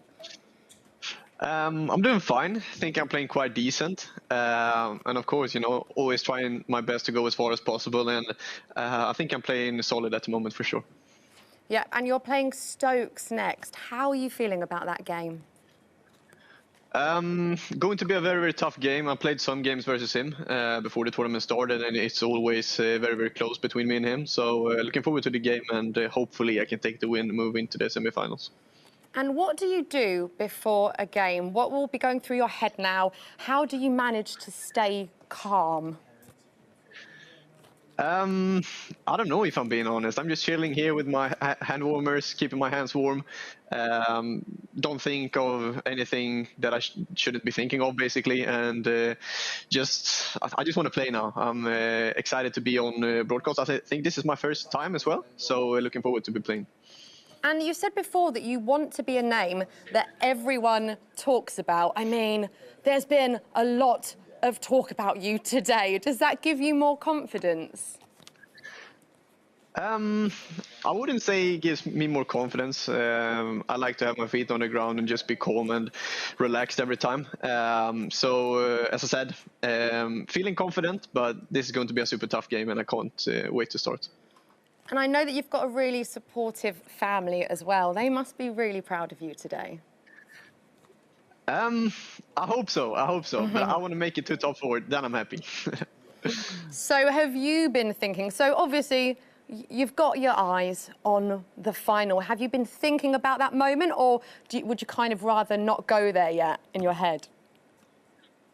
No, as you're saying, I take one game at a time. As I said, I have a very, very tough game now against Stokes. So I'm just focusing on that game at the moment and to see if I make it through. And hopefully I will be in the final on Friday. Well, good luck to you. Thank you so much. Back to you guys. Cheers, Nicole. Yeah, sounding pretty confident there. Ololito, has to be said. We can have a look at some of the other goals that we saw just a minute ago. This is, of course, West Brom versus Manchester City. Jazz really putting down a marker in this competition against Ryan Pessoa, who himself was pretty confident earlier in the week coming into it. But has to be said, this was some result. It was a bit of a jaw-dropper. This finished 8-2. And I think a lot of people will be surprised about that. You know, Jazz taking the first leg 4-0 and then taking the second leg 4-2. And you know, at one stage it was 7-0. Like this is a serious marker laid down, isn't it? By Jazz. It is indeed, and you're looking at two competitors who've got a wealth of experience right there. 8-1 it was. Ryan gets that penalty, puts it away, but it was just another consolation. Moving into another game, Saf Dragon representing Manchester United. I don't know what he tried there with Penandes, but he managed to score the second chance, the rebound. And he was taking on Aston Villa's Gwigsy right there. Both of those games ended 8-2. One thing we can promise you, there's going to be plenty of goals, and we move into our quarter-finals right here, Joe. I said before, the action gets so much more heightened. Everyone now is thinking about Friday, thinking about the finals. Can they do it? Let's find out. We can go to our next game right there. Richard and Brandon, it's over to you guys. Thank you very much, gentlemen. Yes, there's only 8 teams that remain here on the Xbox in the ePremier League. We say goodbye to 12 of the clubs that came out to try and be the last one standing. By the end of play today, there will be just 4 Premier League clubs left, with 4 players left on the Xbox, Richard. Our game of focus will be Leeds United against Spurs. I mean, this is Leeds' first ever ePremier League season. What a season they look to be having at the moment. Not only what a season, but what a player as well in Oliolito. It's going to be a magnificent watch, this game. I'm expecting lots of goals, a very tight first leg, and I think the second leg is going to explode into life. But Kyle Walker's probably just jinxed us and said that there's going to be loads of goals, so it's going to be a 0-0 penalty shootout. I mean, just a quick word on Stokes, as you said. Had a very interesting run in his group in that bracket. He lost to Jaden by quite a scoreline. Yep. Then, as I think Onset said it perfectly, in terms of it always seems to be the case in FIFA Esports. The person that wins the first time round doesn't win the second time round. And it just flipped on its head there. And that man on your screen ranks 70th in the global series rankings. But he's no introduction. He's a veteran in the competitive FIFA scene. Is 11 Stokes. Of course, that's Gareth Bale's esports organisation that he founded a couple of years ago now. The question is, Richard, though, he's up against the man that's 5th on those rankings, and a man that's looking to get this game started with the perfect goal in Sadio Mane, teasing that back line back to Saka on the finesse, and it's only taken 3 minutes for Leeds United to get underway in this quarter-final. There's a reason that we've been speaking so highly of Oliolito. He was a favourite coming into the competition with Leeds United. And Bukayo Saka, what a finish that is. Tucked into the top left corner. Oliolito 1-0 up in our quarter-final. I was going to say, Richard, let's just remind you who has got through in that final. It's Leeds and West Brom from Group A. In Group B, it was Healy of Arsenal and Dragons Manchester United. Group D, we saw Tekkz, of course, a former ePremier League champion, go through alongside Sean Flossie. What a story that is for Wolves. A chance coming forward now for Stokes, trying to bundle his way through with Marcus Rashford. And, of course, last but not least, in Group C, we saw Stokes and Diogo of Chelsea able to break through. Of course, the other game that's underway at this moment in time is Arsenal against Wolves. I think 2 of the lesser-known players in this one, Richard, who've had a brilliant run in this tournament for their team. The furthest that Wolves have ever been in the ePremier League. Flossie, a relative unknown coming into the tournament. The lowest seed in the tournament, 88 global series ranking points to his name. Goes to show what can be achieved.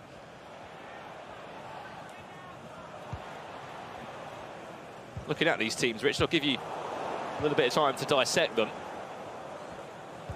Maybe people will be wondering why he is so good. Here's Oliolito, chance to make it 2. Sadio Mane is so clinical. And Oliolito ensuring that every single Leeds fan watching right now is having the time of their life in the Premier League. In at that near post, Sadio Mane on the left foot. He even moved the goalkeeper to the near post with Joe Hart. Joe Hart, not every other day to remember here at ePremier League. From that foot freeze, Sadio Mane. Position change from a left winger to a striker, going to do all the business for Oliolito. Well. Look at that score in the top corner of your screen. The dream story for Wolves continues in the ePremier League. Remember, we're only playing up to the semi-finals today, the top 4, as that is what will happen on Friday. We'll have 4 players left on each console, all battling out for the chance to call themselves the ePremier League champion. Sean Flossie having the tournament of his life right now.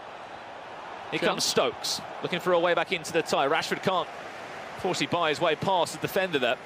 just as I wanted to talk to you about Oli Lito's team, why is it so good? I mean, it's the same team that he's been able to use throughout this whole tournament process. Saka, cheeky chip, maybe not on his own. Oh my days, Oli Lito makes it 3-0.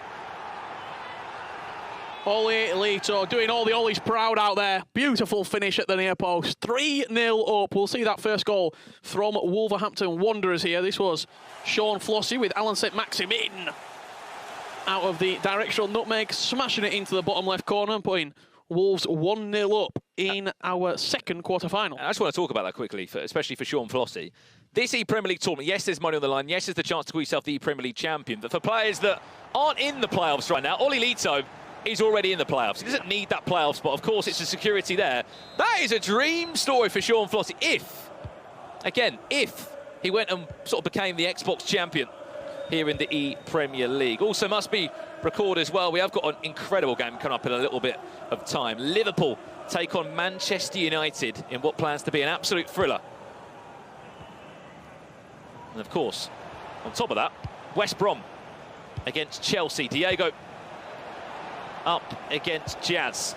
That's your final 8 on the Xbox side here in the ePremier League. Here comes Stokes again. It was quite a frustrating last leg for Stokes. He's getting into the right areas. He's finding the right opportunity. It's just that final ball, isn't it? That final combination that just hasn't been on his side in terms of a skill move. It's not necessarily a skill move, but just that final piece to the puzzle is missing right now, whether it be a skill move, whether it be a shot or a pass. Whereas on the other side of that, Oli Lito, he's looking remarkable in the attacking third. He's had 3 chances, scored 3 goals.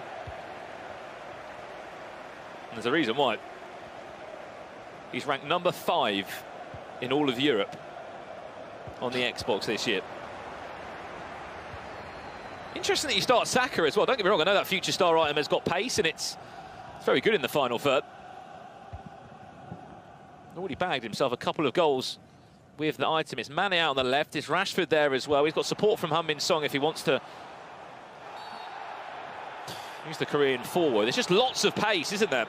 Stokes, a frustrated figure right now in the bottom half of that webcam. Nothing's really happening for him, and as this game goes on, normally in FIFA Esports we say the game's 2 legs, you've got loads of time to get back into it. Oli Lito's a different player. He is a champion. He's won previous events, and he really is sort of got that winner's mentality. He doesn't let leads slip, typically. 3 goals, that would be a capitulation for the Swede. Here comes number 4, maybe. Saka, he'll two in the box, back to Heung-min Son. Can he find De Bruyne on the edge of the box? De Bruyne will pick up possession, links back in with forward. Of course, you cannot forget Tom Stokes has been a playoff champion before out of hundreds upon thousands of players. That was, yes, some time ago, but still, those moments never leave you as a FIFA player. Top 8 at the FIFA E World Cup as well. Can't forget that. And a player that came back into the scene after supposedly giving up for a period of time. It was the best decision he's ever made to come back and pick up all the success that he has. Reece James away from fullback. That's what he's dealing with right now, having to get that future star item of Chelsea foot. But look at the space to exploit on the flip side. Is Mane. Rashford will try and make that loop and run into the box. He's also got Son on the back post. There's Saka there as well. They're all lining up. Zinchenko has been very good defensively as well. Son looking for goal number 4. Teasing. Stokes does well. Oh, brilliant save from Hart. You needed Joe Hart right there. Just sort of saying that showdown plus Zinchenko. Wolverhampton Wanderers, 2-0. This is the fairy tale story for this man. Sean Flossie is having the time of his life. And look at the goals he's scoring, oozing with confidence. 3 or 4 step overs inside the box. The first shot unsuccessful, comes back to him, Elastico. And they rifle past the goalkeeper. Chance, Stokes, this needs to go in, does well. Fortunately not well enough to just get that extra inch past Virgil van Dijk there at the half-time whistle in the first leg. 3-0. Oli Lito does lead. I mean, a brilliant start, so clinical has the Swede been in this game. So good going forward, Richard, and it's just so difficult for Stokes to let alone get a chance or even get a goal. And the one sort of real redeeming factor that's going to come out of these highlights is the fact that Olilito didn't have 10, 15 chances, but the chances that he did have, he was scoring. Sloppy pass there in the midfield, and it's just such a quick counter-attack. That ball in behind for Sadio Mane. He's one-on-one. Do I ball roll? Do I go past the goalkeeper? Even though he moved him to the near post, he still hit it, and Mane still scores. And now Saka in that one-on-one just tucked past the goalkeeper at the near post. And in the second half here, in the first leg, you see multiple changes coming on for Tottenham Hotspur's player in Stokes. Yeah, I think Stokes saying, I want to have a go of Saka and see what he's all about. It's a double Arsenal change, actually, so if you're a Spurs fan, maybe look away. It's Odegaard and Saka that come onto the field. Of course, we are playing on FIFA Ultimate Team with Premier League players only in use. Stokes currently 3 goals down. He's got plenty of time left. Still a second leg to come. Mane does well. Brilliant feet in the box. Again, it's another great tackle. And just a quick word on Sean Flossy. Do you think it's helped that he's not been on stream massively today? Yes, he was on stream against Tekkz, and that would have been a really testing game, but he's just been left to just go about his business, hasn't he? But even that game against Tekkz, it was still a very good performance from the Wolverhampton Wanderers man. Into Heung-min Son. Oh, that's an awful finish. Tried to line up the shot, didn't he? Instead, he just kicked the grass. Is he on chance? Rashford, is he on? Needs to score this for Stokes! Going for that ball roll, and it's just often too late. You can understand why he's frustrated. He's done everything right. It's just not been able to gauge that extra pocket of space that he was looking for to get round the goalkeeper to make it a guaranteed goal. Well, he's also so frustrated because that's not the first time today where he's had an opportunity in a one-on-one and it's not gone in for him. Oh no, Olilito to make matters worse. So that's an own goal. That is an own goal to forget about.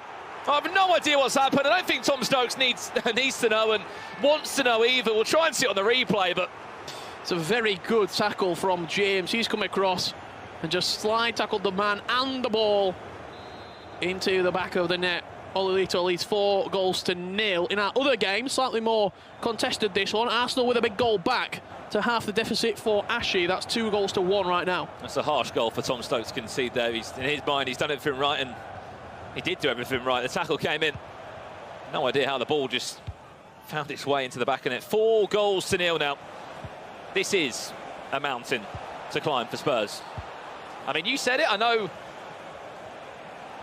you might not want to back it up now, but you said Spurs might have one of the better chances of winning the Premier League. Still got another day, Brandon. Still got a PlayStation to come up. Still got hashtag Tom to play. But right now, Leeds United looking for a 5th goal in the first leg. Son round the corner to make matters worse. It is going to be 5! And it's 5 of the best for Leeds United. Leeds United fans rejoice around the nation right now because your player in Olilito is doing Leeds proud. First ever season in the ePremier League. And boy, what a season it is. What a tournament it is for Leeds. Yes, we said we've already said goodbye to 12 clubs. After these next couple of games, we'll be saying goodbye to 4 more. At the moment, it looks like Leeds and Olilito will be the first name in the hat for Friday's finals. Yes, he was a name that everyone was talking about. Chance Stokes has to score! Surely! No! There's still no way past Olilito. Stokes just simply cannot buy a goal right now. Whatever he's doing in the final third doesn't seem to be working. And the even more frustrating part of that is your opponent, everything is going for them. Anything that he gets inside the box, he's just gobbling it up. Chance for another one. Mane now. Not that time. Couldn't squeeze it past Joe Hart on that angle. 70th minute now, ticking over. 5 goals to 0. Just something for Tom Stokes to take out of this game for Spurs is needed. A goal. Most definitely. Doesn't help that your opponent is so clinical, as you've said, in the final third. He's had so many opportunities to get reps in this year in Global Series tournaments outside of the Premier League. Hence why he's 5th on the rankings, just offside. Well, 6 goals in that game. Again, though, what do we talk about? You've got to stay in front. Even when your opponent gets a goal or 2 back, Sean Flossy still got that 2-goal cushion, Richard. Now 4 goals to 2. Wolverhampton Wanderers leading against Arsenal. On the side of that, Tottenham Hotspur struggling to do anything here against Olilito and Leeds. Marcus Rashford just turning straight into Virgil van Dijk, and whenever those white shirts flood forward, it looks like Olilito is in to score. This was the goal here for Flossy to send him into that 4-2 lead. Joining the action back right now, Marcus Rashford will blow past the goalkeeper just offside. Wolves still lead 4-2. Remember, whoever wins goes into Friday's final of the ePremier League. Chance needs this to go in. Marcus Rashford, scoop turn well. Fortunately, scoop turns into the tackle of Virgil van Dijk. Olilito playing out of his skin right now. Incredible stuff. Defending well, attacking well. He's even had a little bit of fortune on his side as well, especially with that fourth goal. And this is a very tough task as well, because Tom Stokes is a top FIFA player. He's been a champion in previous FIFAs. He's been highly regarded as one of the best players, not only in the UK, but in the world. And I'll be honest with you, Olilito is making him look very ordinary right now. And Stokes is a special player, but I think that also just goes to show how good Olilito is playing right now. I think many would have said he was the favourite coming into this for Leeds. Arsenal get a goal back. That's Healy of Arsenal. Only 4 goals to 3 now. Watch that in the right top corner. We've still got 2 quarter-finals also coming up today. It's West Brom against Chelsea. That's Jazz against Diogo. And the big one. It's a fan's favourite in real life. I'm sure it'll be the same on the virtual pitch. It's Manchester United Dragon up against Tekkz in Liverpool. The former ePremier League champion, last year's Xbox console finalist. Rematch, actually, from 2019. Liverpool and Man United met in the grand final, the cross-console final for all the marbles. It's Kyle Lees representing United on that occasion. Different player, same team. Last chance of the game then. Can Stokes have anything to cheer about in that first game? Bruno Fernandes. Back to Mane. Charles Rashford. Something! There's something for him to hold on to. Just 1 goal.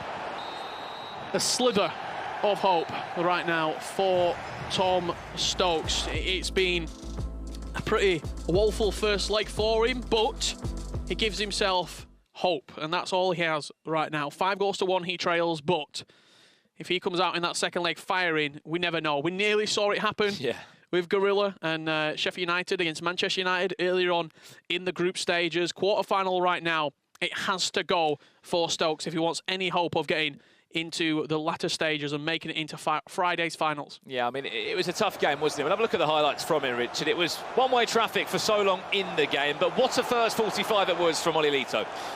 You just see that close control dribbling. Saka was the recipient of the assist and the dribbling from Sadio Mane, but Mane got a goal to add himself at the near post.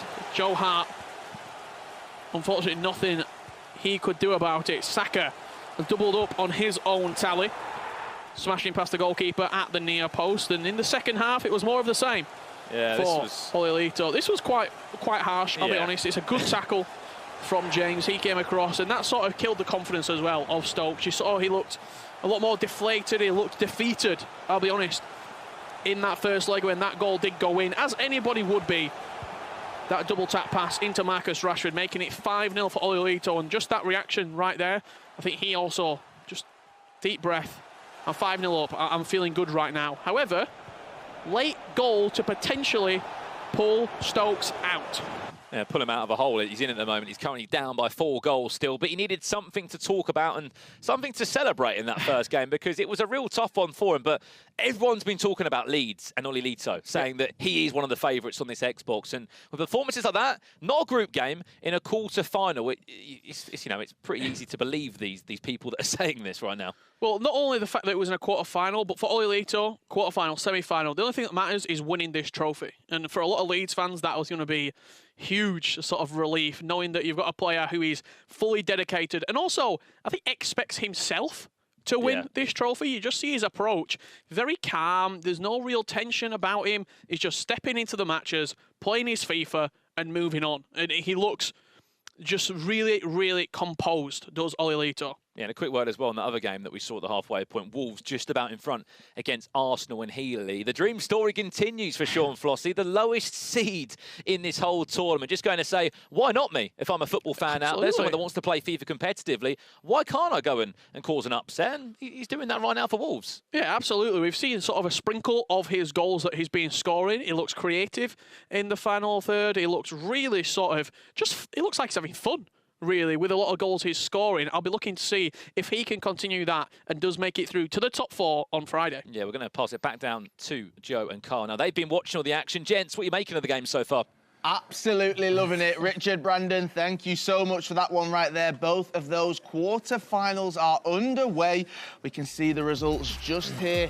That first matchup we were watching, Ollie Lito playing for Leeds, 5-1 against Stokes for Tottenham. And then in our other quarter-final, that is happening, Arsenal taking on Wolves. It is Sean Flossie, 4 goals up to Healy's 3 right there. Those 2 quarter-finals have got 90 in-game minutes to go, and then we'll find out who progresses through, Joe. Yeah, absolutely buzzing. I'm keep banging on about that fixture as well. One to watch, Tekkz versus Dragon, Liverpool versus Manchester United, a historically huge Premier League fixture, and we're going to see it in the EPL here. But it has to be said, we spoke to Ollie Lito, or Nicole did, like 5-10 minutes ago. He was very confident coming into this one, and it's proved to be 5-1. It was, yeah. He came out, he flew out the starting blocks right there. That is why he's at the top of the FIFA Global Series rankings.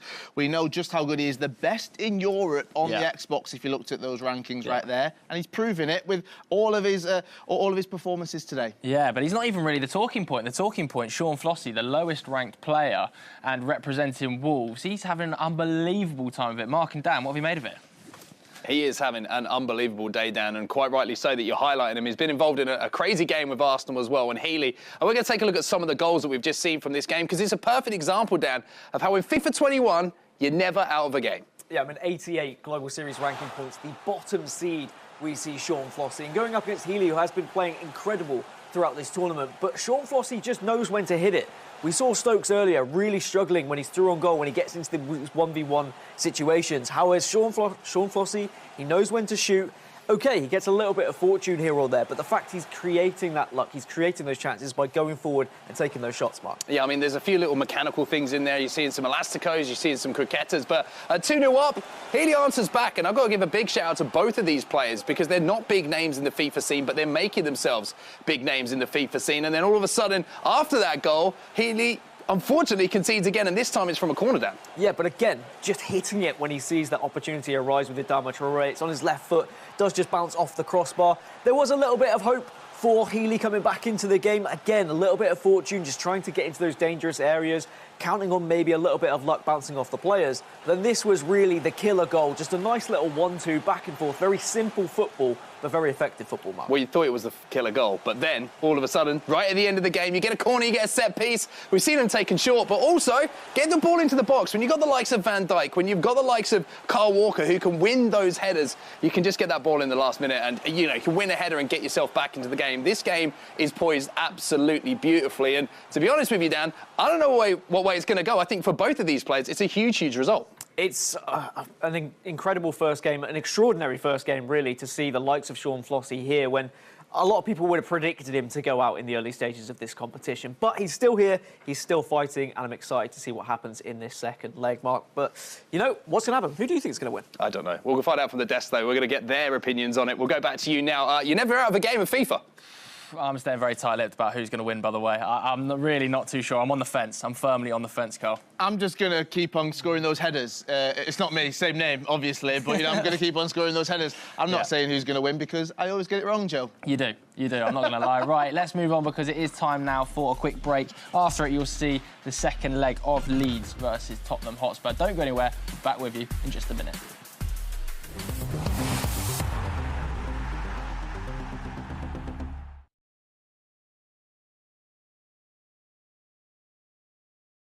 Good result there. That's the final whistle in North London. Harry Kane steps up yet again for Tottenham. Big points in the bag. What are your Great game, Harry. Cheers, mate. Such a clinical finish from a top-class striker.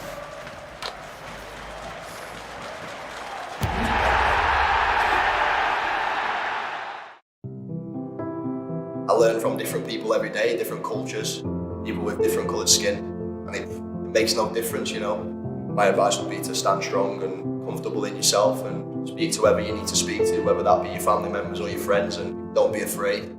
We're teammates, regardless of our skin colour and our ethnicity.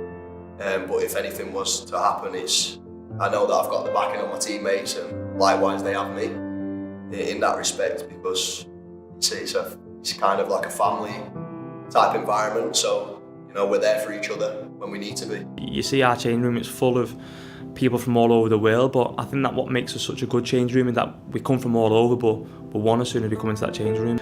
I think especially my teammates, it's not necessarily being captain, it's more being a friend and knowing that they can come to me for anything they want, and if something was to happen on a football pitch, outside of football, whether that may be, all the lads in that change room know they can ring me straight away, and we'll get it sorted, and we'll sort out whatever's going on straight away. I think now we all know that racism's there, and it's about not waiting for it to happen. It's making sure we do things before it happens, because it's important now that our eyes are all open to the matter and that we're all trying to make change, but it's important we use our platform to make change. You know, everything can help. Some people like a hug, other people just some support or speaking or encouraging. I think at that moment you just feel like you need some positivity and you want to feel like you're in the comfort zone and protected.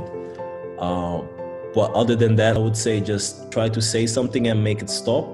And then, yeah, just trying to understand more about the situation. I think it's so important that you create that bond, and when you're in that team environment, you want to stick up for your mates and make sure your mates are feeling okay and not going through any unneeded stresses. It's important to ask, your teammate to your right, to your left, how are you? Because you don't always know what people are going through behind the scenes. It's always important to talk, no matter how young you are, whether it's to your teachers, to your friends, to your manager, to your boss at work, to your parents. It's just vital to talk, and there's so many people out there that will want to help. I had good family members. My nan was a big role model for me, and even still now, I still stay in touch with my one of my old school teachers now, and I've got decisions I need to make. I ring him and, what do you think of this? I think it's just recognising, who the good people are around you and actually keeping them tight and holding on to them, because the older you get, you do realise that actually they've been a massive help and you'll need them even when you are an adult. For this moment, black people need everyone's help, and then let's fight racism the way we try and fight the virus, by coming together.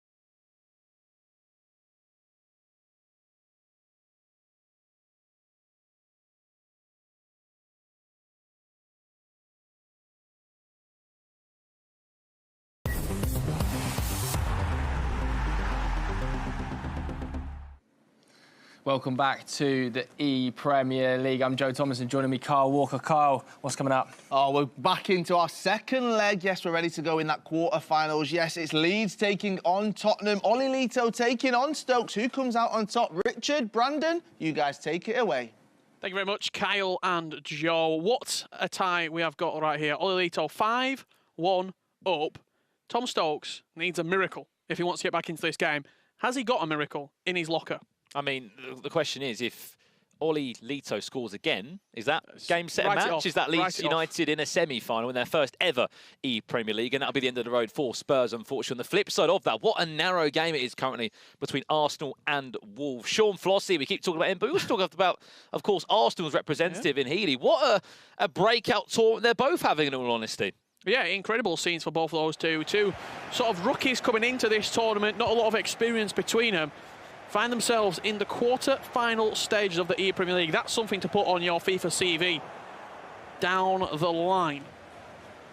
Here we go then. Second leg underway. Spurs from left to right. In that white shirt, blue shorts, white socks, of course.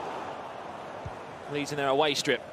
from right to left here. They'll be over the moon with the start that their Xbox representative is having this year. In Oli Lito, one more goal for me would send him into a semi-final. Looks to find it early. Saka, where's that cutback? Humming songs in the box. It was a great idea. Oh, still could be alive. Stokes has got to start better. He has to score the first goal if there's any chance of a comeback. Look at the space. Mane, Son, they interchange superbly well. Mistakes like that have to be eradicated from Stokes' game if he wants to try and perform this comeback. We saw, as you said, an incredible game earlier today. Stokes coming forward numbers.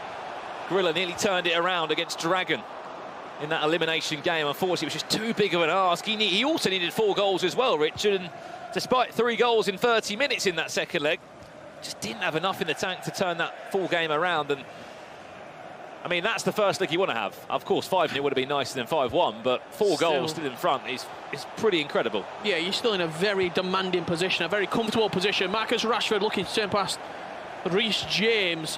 One of our quarterfinals is 5 goals to 1. The other one, 4 apiece. It's a running race. Now look, Mane's on side.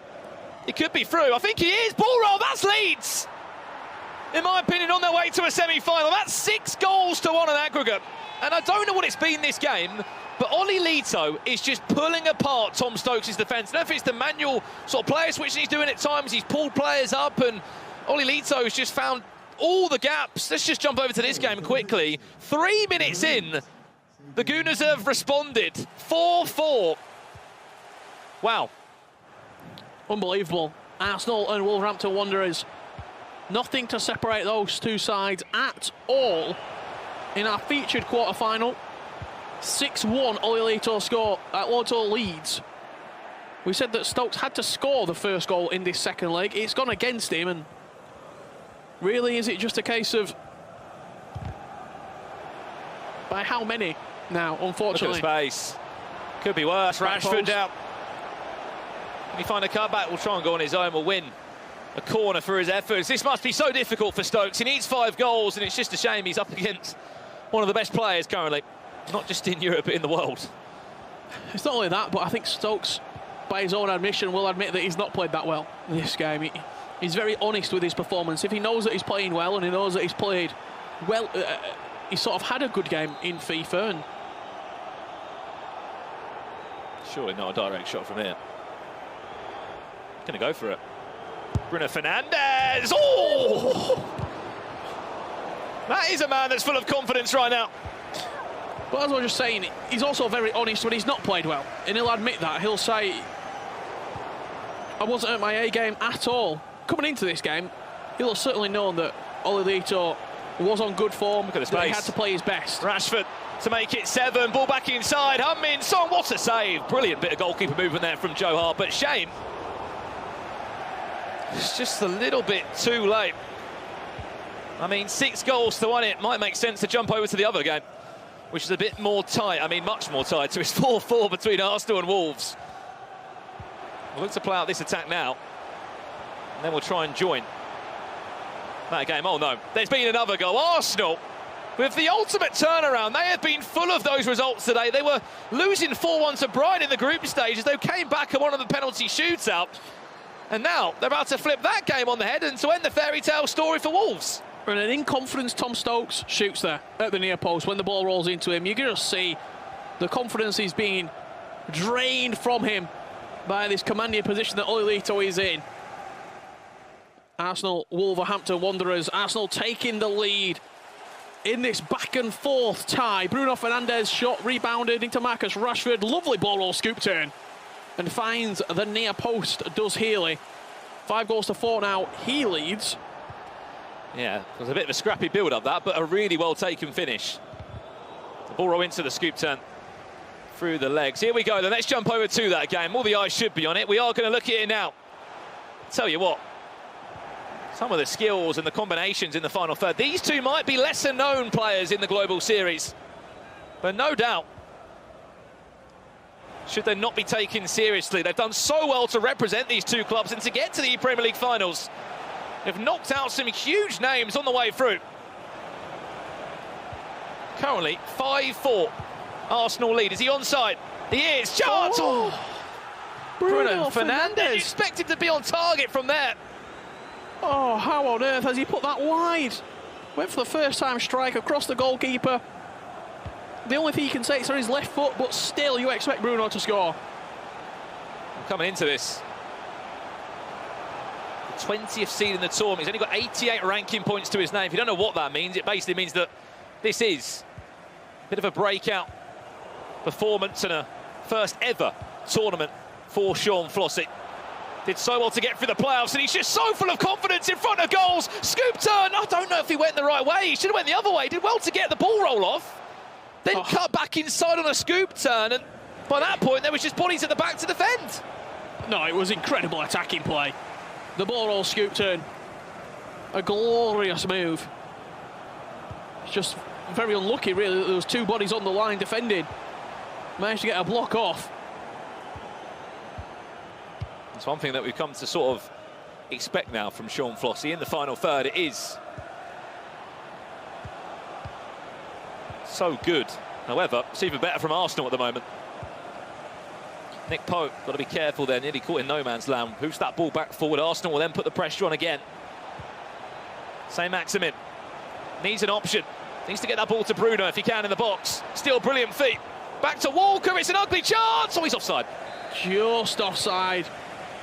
Looking to cement his position by adding that 6th goal for Healy.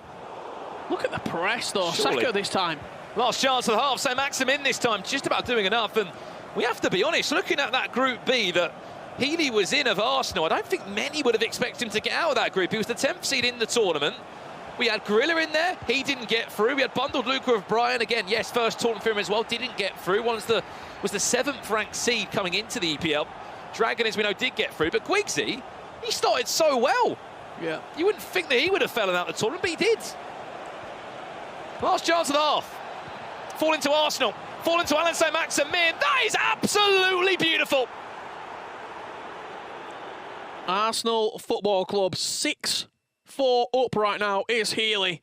You see the formation he's playing. If you want to take some notes at home, 4-3-1-2. What a performance that he's putting on right now, and sort of typical Arsenal back in the day when it was that va-va-voom style of play. He is what a goal. Just the confidence that he's playing with. I think you look at what Flossy's doing as well. When he lost against Tekkz, because he didn't lose massively, he didn't get smashed by him, you take confidence from that. You take a lot of confidence sometimes from a loss.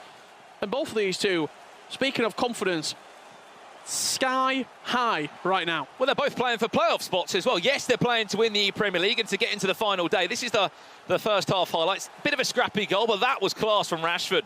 Scoop turn through the legs. This goal, picture perfect from Healy. Sit back, watch it, enjoy it. Absolutely incredible. Just look at the passing in and around the box. Alan Saint-Maximin with the ball roll, scoop turn back into the space and then just slid across. Chance here coming in for Stokes, and it looks like Marcus Rashford smashing in at the near post. That's 6-2. Still a lot of time left in the second half. If Olelito's controller dies, maybe he might be able to get back into the game. I mean, yeah, it would be a huge ask there. We'll keep you up to date with the second half of proceedings. But back to this game now. Wolves are behind, 6-4. Arsenal, Healy leads. Chance, Rashford. It's so silky! Every single time in the box, he looks like he's going to score. And Sean Flossy, once again, the Elastico of dreams. Yeah, it doesn't matter if it's going inside or outside on the reverse Elastico. It's incredible from Flossy at every single opportunity. Whenever he gets inside the box, he's looking to do a skill move. He's looking to create a dribbling avenue to go down. Arsenal, oh no, it's even better. Oh, the Lacroqueta, why did he not connect onto the chance? You've got to be asking questions how he's not locked onto that.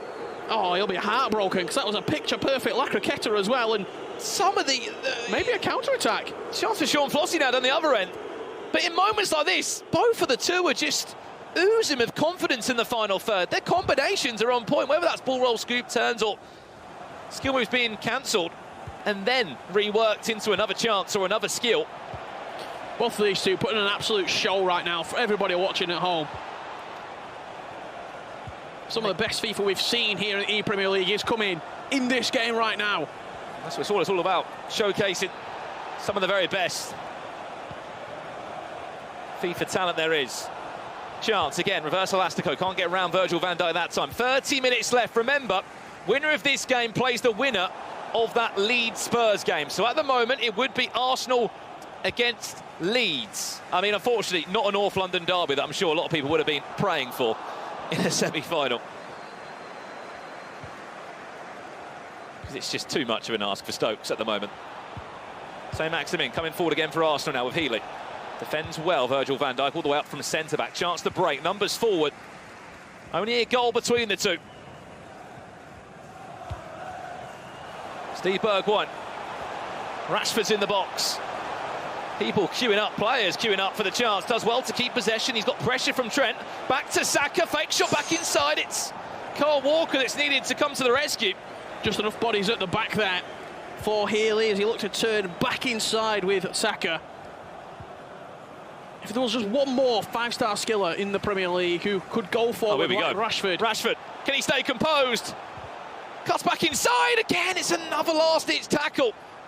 If there was another five-star skiller, the attacking options would be so much more sort of just accessible. There's really a lack of out-and-out strikers, out-and-out attackers. Bruno Fernandes, he's playing striker right there. He was up top. Alan Saint-Maximin and at Cam, Bruno is that striker. So I think that just is a perfect example of the lack of real out-and-out number 9s that we've got here in the Premier League in FIFA 21. I mean, the only players that are strikers, they're coming off on the bench about 65th minute. It's Aubameyang. We saw Giroud make one appearance, I think, earlier today for Manchester City's Ryan, who fortunately is now out of the tournament. But they're more super subs, these strikers, aren't they? Because, as you said, there's other ways you can fit better players into the team. Not only that, but we've got strikers. Harry Kane's rule breaker, Sergio Aguero's flashback. They're not meta, though. They're not skillers. That's always going to bounce over. The five-star skill, pacey attackers, it's Rashford or Saint-Maximin. As we know, that third in form, Rashford is a left midfielder. However, in-game you can move it around, as these pros will do. Winner will play Leeds United. Olelito was up by 4 goals last time he checked in. It's past him. Certainly feels like he's on top now, Sean Flossy. Chance round the corner, here's Rashford. Well played by Healy, who came from behind in this game. He had the first half of dreams. 3 goals he scored. One more would maybe conclude the tie for him and send Arsenal into a semi-final. Chance, goal, Arsenal! Could be on their way to a top 4 finish with Bruno Fernandes at the heart of the attack, and more importantly, with potentially the match winner.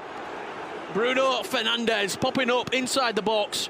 One touch and then just smashed past the goalkeeper. No chance at all that he's ever going to get across. Look at that foot item. 97 shooting, 98 passing, 98 dribbling for Team of the Year Bruno. The best player in FIFA 21 in the Premier League. And he's proved it time and time again today. There's 15 minutes left. 2 goals are needed for Wolves, if there's any hope of extra time or a comeback here. Needs to see the best version of Sean Flossy. Dancing, twisting the box again. He's just offside. That was Alan Saint-Maximin there, finding the perfect combo. Reverse elasticos into the scoop turns, the ball rolls. Everything was coming out from the French forward.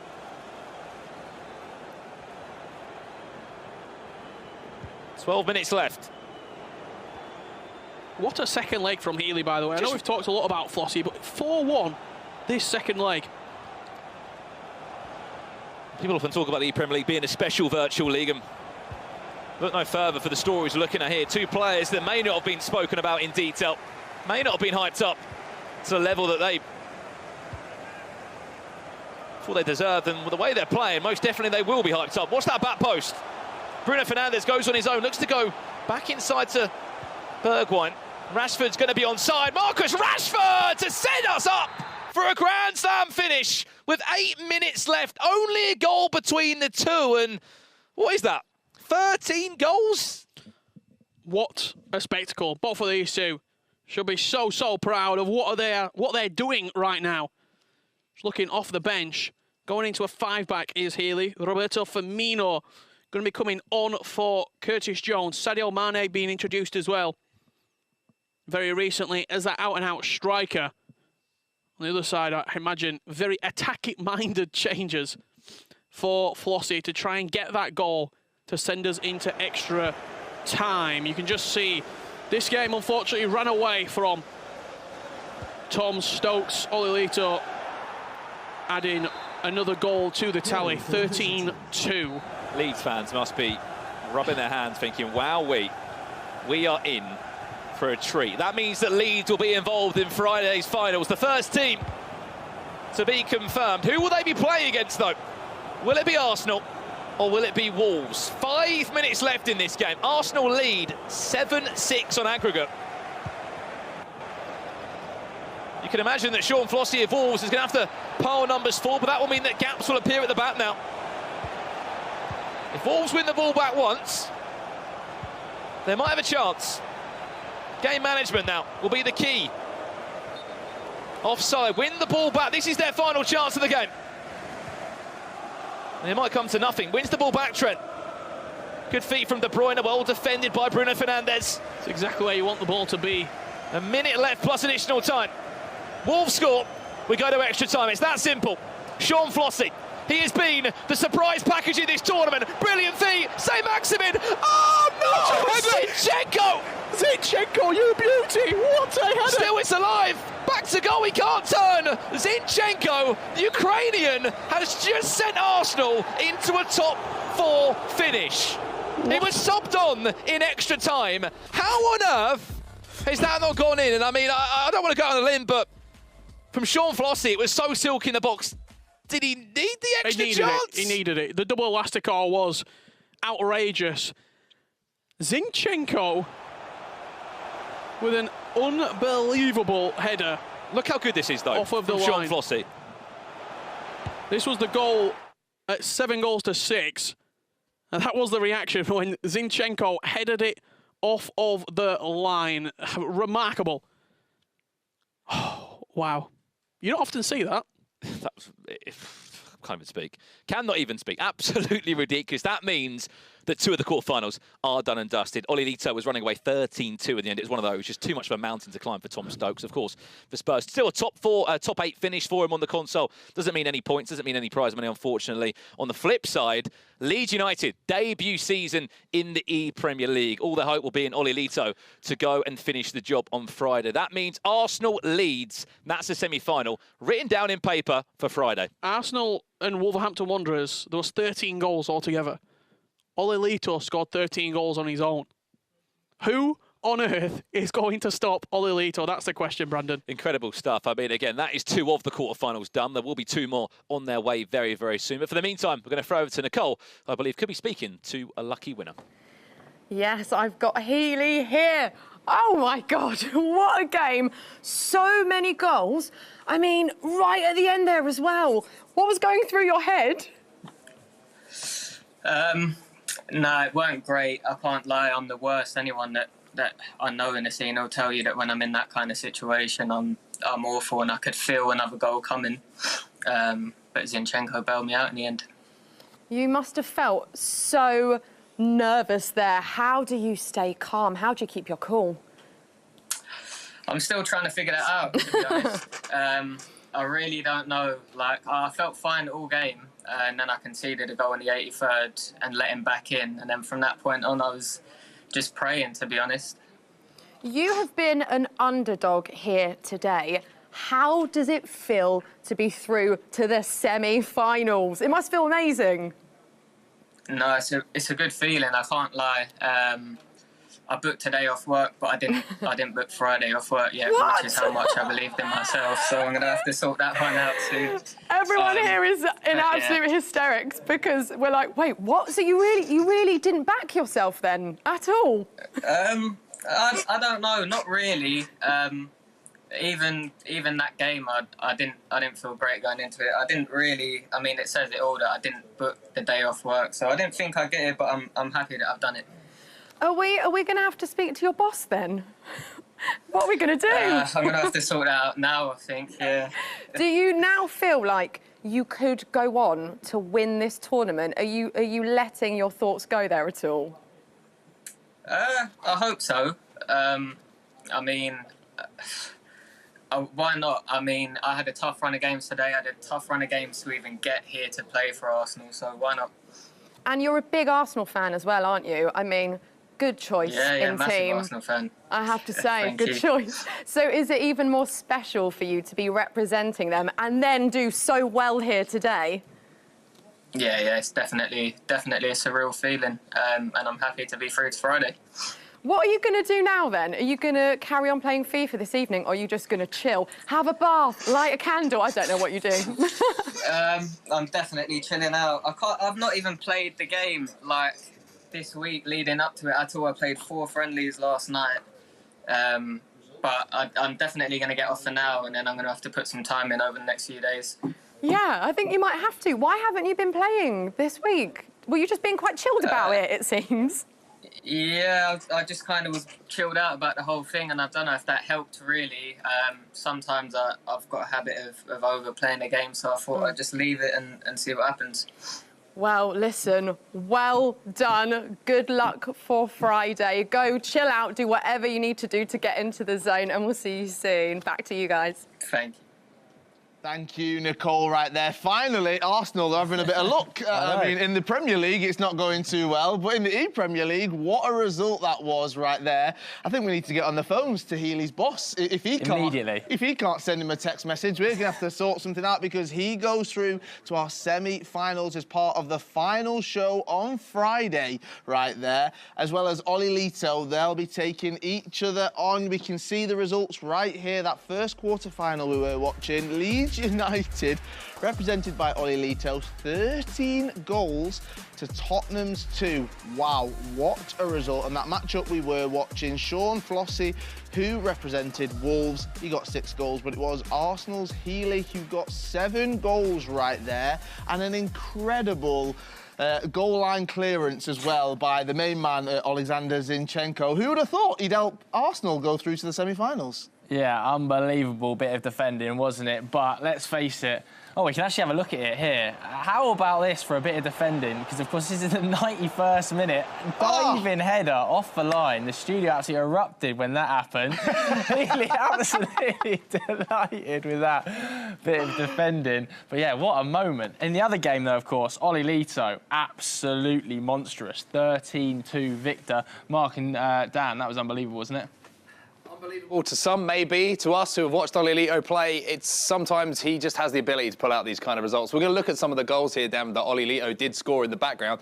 There's a lot of them, so we're going to just let them play through. But, I mean, explain how good a player Oli Lito is to some people who might be watching for the first time. Oli Lito is just technically very gifted, but he also knows how to finish a game and how to just really destroy an opponent. And that's what we'll see in a lot of these goal highlights. We're going to see Tom Stokes looking to try and get back into the game, pressing a lot, pushing his players, and Oli Lito takes full advantage of that. A lot of through balls, a lot of 1-2s like you see here, clean through on goal, but then it's his execution at the end of all these chances. He's very clinical. He's going to always ensure he just ups that percentage, but he's also not going to shoot willy-nilly, but at the same time, he's not going to make those mistakes. And there's one thing here, you know, you talk about his ability to be clinical inside the box. He also is a master of mechanics, and he's going to use the player lock here. And it might seem very simple, but if you pause the clip here, you can see he's controlling this player just off the ball in the middle. You can see that by the cursor over his head. That's an advanced mechanic in the game. That's double-clicking both sticks, flicking it down to the player that you want while you're controlling the ball as well, and just pulling him away 1 or 2 yards from where the defender is expecting him to go. That creates the little angle for the ball to be played into Rashford, a simple skill move, a little heel-to-heel to get the angle, and a simple finish at the end of it. But one thing that always impresses me about Oli Lito, as we're, you know, gifted to watch all of these goals that did fly in, Dan, is how simple he just makes everything look. Yeah, he makes every opponent look ordinary. I think that's what Richard said up on the commentary booth. You can go up against one of the best players in the world, but when you are playing Oli Lito, suddenly you don't feel like you have that power because he just tears you apart. He will find your weakness and he will pounce on it time and time again. He's very good at exposing any sort of defensive weaknesses you have, and that's why we're seeing just all these goals flood in. And okay, by this point, Stokes has given up, he's kind of pushing up, he's just looking for goals, and it was probably an unflattering scoreline for a player of Stokes' calibre, but that's what can happen. And this is another example of how Oli Lito actually plays a mental game very well as well. We talked about the play-a-lot goal that he scored earlier. Well, he does the same thing here. But the difference between this area, this goal, excuse me, and the goal that he scored before is he'll pull Heung-min Son away from the ball. So the defender is then forced, having conceded the goal earlier, to track that. He thinks the ball's going to be played in. So what does Oli Lito do? He recognises the fact that that worked before. Now I'm just going to walk forward into the space that's been created from the player that's been pulled away. Simple ball inside. It's as simple as that. He's just a master of the mind games as well. To be completely honest, Oli Lito is the favourite to win this tournament, not just on the Xbox, but I think throughout the entirety when it comes to that cross-console final as well. There are a few players who maybe can stand in his way. There is the possibility of an Oli Lito versus Tekkz Xbox final if we see both of them get that far. But for now, me personally, I think Oli Lito is just the man to beat. Yeah, I have to agree with you here, and this is a great example. Just this final goal, we'll roll this one back, because we talked about him being clinical, him deadly in front of goal. He's not just got, you know, the ability to get towards goal, it's the finishes as well, Dan. A simple ball in behind, but just recognising the perfect time to chip the goalkeeper and just make things look so easy. And I think when he's going up against Stokes, who made quite a few mistakes in the game prior, where when he was in those 1v1 situations, he didn't really know what to do. Should he shoot? Should he ball roll? And he made a lot of bad decisions. And then he's really learnt a lesson there against Oli Lito, who always seems to make the right decisions. So one more question for you. How'd you beat Oli Lito? It's not really something you should pose to me, I don't think, because I am never going to achieve something like that. Maybe that's a question we have to ask Tekkz later. Well, it's also a question we can ask to Kyle and Joe, so we'll go back to them now and find out. How'd you beat him, mate? Don't ask me. Absolutely no chance. Have you got an answer? No, there's not a chance. Not a chance at all. I'd be able to probably score a goal against him right there. 13 goals against Stokes. What, 26, 30 against me and you? Probably. I reckon. Probably. Yeah, I reckon a good 30 as well, fairly comfortably. But yeah, like we said a minute ago, you know, Oli Lito there scoring 13 goals, and the Healy versus Flossie game saw 13 alone. That's how good and how consistent Oli's been so far today. Yes, it has. And we talk about this game, we talk about this competition right here. You can see just how much it means, not just to the competitors, but when it's 7-6 and the competition, literally your future is in your hands right there. A last-minute goal line clearance right there. I'm sure everyone at home was jumping around on their sofas just like we were here in the studio. This is what it's all about, Joe. Yeah, 100%. It was such an exciting moment. The studio erupted. I'm sure everybody at home erupted as well. But Nicole, who have you got? I am here with Jazz. Hello. How are you doing? How has your day been going so far? I'm good. The day's been going well so far. We've got Diogo in the next round, and I'm hoping to keep the form going. Do you feel like you know a lot about him? You know what to expect? How are you kind of preparing for this game? Yeah, so with Diogo, I played him in Atlanta last year and lost to him. And I lost to him in Paris as well. So it's time to get one of my own back and, you know, hopefully change the outcome of those previous defeats and turn it into a win this time. Oh, so you want revenge is basically what I'm hearing here. Yeah. How important? We need to win. How important is that for you? Yeah, no, it's massive because this is to get into the top 4. I've not secured a playoff spot yet for the rest of the season, so it's a crucial game for me. So yeah, hopefully we can come out with the win. Did the win against Ryan give you confidence that you can go all the way? Yeah, of course. Ryan's the top player, and to win against him, you know, it's given me a lot of confidence. Redlac as well beat West Ham. It was a big game. I played Oli Lito as well, who beat me. But yeah, it's going to be a tough run, but hopefully we can go all the way, and I'm definitely confident and do believe in myself that we can do it. How would it feel then to be there on Friday? Oh, it'd be massive. It'd be massive. Obviously, last time I played in the ePremier League, I lost in the final representing Chelsea, and now we're up against Chelsea. So, yeah, hopefully we can go one further than what I did last time and go for the whole thing and win it. Now, am I right in thinking you're not actually a West Brom fan, but your family are?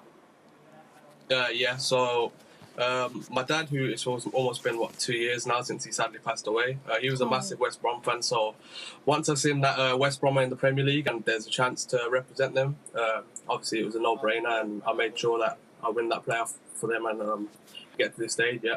Oh, that's lovely. Well, we wish you all the luck in the world. Thank you so much. Back to you guys. Thank you. Nicole, thank you so much. Talking to West Bromwich Albion's Jazz 1875 right there. Right, it's time for a short break, and coming up shortly, we'll be going back into our quarter-finals here at the ePremier League. Yes, we'll be watching Falcons Diogo for Chelsea taking on Jazz 1875 for West Brom. We'll see you after this break.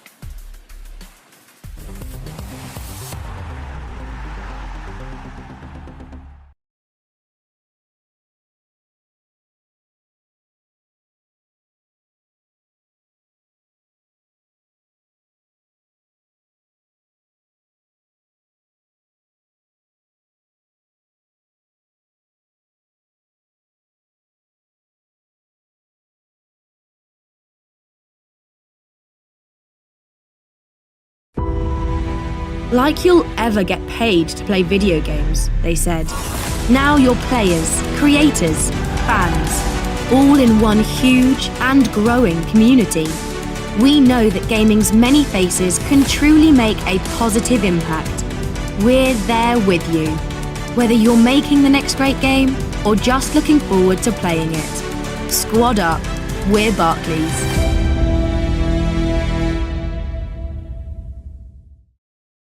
Do you remember your first ever FIFA Ultimate Team card? It was a brown card, and Yeah. he had a 64, I think. Good knowledge. What was it like for the first time you got included in FIFA? Yeah, bro, and I bought me in my ultimate team, but the stats was disaster. Impossible to play with me.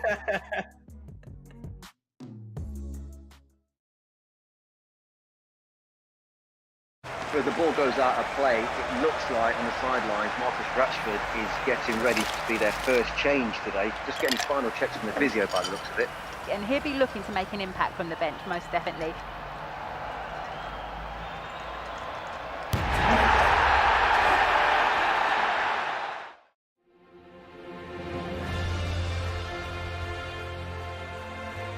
I call my father. It's like a psychologist. He was always trying to say, okay, are you training? Yes. And every day I was training. When I called him in FaceTime, I was always on the treadmill. I've been afforded to spend time, fortunately, with my kids a lot more. But I think having them small moments where I'm perhaps around a little bit more, or catching them at better times to participate in things that I probably wouldn't usually do.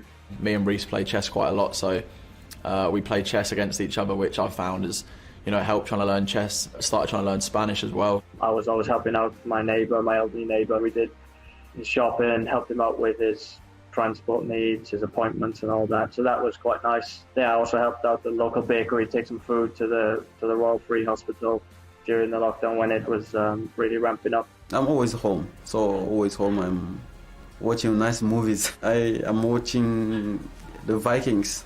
We try to find something on the television or a good book that will take your mind off football for a little while. Music, yes, I vary between my soul and Motown and my classical music. We did a little bit at Christmas as a family. We kept it quite private. Yeah, we helped some local children with food. It is important to get in touch with your friends, your family, your neighbors to make sure they're okay, because some people wouldn't ask for help if they're struggling. One of my New Year's resolutions was, having a bit more contact with friends and family, like checking up on them, and that's what I've tried to do since the new year.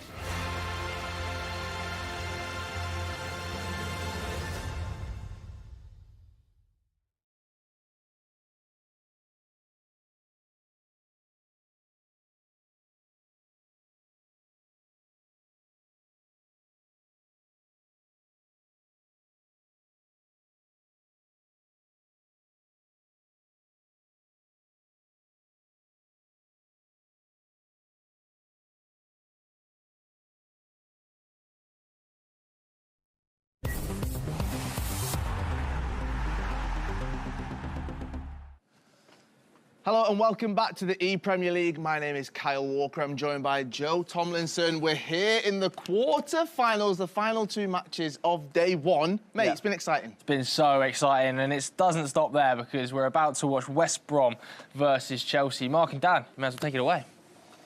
Wonderful stuff. Thank you, gentlemen. It is time to get into our next game. And two players that, if you follow the competitive FIFA scene, you will know a lot about. Chelsea being represented by Diogo.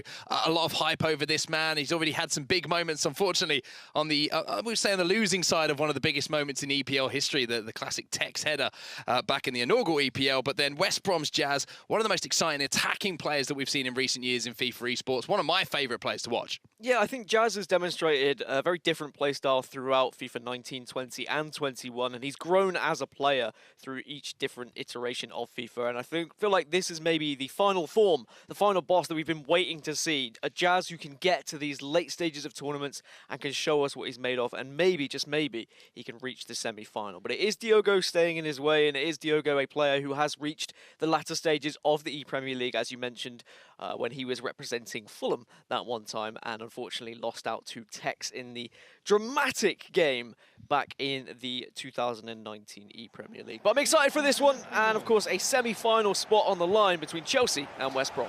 So both these players, like you say, semi-final spot on the line, a chance to make it through. And unfortunately for one of them, that will be the end of the road here. Chelsea fans and West Brom fans both watching with an eager eye on this game.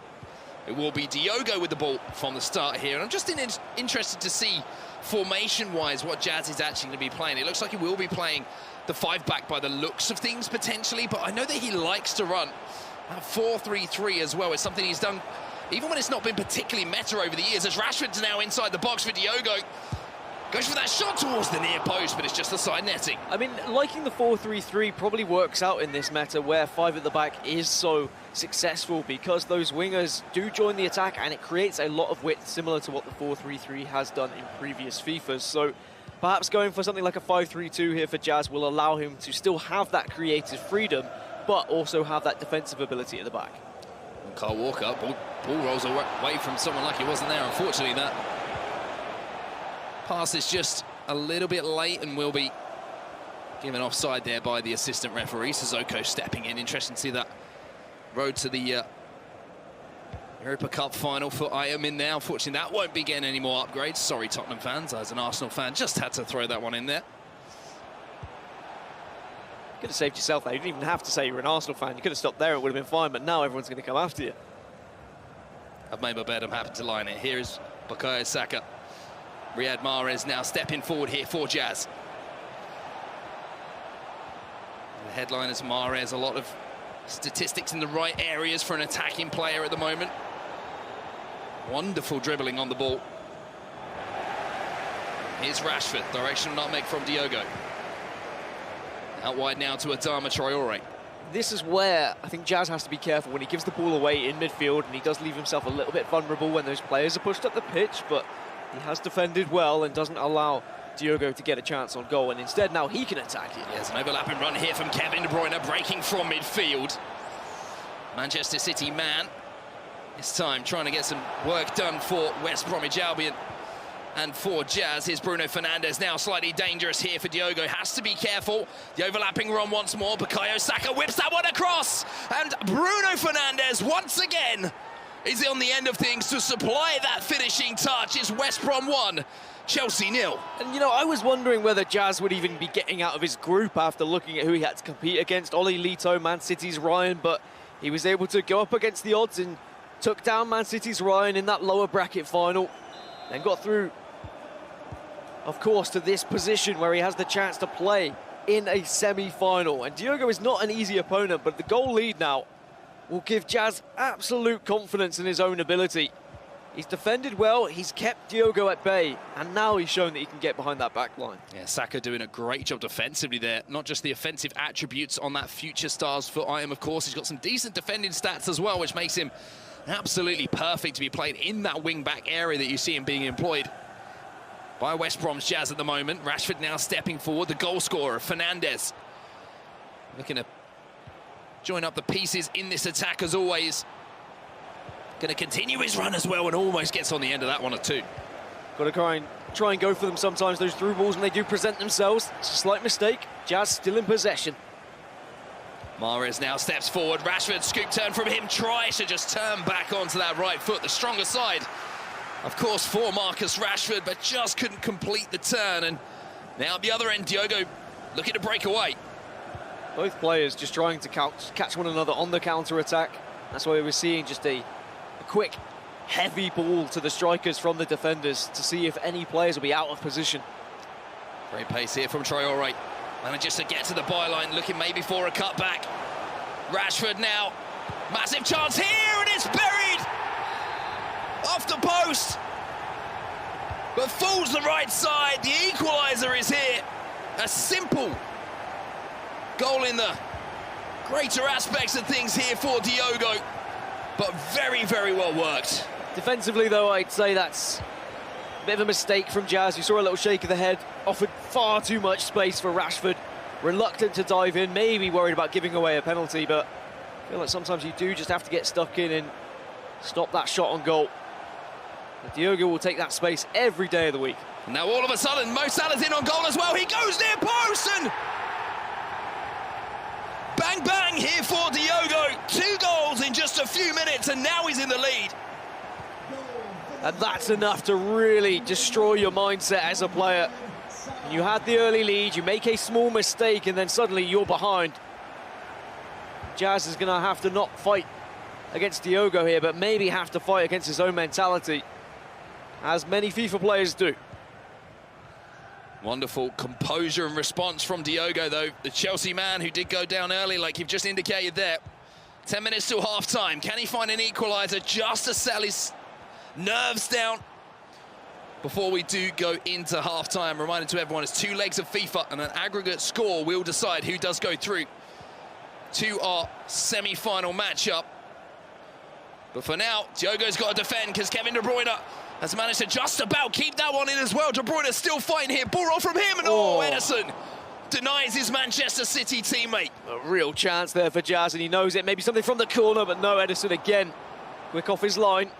Diogo maybe can look to try and counter-attack from the corner. You're always vulnerable from a corner situation. But thankfully for Jazz, the defender's tracking back quick enough. Yeah, Diogo just aware of the time on the clock as well. We'll take a look at a goal coming in from Man United, though, and it is going to be Dragon who gets the first goal in this one.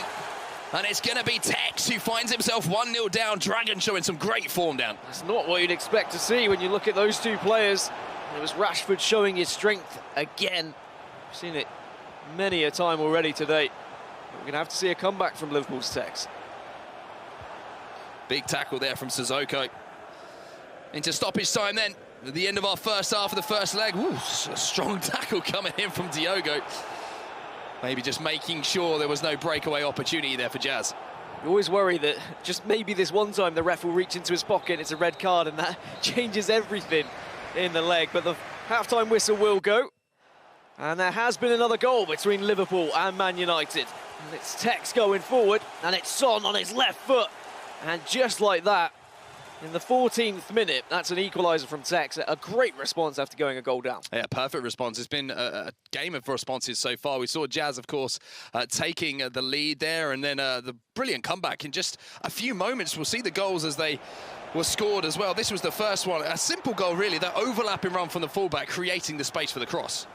I mean, I think Buckley titles it a Buckley ball, didn't he? I think he's trying to claim that one, and I'm happy to give it to him if I'm completely honest. But then, just like this, there was a little mistake there, offering up too much space, maybe too late with the player switching, and Rashford was able to get the shot away. And then only moments later, Diogo also adding extra salt to the wounds, delaying the shot, and then Mo Salah on the left foot. Yeah, just waiting for the goalkeeper movement to come and then sliding it in, like you say, or drilling it in more. Mo Salah there. We're back underway, though, in the second half, and it's going to be Jazz on the attack. Rashford now, cricket a cancel, but as we all know, it's a long, long road around that Team of the Year, Virgil van Dijk. And it's one that wasn't able to be navigated there by Diogo. But here's a ball inside the box. Bruno Fernandes decides to maybe try something a little bit different there, Dan. Yeah, and I'm okay with different. You've got to keep your opponent on their toes. You've got to try and be unpredictable. But as with any attack, you're always going to have the possibility of your opponent then coming back into things with a counter-attack here. And nice flowing football from Diogo. Diogo now getting into the feet of Salah, who continues his run as well. Bruno Fernandes. Making his way across the edge of the 18-yard box. Salah now thinking about that ball into Rashford. Waiting for the run outside of him. Here's Mo Salah. Goes for the strike. Big save from the goalkeeper. I thought it was going to be offside, but it was a fantastically weighted ball, perfectly poised for Salah to get onto the end of it. But really, just too close to the goalkeeper, and Jazz will be thankful that he's not 3-1 behind here. Very difficult to keep up with Diogo when he's just dancing on the edge of the box with Marcus Rashford. Just biding his time, waiting for Salah to make that run. There are goals in this tie. Jazz will just be hoping that he can at least get an equaliser before another one heads back into his own net. Here's De Bruyne out wide this time, inside now to Rashford. You can see a little number situation developing. Big slice of luck here for Bruno Fernandes. Good composure in front of goal though, and haven't been presented with the opportunity. Fernandes will put that one away. And as in real football, sometimes a bobble, a deflection can go in your favour, and you just have to take full advantage of that. Good composure from Jazz. A little bit of frustration from Diogo, but he just has to put it behind him. Recognise where he's been having his chances, where he's found his success, and not be too disheartened. Another goal in the game between Liverpool and Man United, and it's Tekkz who has 1-0 down, who's turned things around now to be leading 2-1 in that game. The Liverpool man get it done once again. I mean, I don't want to say it, but there is a chance of a Diogo versus Tekkz rematch here, back from that first inaugural ePremier League. I'm sure Diogo would love to get some revenge after that one. If that was me, I think I'd be having cold sweats thinking about it every night. Well, plenty of time left here for both of these players. Of course, we've got the second leg to come as well. But not too much between them at the moment. Both taking their chances when they have come. Sissoko now steps forward.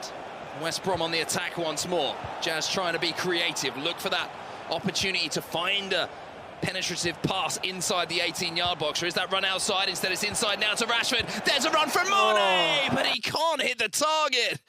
And you don't get too many chances better than that. And sometimes that's the difference from using a Mane to using an R9, for example. But we're going to jump into Liverpool versus Man United live here.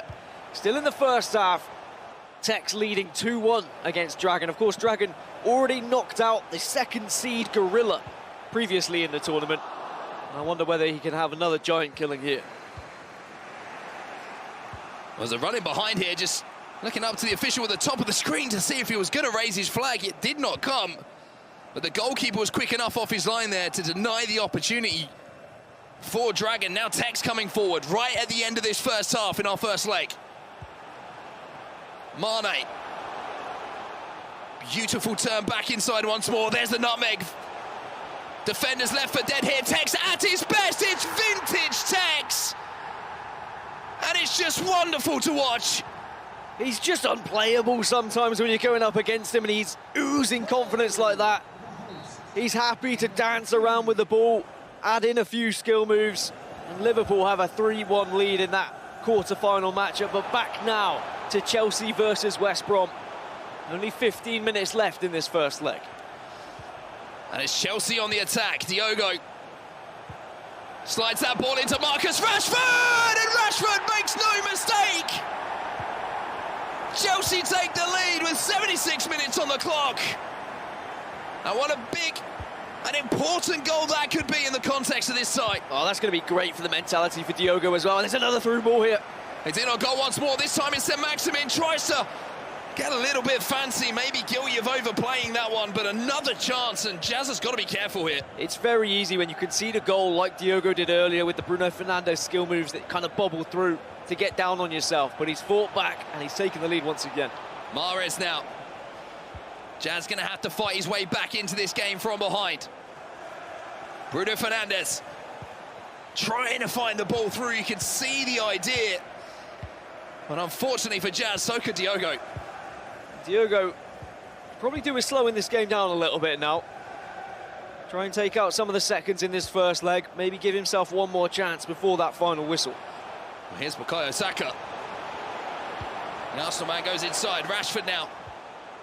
Chelsea looking to find another one towards the end of this game to give themselves a bit of a cushion ahead of that second leg. Will be coming up afterwards. Fernandes, beautiful stuff here from Diogo. Only the attentions of Reece James will stop him. Yeah, just was reluctant to commit to a pass or a skill move there, was hoping that maybe the goal would present itself. Opportunity for a through ball to Mahrez, instead just waiting for the runner, Bruno Fernandes, and the Portuguese man does not miss from there. It's 3-3. What a touch that was as well from Fernandes. And the finish just added to really what was a sublime move that now has us again poised 3-3 between the two. And Diogo at one end having a chance, not taking a risk, giving the ball away, and then Jazz right up the other end. What a game. So well to patiently wait from that run as well from Fernandes. That run came from deep. There was a more obvious ball that you could see that Diogo was desperately trying to defend. Great patience, knowledge of where those runs are going to come, as Van Dijk has to be careful. Right to the death in our first leg, and when it's all said and done here between Chelsea and West Bromwich Albion, it will be tied up at 3-3 as we now jump over in the 60th minute to rejoin Liverpool versus Manchester United. Yeah, Liverpool under a little bit of pressure here. Dragon applying the team press, but Tekkz trying to play himself out. It is going to be a throw-in in favour of Man United.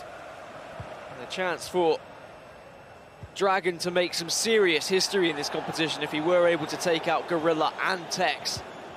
Arguably two of the most famous players, not just in this competition, but in the world. A previous World Cup winner in Gorilla. Of course, Dragon was the coach at that World Cup victory for Gorilla, but now going up against Tekkz, the more recent domination that he's had in FIFA 19 and FIFA 20. He does find himself 2 goals down here, Dragon. Got to be extremely careful here, Texas. Dragon whips that ball in towards the back post, and it's that man again! Bruno Fernandes, this time for Manchester United, who gets Dragon back into this game. And I had a feeling coming into this tournament that Dragon had found the kind of form he was looking for. A lot of success in weekly tournaments. And knowing what a huge United fan is, he was expecting himself to perform with that shirt on, but now comes Tekkz. Well defended. I do think there's a little bit more in this game. It's not just Tekkz versus Dragon, it is Liverpool versus United. And it's Rashford against the goalkeeper now, and Dragon's found the equaliser! And from 3-1, it's 3-3 now. First it was Fernandes, now it's Rashford. Both United players getting it done. Dragon a huge United fan, Tekkz a huge Liverpool fan, and now it's all square between the two. We spoke to the players before the tournament, and the question was asked to Tekkz, who would you like to beat in the final? His answer, Manchester United. It's not a final, but he certainly would not want to go out at the hands of anyone representing United. About as true a Liverpool fan as you could possibly get. I always make the joke that you'll hear more about Liverpool Football Club on his timeline on Twitter than you will about FIFA Esports. Well, 15 minutes to go in this game. And once again, just Dragon with this never say die attitude.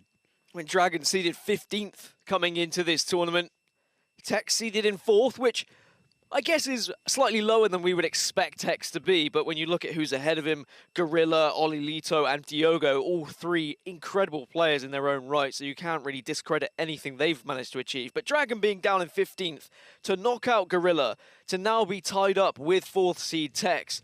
I mean, Dragon is seriously about FIFA, but he is also one of these players that we seriously need to be considering about potentially getting to the latter stages of this tournament. I mean, anyone who gives Tekkz a game, regardless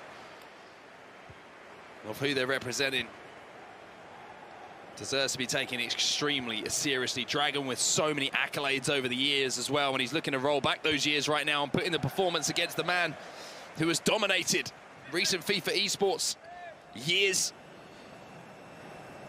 Still a lot of time to go here. Still around 15 minutes in our first leg, let alone the second leg. But if this is what the first leg's got in store, down the second one's going to be even more exciting. Do you want to be playing against an angry Tekkz? That's what I want to know. Saka now inside Fernandes. Edison gets a touch on that one. Jones will pick up the pieces. And I think you're right, Tekkz is starting to play with that little bit of aggression in his game now. Saka whips that one in as well. A little touch from the defender, almost took it into the path of the on-rushing striker Jones now. De Bruyne, pressure building here. Dragon desperately trying to defend. Oh, De Bruyne going all the way around the hard way. De Bruyne should get there first as well. Tekkz somehow working his way inside the 18-yard box, and if not for a stumble, might have been through on goal. But speaking of which, what a ball that is. Mane now. Tekkz tries to take him out. Rashford! Oh, he's turned the game on its head. And just look at that slide tackle from Van Dijk. Tekkz thinking that Mane was going to go all the way. Dragon stops up perfectly, plays the simple ball across. And now, just like that, from 3-1 down, Man United find themselves 4-3 up. And Liverpool and Tekkz rattled here. He was just going up against a wall of defence from Dragon, and the counter-attack perfectly executed. Well, now things are interesting into the final moments of this first leg. Still 90 in-game minutes to play. But the Liverpool man needs to summon a magic Liverpool moment once more. Here's Curtis Jones. Will it be the Liverpool youngster who can supply someone? No, it won't. There are many great moments for Liverpool. Istanbul, Calvert-Lewin at the back post. I mean, they're equally as fantastic, aren't they? But Tekkz is going to need some of that magic. You are quite right, because Dragon has completely turned that game on its head, and Manchester United find themselves with a goal lead going into the second leg. And I think that's the good thing for Tekkz, is there is still a second leg. How many times have we seen Tekkz go behind and then the second leg turn into a completely different player? But Dragon looks very, very commanding in how he's trying to go for these counter-attacks, just absorbing all that pressure, and then he's been clinical in front of goal. I think the concerning thing, though, for Tekkz, if I'm being completely honest, is he was 3-1 up, and usually when Tekkz is 3-1 up, it becomes 4, 5, 6, 7. So some worrying signs here, but still all to play for in that second game. We're going to get the reactions now of Joe and Kyle down on the desk, because that was a crazy round of FIFA. Unbelievable few games there. Could we actually see Dragon taking the scalps of Tekkz and Gorilla? I mean, it's possible. That leg there, 4-3 to Saf Dragon against Fnatic Tekkz. Also, Chelsea and West Brom is 3-3. Do not want to miss this. We'll be back after this short break.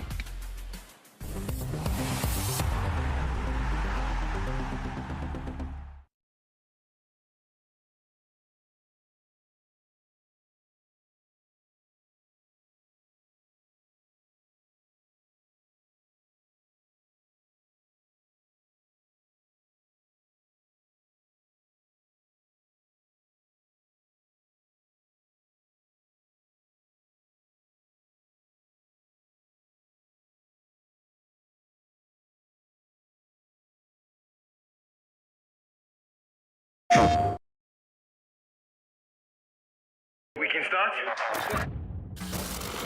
It's your family, your teammates, your squad. This is football. And in football, you are never alone. FIFA 21, win as one. That's sick. PlayStation. So who are you choosing for pace? Pace Adama. I don't think it just is pace, it's the acceleration as well. It changes so quick from 0 to, I don't know, to 30. So the next one is shooting. I'm going to go for Aguero. The way he finishes from inside the box, outside the box is really good.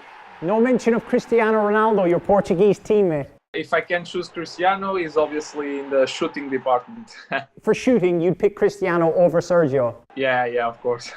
He's quicker, he's taller, I think he's a more complete player. Next up is defending. Big Verge, unbelievable. We all know that unfortunately he had a serious injury. I just want to wish him a speedy recovery as well. But I think he proved and will prove again that he is one of the best defenders in the world, if not the best.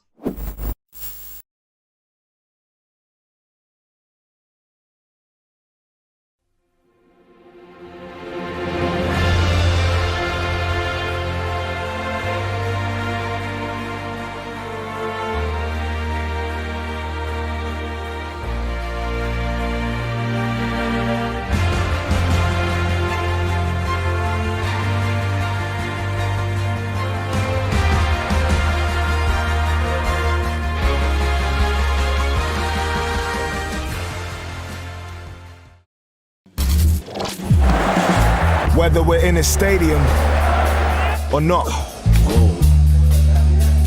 There's no room for racism. Not out there, not in here. There's no room for racism. No room for racism. Anywhere. Take a knee. They kneel in unity. But without actions, Genuinely powerful sight. there are just words. There's no room for ignorance or intolerance, for hate, for injustice, for sitting in silence, for doing nothing. I'm ashamed, I'm embarrassed. We want equality in society and football. We all need to do more. Challenge it. The CCTV will find the perpetrator of that and he will have a lifetime ban. Report it.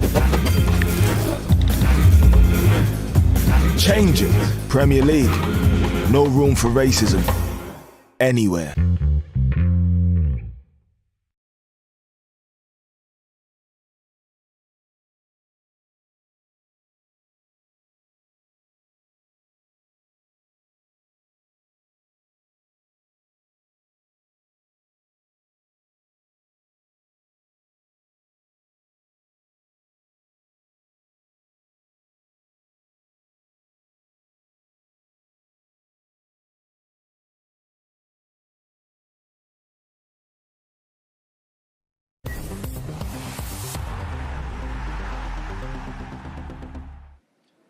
Hello and welcome back to the ePremier League. We're in the business end on day one of the Xbox side of the competition. It's time to get back into the second legs of the quarterfinals. Mark and Dan, it's over to you guys.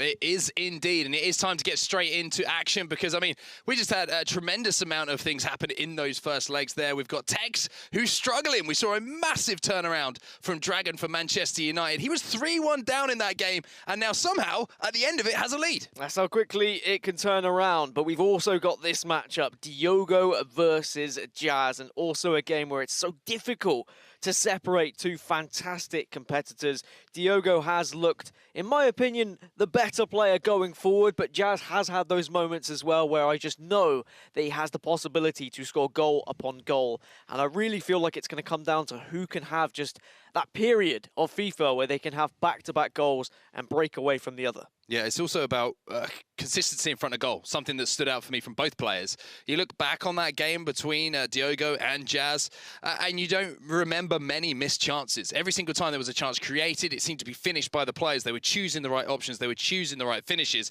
And sometimes it comes down to the goalkeeper making a save. Sometimes it comes down to your striker not hitting the target. Sometimes it comes down to a little bit of brilliance from one of these two players. You can see we're loading in right now, just moments away. Essentially 0-0 in this game as we are playing on an aggregate scoreline, but it's 90 minutes ahead of us to decide who will be moving through.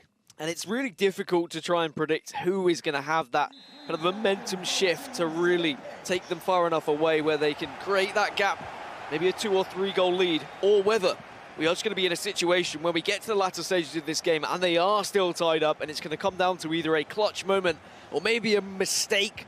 I feel like there's drama in this quarterfinal, as well as, of course, that Liverpool versus Manchester United tie. There's always drama in FIFA esports. And the deeper that you get into a tournament, the more it impacts the players.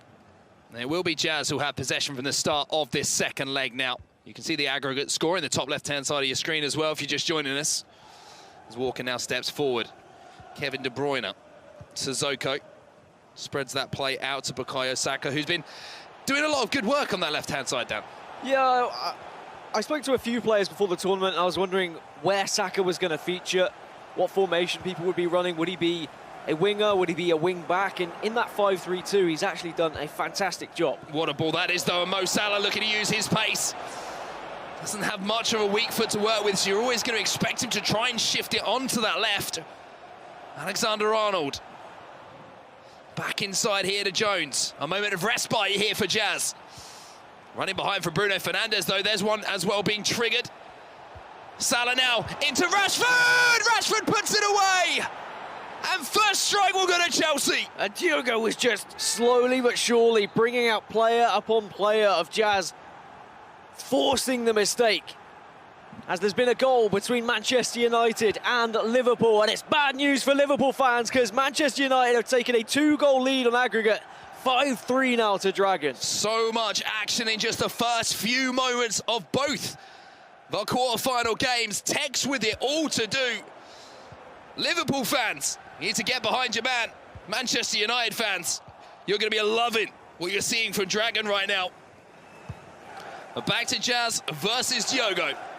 West Brom, Chelsea. Diogo stepping forward. Here's Rashford, here's Bruno Fernandes. Strength of James is enough to deal with him. It's just how Diogo's trying to lure Jazz out of his comfortable spots with his defence. As soon as one defender leaves a gap, that's where Diogo tries to pounce. He tries to initiate those runs to take advantage of the space that's been provided. And that's why he's got the lead, but it is a very slim lead. We've already seen that Jazz can get back into the game at any moment with just one opportunity. And again, it's a matter of being clinical, something that I preach in these games where you have two extremely high-level players. The chances are at a premium, and your finishing needs to be premium quality as well. Here's Rashford, oh! And there's the difference. That's what only a 4-star weak foot can do sometimes. It's all about percentages when it comes to those 4 or 5 stars. You are going to have a lower chance of scoring when you're on that weaker foot. And that could have been an equaliser for Jazz. And I mean, we look at the chance he had previously in the first leg with Mane, for example. That one could have been tucked away by a different striker. Saka once again doing great work on both ends of the pitch here. And Jazz is going to want a little bit of fortune going his way. Maybe feels like he's created 2 really good chances. And that Rashford one was a golden opportunity. Even on his left side there, you do expect Marcus Rashford with that third informed foot item to at least trouble the goalkeeper. Rashford now for Chelsea though. Diogo gonna slide in. Mo Salah versus the goalkeeper. Goalkeeper does well. Fernandes beats the keeper to it. Jones into Rashford. Oh, the keeper makes another save. Oh, it would have been such a good goal as well. Diogo just responding to the ball bouncing back in his path, and then the quick passes, noticing where the gaps were, knowing the goalkeeper was slightly off his line and out of position, as well as all the defenders. The Jazz, thankfully, watched his goalkeeper get back into position. Ooh, and James had to spend like a final disc to get back into position quick enough to cut that one out. Rashford now coming forward for West Brom. Jazz needs a goal here to get back into this just before half-time, just to settle the nerves a bit. It's great movement from Jazz on the ball with the cricketer cancels, the ball roll into scoop turn. He's got everything there. Just needs a goal. So not allow Diogo to continue with this wave of confidence. And the pressure's good. He's been able to win the ball back. And he has been able to create chances. There's still lots of time left. I think that's the good thing for Jazz here. He doesn't need to get too antsy. There's a run through the middle here from Bruno Fernandes. Isn't going to be used this time. Instead, more steady build-up. Diogo doing a great job of pressuring the ball, though. Player switching phenomenally, and there is the perfect example of what can happen when you do so on the defensive end. Wins that ball back and just releases all the pressure that was building from Jazz. Jazz stepping up so far with Van Dijk there. It is going to leave a quite hefty gap at the back. That gap has been found by Rashford as well. Fernandes. Van Dijk now back into position. So a more traditional attack being formulated here. Will bide his time and slow things down as we approach half-time here. De Bruyne given far too much space. De Bruyne maybe thinking about hitting this one as well. Instead, it's going to be passed off to Rashford. Step over from him, doesn't use that run from Traore. Running behind now from Salah. Diogo, cricketer. De Bruyne just teasing the defenders at the moment. And for Jazz, this has got to be agony. It's exactly how we saw a goal scored earlier. Maybe there was another chance there. As Diogo, he just tries to bait Jazz into biting. Jazz did dive in, but thankfully he got his second defender in a place to stop the through ball. But that is going to be slightly detrimental. Chance for a counter-attack here in the dying moments of the first half. Right at the end of the first half. Salah now out wide. Trying to drive at the defender, and he's going to do so. Show a bit of strength about him as well. Oh, it's beautiful from Mo Salah. And it's beautiful from Diogo, but the only thing missing was that finishing touch. One goal, the difference between the two players as we bring the first half to an end. But again, you can feel the tension in every single pass, every single shot, and every single tackle in that game, Dan. Quite right for Jazz just to clear it there as well. He knew that Diogo was in the ascendancy and he didn't want to offer him another opportunity before that halftime whistle went. But on the ball, I mean, Diogo looks fantastic. It's how patient he is. Look at him just baiting out those players for Jazz to try and win that ball back. And as soon as he saw a slight gap emerge, he took full advantage of it. As we have now kicked off our second half of this second leg. 45 minutes left for Jazz and West Brom to try and find an equaliser. It will be Diogo with the ball, and he's looked so comfortable with possession at his feet. The Chelsea man.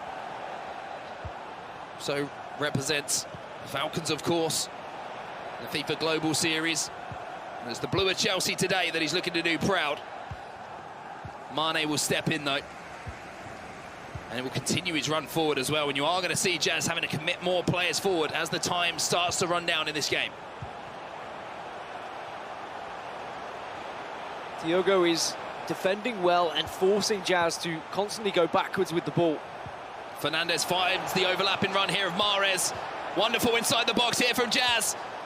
Pass across here to Kevin De Bruyne. Doesn't pull the trigger. Second by the cherry, though. Fernandez. Rashford with a bit of breakdancing on the edge of the box. And it isn't going to pay off this time. As soon as I said that Diogo was kind of forcing Jazz back, Jazz suddenly has been able to find gap upon gap. And arguably could have had a shot at goal with Kevin De Bruyne. Tried to up his chances of scoring by delaying that extra second. Gone against him here, though, but certainly warning signs. You can see Diogo's player switching, trying to anticipate the passes that are going to be coming forward from Jazz. The difficulty of that is it looked brilliant if you get it right, but if you step out once and there's a delay on the pass, you leave that space in behind that can be exposed. It's a very advanced way of defending on FIFA, using that right stick switching, but you get it wrong. With those runs in behind, you can cause yourself problems.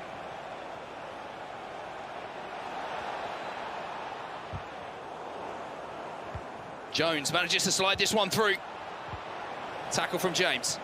Good challenge again. Defensively, Jazz is stepping up to the plate now.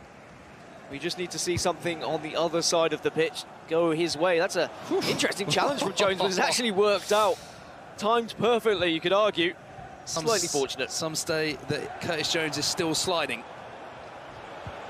And if Fernandez tries to flick that one with the outside of the box, and now Curtis Jones, who was finished sliding, he's back on his feet. Will be part of this attack. Here's Bruno Fernandez. Dangerous times here for West Brom. Gets the ball back inside the box. It's beautiful from Fernandez, but not quite the angle. A lot of patience again, though, from Diogo. Trying to force the mistake from Jazz, but he's not necessarily taking the initiative in trying to go for something and take a risk. Instead, he is hoping that Jazz is going to dive in and almost gift him a goal. And I guess we have to look at how Jazz has been defending and the fact that he hasn't been biting for those challenges and allowing there to be too much free space for Diogo. Around 25 minutes left in this game. And Jazz needs a goal. West Brom need a goal. And maybe it's going to come here from Bruno Fernandez. Doesn't get a hold of it, though. Simple save for Ederson. Usually expect Fernandez to test the keeper a bit more from there. Yeah, I mean, if you hit it at the right power and you hit the sweet spot, you do see them sometimes sail into the top corner. Not on this occasion, though. Diogo still has the lead. Now it's Bruno Fernandez charging in the defence. Salah trying to get on the end of it. Ederson will be quick off his line, though. And now you can see a pause being cued, which means tactical changes you'd imagine for both players. But Jazz is the one who's got to force the pace here. Still needs this goal. Yeah, it's time now to throw everything in the kitchen sink forward for Jazz. Wonderful ball through. Mane on the overlap, goes back inside here to Rashford. Croqueta cancel. Jazz starting to flow a little bit here. Mahrez into Bruno Fernandez. Well read, though, by Diogo to stay on your feet there and change direction. In such a massive moment, cannot be commended enough. It's whether Diogo can take advantage of this, though. Counter-attack, men forward for Jazz. Danger here. Rashford, maybe a chance to strike. Rashford!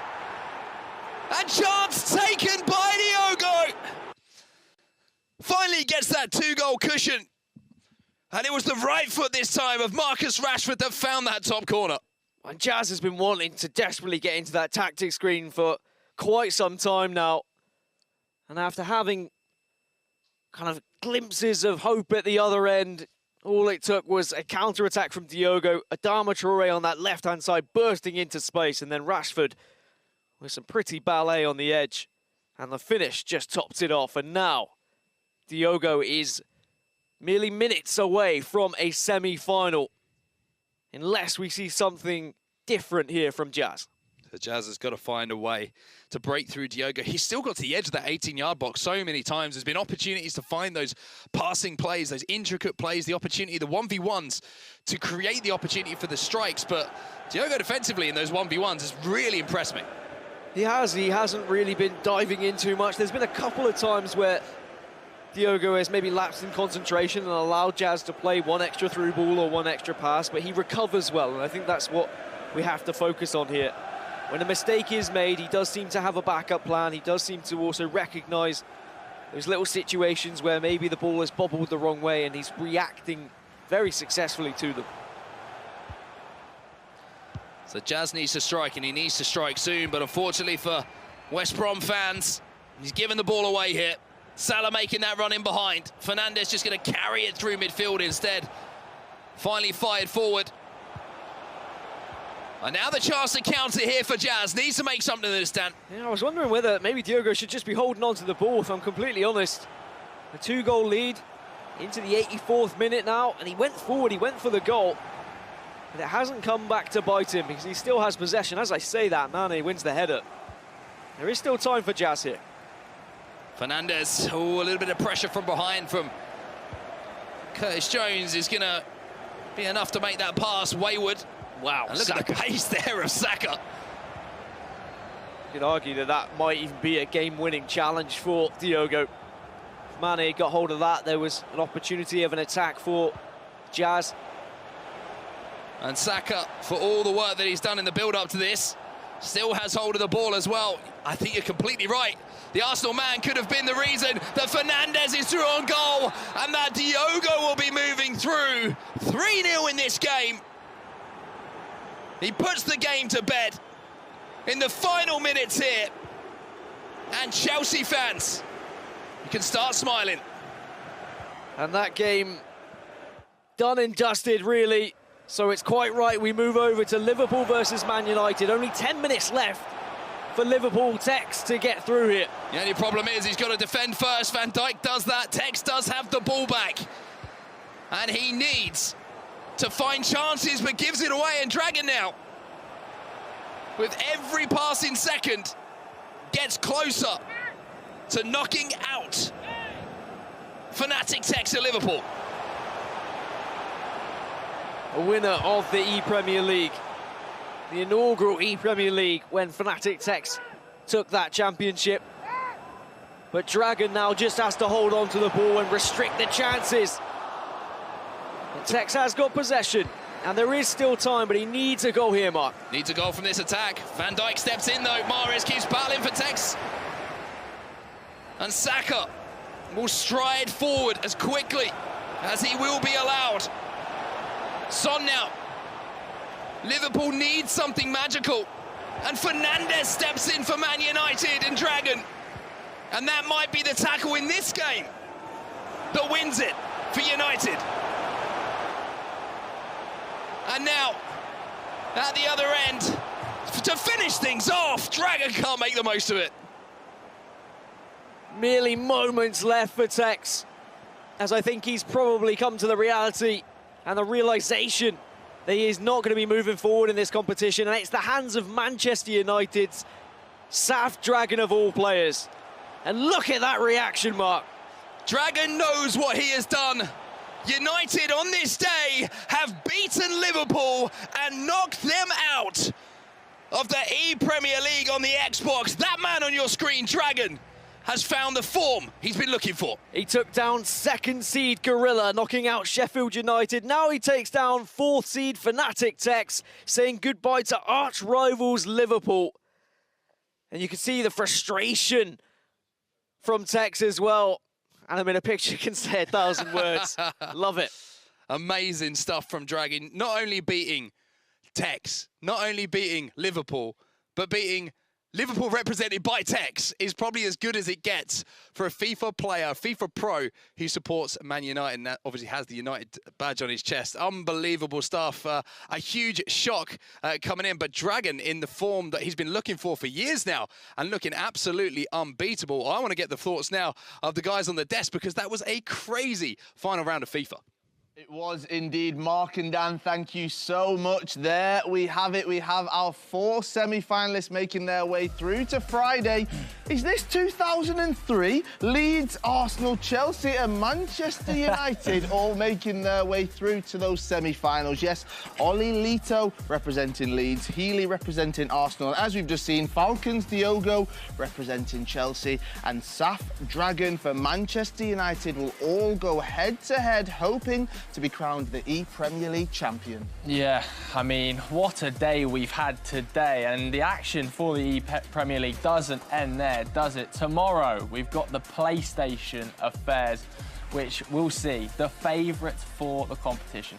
#Tom playing, and that'll see the group stages and the quarterfinals. We'll also see the finals, including the cross-console grand final on March the 26th, Carl. Buzzing. Mate, I cannot wait. What a day of action it's been. FIFA 21, the ePremier League right here. We've whittled it down from 20 competitors on the Xbox side all the way down to 4, making their way through to Friday. It's so exciting, mate. Unbelievable. I just can't believe what we've seen with Manchester United and Dragon. To knock out Gorilla and then to knock out Tekkz, it doesn't get better than that. We've seen some huge names going out today, and unfortunately, that's what happens. You know, you can be brilliant coming into these tournaments, but if you don't do it on the day, that is what we've seen. And there's 4 players that have done it on the day. As I said, Leeds, Arsenal, Chelsea and Manchester United all represented on Friday. Yeah, I think Oli Lito probably impressed me so far the most. You know, that comfortable win against Stokes. 13-2, he looks the favourite. Yes, I'd say so. He's top of the FIFA Global Series rankings right there, top in Europe, goes through. He'll be full of confidence as well, Joe. Yeah, absolutely. Thanks for everybody at home